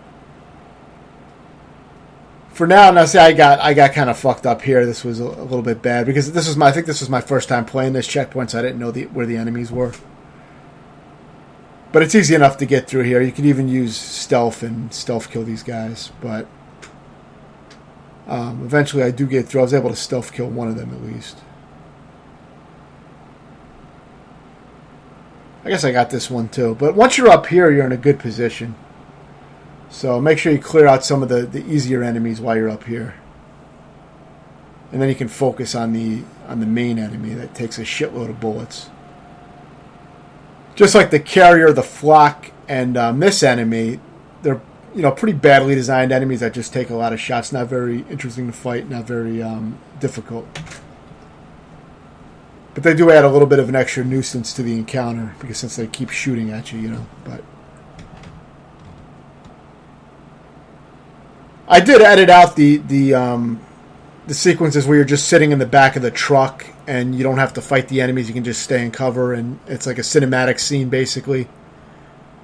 I cut those out, and I lost footage of. I had to redo the final boss because I lost footage. The Xbox One recording crashed, so I am missing one combat encounter with a flock and a carrier, but I'll explain what I did on that later. It's a simple tactic. Make sure you take out these shield drones. If you shoot the yellow or orange parts, you'll take them out much faster, like I just did there. That way you leave these guys exposed and you can just peck at them until they're dead from a distance. They seem pretty preoccupied with your teammates, so they shouldn't give you too much of trouble. That seems to happen a lot in this game. Gears 4, I remember the enemies being way more focused on you. And the encounters were just much harder in general. You didn't have the abilities either, so that was part of it.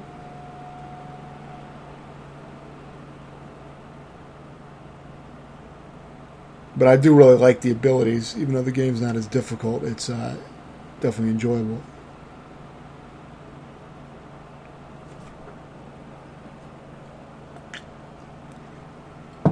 Yeah, so now, I mean, this is where, you know, it's kind of lame. You're just going to pelt at this guy and waste up your ammo until he dies.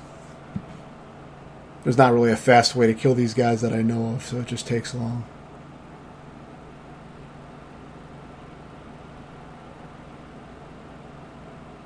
But yeah, that's the weakest part of the game for me, design-wise, is, you know, these 3 bullet sponge type of enemies.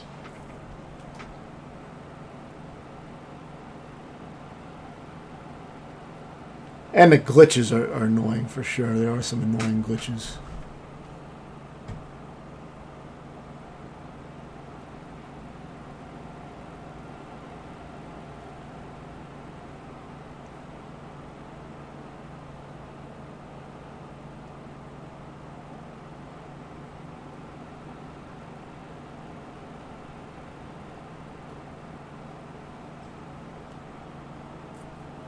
So yeah, that ends that encounter. And now you're going to have some of the... It's probably the hardest encounters in this act, but it's not at this point. This one is pretty easy. All you do is hang up here and take these guys out. You have your abilities, which I don't have to explain to you how they work. You may want to close as many emergence holes as you can with either grenades or use the GL Lancer's explosives to take out those holes really quickly and easily. Those are some easy methods. But you can just sit up here and use your shield ability and various things to pick at the enemies. Trade weapons with your teammates and waste up their GL Lancer ammo. Or use Jack to grab ammo out in the field, or use your cloak to run out and grab ammo if you need to. But there's a lot of ways you can deal with this. I like to possess the Pouncer because he'll do a lot of damage to the other enemies. And it keeps him off your ass for a little while so you can snipe at the other enemies. Since the Pouncer can take you out in one hit, basically, if all the quills hit you. When using the shield, you have to be careful that the Pouncer doesn't hit you in the legs with his quills, because they'll go right under the shield, since he's down under you like that, so you got to be careful with that. But, very easy. I saw in other videos later, after beating it, that other players were staying in that main courtyard area where the game wants you to fight all the enemies. But I stay up here for the entire area. I found that to be the easiest way to deal with all the waves of enemies. So I'll show that. You can pull a lot of bullshit from up here, and it seems like the enemies rarely ever come up the stairs around here to fuck with you. There is a warden that comes in here eventually, but that's near the end of this whole area. So overall, you have a lot of time to just pick off enemies. And if they do try to come up the stairs, you can just mow them down. You may have the occasional loose enemy will try to come up the stairs and come in this area, but it's pretty safe. It's just a matter of playing it carefully and slowly, and it shouldn't be too difficult for anyone.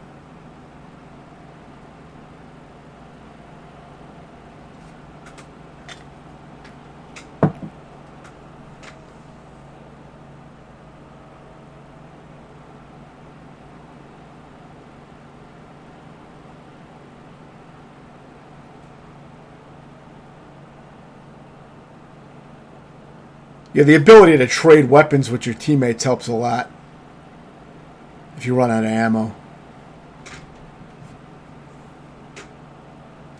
And of course, using Jack to grab ammo on the field. You can also just wait for your possession to recharge and just keep possessing the stronger enemies, mainly the Pouncer, and he'll do some cleanup for you.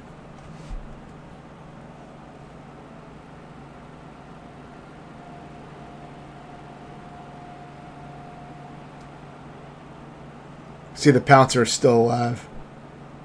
So you can just possess him again. He does a lot of damage.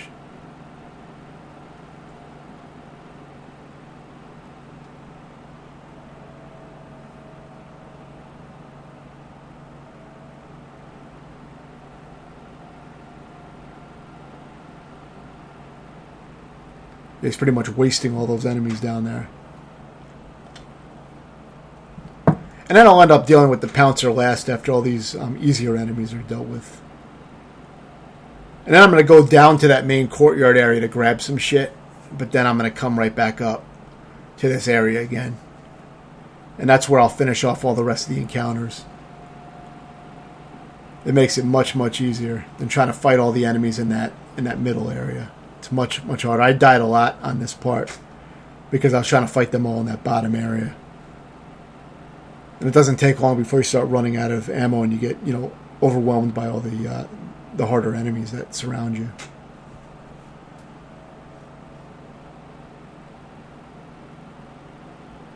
But yeah, it's definitely not a quick way to beat this area, but I think it's easy.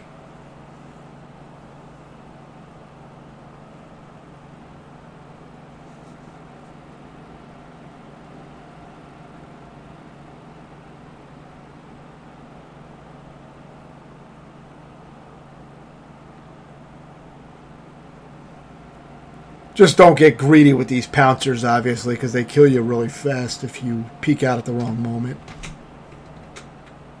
He can still get you through these little gaps, even though he's down, low. But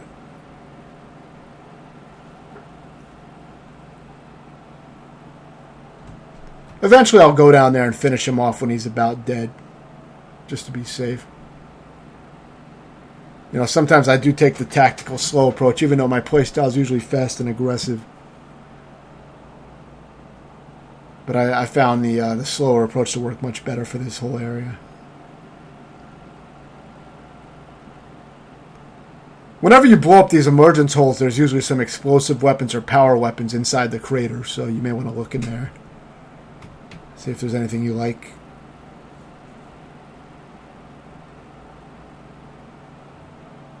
Machine guns tend to have, more ammo for them. And if you have good ammo for the sniper weapons, those are good to have. But yeah, get this tri-shot down here. There's a tri-shot down here. And grab some ammo boxes. And then I recommend using the either stim or cloak to run up these stairs. You don't have to use either stim or cloak, but once you start taking some damage, it is safer to use one of the abilities to run through. And you just want to get back to this area where we started at, pulling bullshit. You can continue to pull bullshit up here, especially if you have the tri-shot. But I'm going to disregard the tri-shot for now. I'm going to save it for the harder enemies later. And since I grabbed some ammo, I'm going to start sniping at the enemies again. And of course, take out the emergence holes when you can with explosives. Either the geo launcher grenades or the regular grenades, whichever you have. You want to take them out if you can because it'll speed up the encounter, but you don't have to do it. Eventually the enemies will run out either way.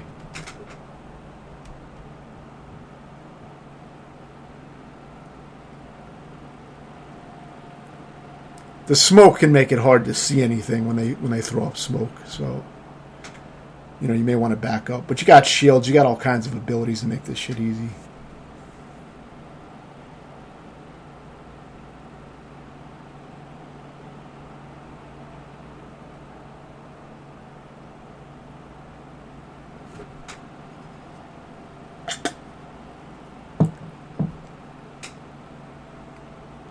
It's very rare that the enemies even come up these stairs and make it up to where you're at.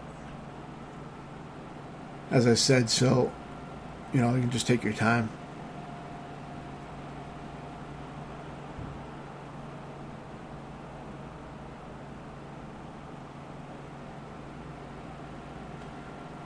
So we got one guy who's potentially going to come up here, but he doesn't even make it up the stairs as of yet.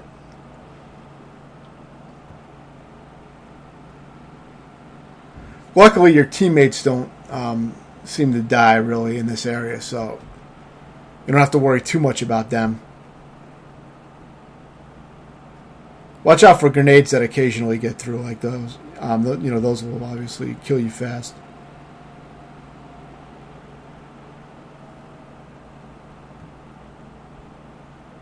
It's useful to possess the shotgun or the torque bow guys with the I forgot what it's called, but I think overkill shotgun or the torque bow enemies.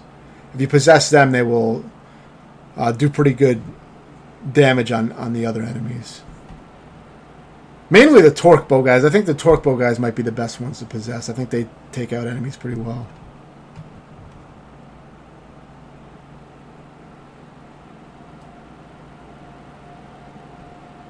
But either way, it's just a matter of time before you wipe out all the enemies. It is very easy to run out of ammo on this part, though, so you may want to use Jack to retrieve some of the ammo and, like I said, swap weapons with your teammates. That's probably going to be the main thing, is possibly running out of ammo and not having a lot to work with. So you want to make your shots, fairly accurate. Here I use my explosives from the GL Lancer to close up the emergence hole. I also used it on one of the shield drones, which did a lot of damage to it.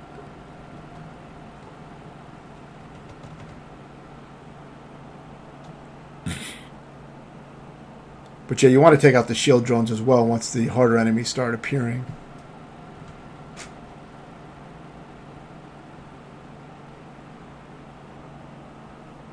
You really don't want a shielded, warden coming into this area. So it's better to get the shield off. I think this guy's just a drop shot enemy, but he's still a pain in the ass if, you don't get the shields off. But he doesn't really come up in this area, it doesn't seem, so you can still pick off at him until he's dead. You can also possess him and he'll wipe out some of the other easier enemies.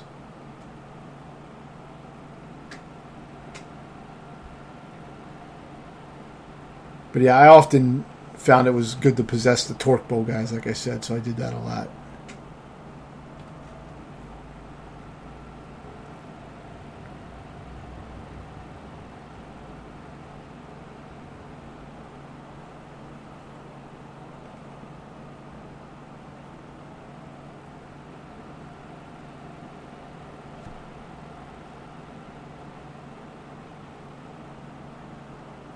So now we got another wave of enemies coming out, it looks like.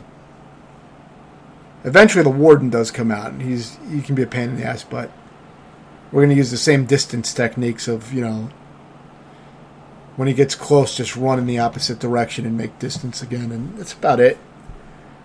They're usually pretty simple to deal with, but they can be dangerous, obviously, if they hit you. So now I start taking out the tri-shot, doing a little cleanup.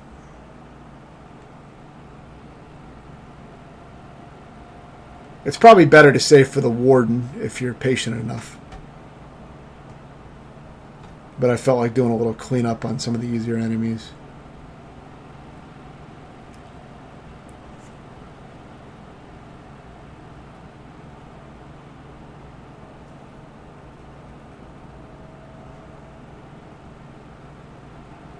The shield may block the drop shots, but I wasn't completely sure, so I think it does, but, I didn't really trust it because enemies, I think, can walk through it sometimes, like the juvies, so I'm not sure always what the shield blocks.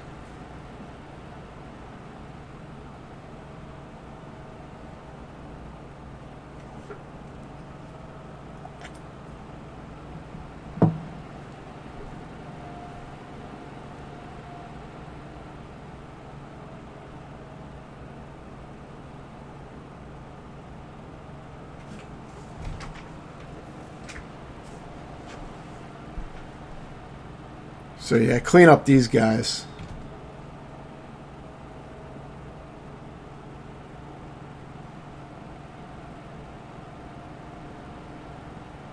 If you play it like this, it can be a very long encounter, but very easy. But it is possible to mess up. I did fuck up sometimes. I had to redo it even when I did this, but this made it much, much easier. Because as you can see, there's a lot of enemies and a lot of hard ones do come out. It's one of the harder encounters in the game, probably, if you don't have a good strategy. So now here comes the warden, so make sure to take out his shield drone first, then you can start dealing with him. Then you want to take off his helmet as usual, and then you can start shooting him in the head for good damage. I mean, these enemies are bullet sponge enemies, too, like the other three enemies I mentioned, the flock, and the carrier, and that other guy with the turrets.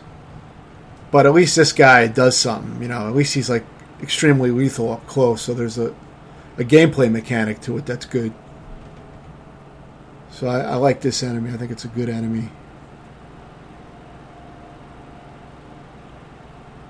So yeah, I like using stealth and grenade tagging these guys, as you see me do a lot. It gives you a nice little chunk of damage, you know.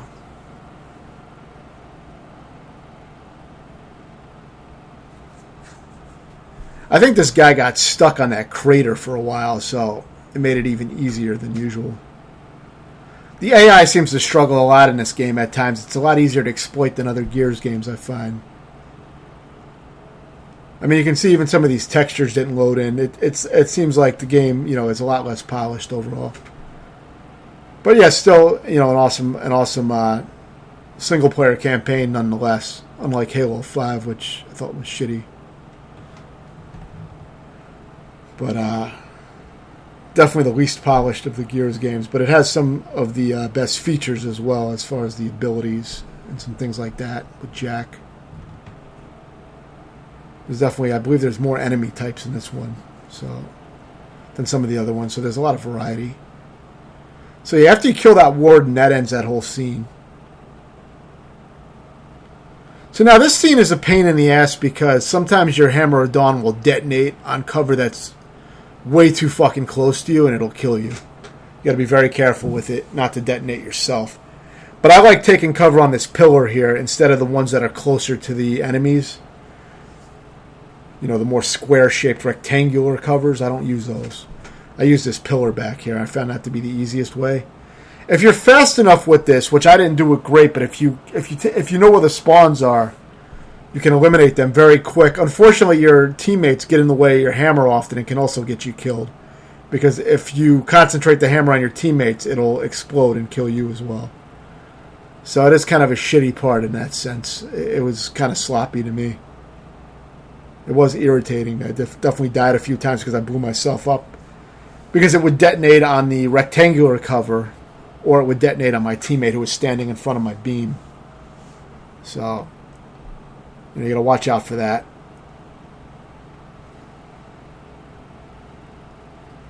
Possessing the pouncers is useful to get them off your ass if you need to. You can also, use your shield to give you a little protection. The main thing is, knowing where the spawns are is going to speed it up because you can wipe the spawns out before they have a chance to really do anything. So spawn memorization is actually really helpful for this segment. I had a general idea. I didn't really have a lot of them memorized, but I knew where a lot of the big enemies were coming out. And if you get them in groups, you can take them out fast. And you can get the pouncers to spawn really quickly by taking out all the larger enemies first. If you take them out fast enough, you can get to that pouncer phase pretty quick. So yeah, now you got the snatchers. They're not going to do too much, but you want to take them out fast because they can spit out those quills and kill you. But this is the final phase of this little sequence. It's the easiest part, but I've died on it before because of that stupid fucking, waist-high cover that I blew myself up on. The hammer will detonate off of that, as I said.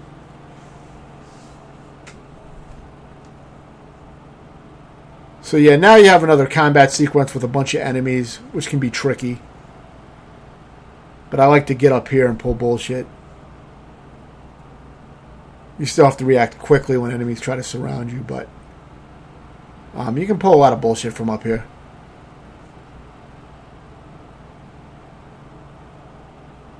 Take the drop shot here and get some, some shots off with that and do some damage. You got some explosive canisters down there as well you can detonate. Might as well waste up the ammo and then grab whatever your primary weapon was before that. Just, get your old weapon back, but just waste it up.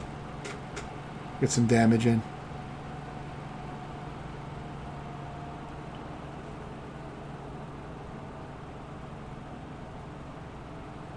You can be fairly safe up here as long as you're, aggressively taking shots at the enemies.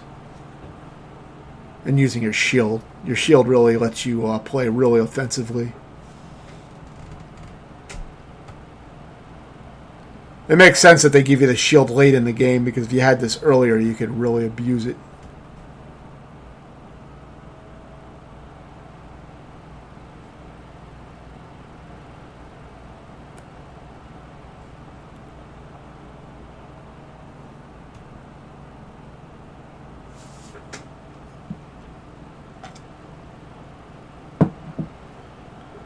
You can also retrieve some of those Lancers if you need them for some extra ammo. I believe I lost my sniper rifle by this point because I had it glitch out on the floor when I was swapping out a weapon, because the weapons disappear in this game. So, you know, it's a shitty glitch, but it's happened to me quite a few times in this game. Pretty common. Be careful about these guys that will sometimes get up here. Those guys will instantly kill you, obviously. But by this point, you've dealt with plenty of them. Just be careful that, you know, just be aware that they can get up there. But there's not really that many enemies that seem to break free of the bullshit down there and come up here. So you got plenty of time to deal with everybody and all your abilities and shit. It's really not that bad.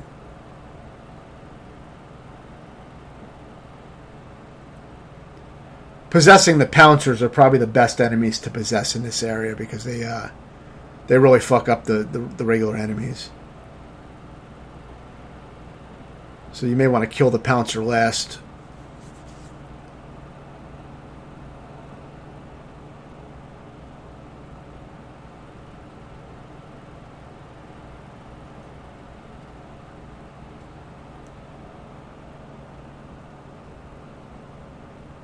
Yeah, I never pick up shotguns or overkill weapons pretty much on Insane because I find them useless. You know, anything close range, you die so fast. Although they might be decent with the shield up. But you have so many ways to kill enemies up close with the abilities. The reason I have a shotgun, I think, is because I didn't have any other weapons available, so I think I just grabbed it. But for the most part, I never grab shotguns on Insane. Pretty much always have two sniper weapons, like an M-bar and a sniper rifle is my usual loadout. And, of course, the Boltok. But you lose the Boltok when you start up this final act. I don't know if you can even get a Boltok on this entire act. I don't remember if you get one. But I know you don't have one for quite a while on the final act. So yeah, this is very basic now at this point. You're just going to finish off the Pouncer and, you know, take out that shield drone. Then you're going to fight this bullet sponge enemy, which just takes really long to kill. It's a super easy enemy, but for some reason they like to use them a lot. It really doesn't make it challenging. It's just, you know, it's just a waste of time.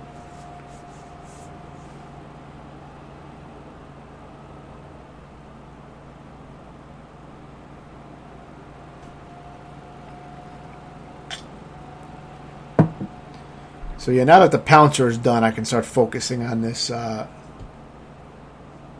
know, this bullet sponge enemy.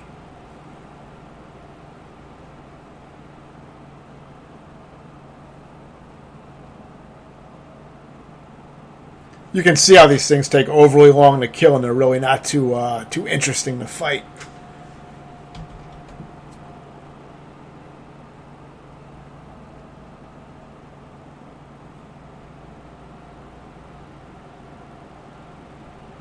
I was trying to get Jack to grab that ammo, but he didn't want to cooperate for whatever reason. I guess because maybe when he has that shield deployed, maybe he can't grab shit. You know, I never thought about that when I was playing. Now that I see the video, I guess it makes sense that he can't grab ammo when he's shielding you. Never even thought about it. I was wondering why Jack wasn't grabbing ammo for me, but I guess that makes sense now. Trading weapons is also very finicky. Trying to get your team members to face you and trade weapons with you. It's hard to get that prompt to even show up a lot of times. You know, the game just, it feels like the game could be a lot more, you know, smoother, polished. I also had a lot of frame rate issues on this final stage where it was real choppy in some parts. It's just not the kind of shit you usually see in Gears games. They're usually real polished. But I still thought this was one of the best Gears campaigns by far. If I had to pick, maybe Judgment, the third one, the fourth, and the fifth would be my favorite. I guess that's most of them. I didn't really like the campaign in part one. I thought it was all right, but I didn't think it was anything, you know, anything special. I didn't think it stood out as a single-player game. I loved the multiplayer. It's probably spent hundreds of hours. I had over 14,000 kills on the multiplayer of Gears 1, but the campaign, you know, I did go through Insane, but I wasn't really into it. It was more fun co-op than it was on single player, but I mean, a lot of games are. Part 2 had a pretty good campaign, but I wasn't feeling Part 2 overall. Just I felt like they really fucked it up when they nerfed the shotgun. They made the shotgun super delayed. That ruined the multiplayer for me pretty much. The single player was decent though. It was quite good, I guess. Quite a good campaign, but I don't know. I didn't really get into it. Really enjoyed the third campaign, fourth and fifth, and Judgment I thought was very underrated. It had an action-packed, campaign, and the multiplayer was awesome. It had an amazing free-for-all mode, which I thought was one of the best modes in the series. The maps were great, but I know free-for-all is not popular. I'm more of a solo player, so I always wanted Gears to have more free-for-all. I think this one now does have free-for-all, but it's kind of gimped. They put you in these tiny arenas. So anyway, for this is a pretty hard encounter, but for this, just stay in this right corner I'm at down here. That's all you got to do. And just defend this right corner. Once I did this, I beat it on my first try, I believe. I think I died a few times until I ran to this. Maybe once or twice, I'm not sure. But when I ran to this corner and crouched here, I was able to take everyone out using my shield and with Jack and all that shit. Just defend the area, this little corner. Just stay in this one area. It's worth explaining that because if you watch the video, you may not notice that I literally just stayed planted in this one fucking area. I found that pretty much exploited this area. I'm usually pretty quick at finding ways to exploit AIs. This was something that came to me pretty quick. I saw this was pretty safe. Now after this encounter is done, see that train up there, that abandoned train that's all beat up? It's like a train carriage. It's up on the top floor where the train tracks are. For the carrier and flock fight, what I advise you to do is to go straight up to that second floor where the train is. Go up there and deal with the flock while you're up by the train. And flock is just a bullet sponge. You know how to deal with that by now. So kill that. And then after you're done killing that, the carrier cannot go up the stairs. Or the slope or whatever it is. So the carrier is going to stay on the bottom floor. So all you got to do is take cover inside the train and just take shots at the carrier until it's dead. And, dodge the occasional projectiles that it shoots out. But that's all you have to do. And you can get Jack to get you weapons and do all that shit. So it's very, very fucking easy. Now, it'd be kind of hard if you try to fight the carrier and the flock while you're down here like they want you to do. But if you go up by that train immediately when the two bosses appear, you'll have an easy time with it. But I can't show that because I lost the footage, but you get the idea. It's better it's not in the video anyway. It would just drag out the video for a very slow and easy encounter. I also edited out those truck scenes because there's no action. So now if you can, grab 2 machine guns if you can for the final boss. You don't need to, but at least have the Lancer GL on you. That's all you really need. At least have the Lancer GL. And for your secondary weapon, grab another Lancer, a regular Lancer, or the claw weapon is actually great for the final boss. I don't like the claw weapon at all, but it's great for the final boss. So if you can get a claw and a Lancer GL, I think that's the ultimate loadout for the final boss. But this is another scene where you do not have to participate. You could just sit in a corner if you want the whole time, and then these guys will show up and wipe everyone out. Just like the scene in the back of the pickup truck that I edited out. You don't have to participate in that either. You just take cover and it ends. So the only purpose of this area is to grab your Lancer. Make sure you have the Lancer GL for the final. You're going to use that on the final boss, which is coming up next. If you have a second Lancer, that's good too, but you really only need the Lancer GL. You can grab ammo for it on the actual final boss, so you can just keep using that one weapon. Now, I got this strategy off of Separim's video for the boss. So that was this one was not my own. But this next part is very easy. It's just a waste of time. I don't even think the flock will attack you in this scene. All you do is get on the turrets and shoot down the flocks. I think you kill like 5 or 6 of them.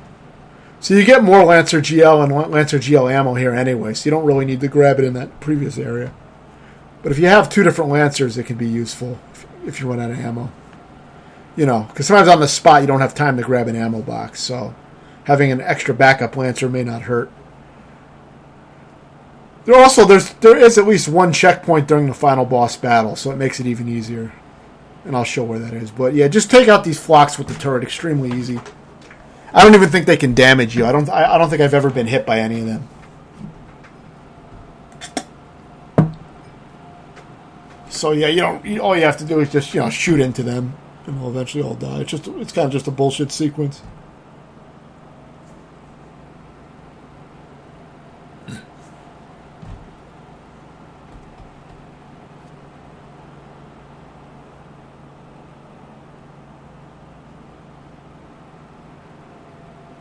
And the final boss is very easy, but there are, sometimes you die to stupid bullshit.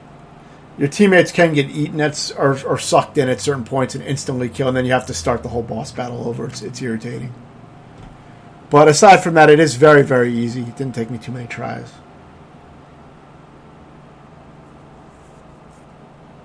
And I'll explain the very simple tactic for that. But yeah, this goes on for a little while. It really shouldn't have gone on this long for such a simple fight.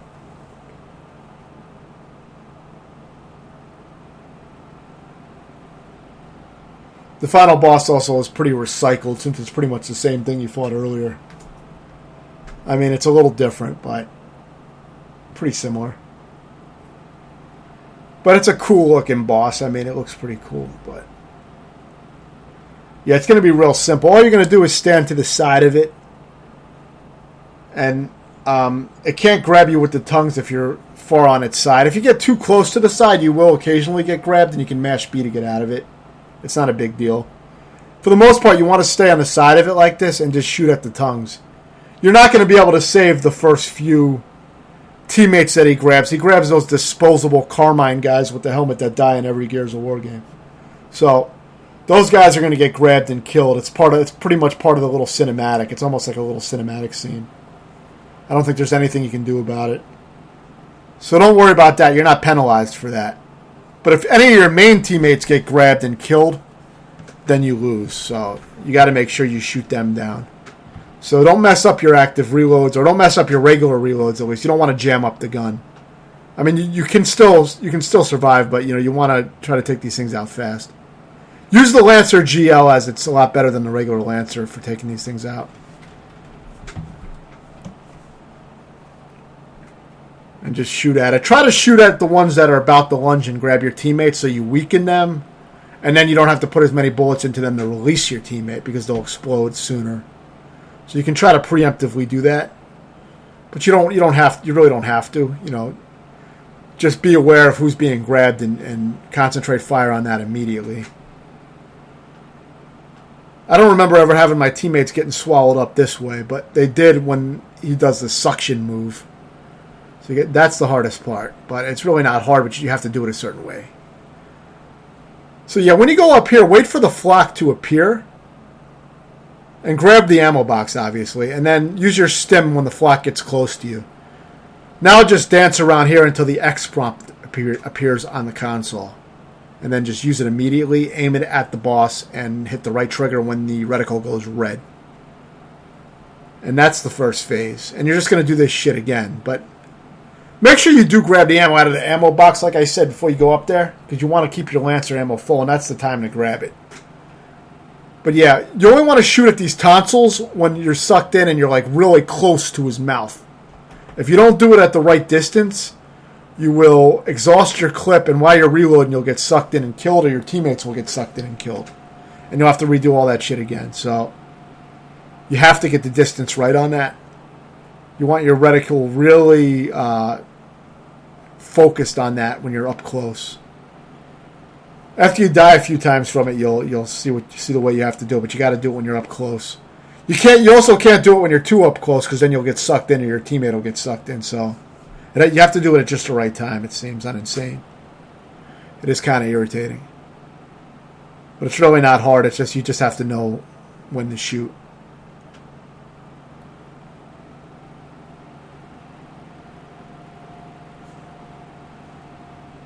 So I believe you get a checkpoint after you shoot the tonsils out the first time when he's trying to suck you in. I believe that's the checkpoint after that. So if you do fuck it up, you may get a checkpoint.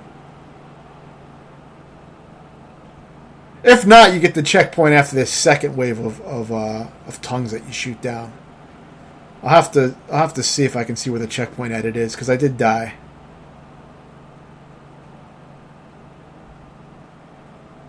So yeah, just continue shooting these guys out. The reason I got in this bad position is I thought that I had already shot them all out.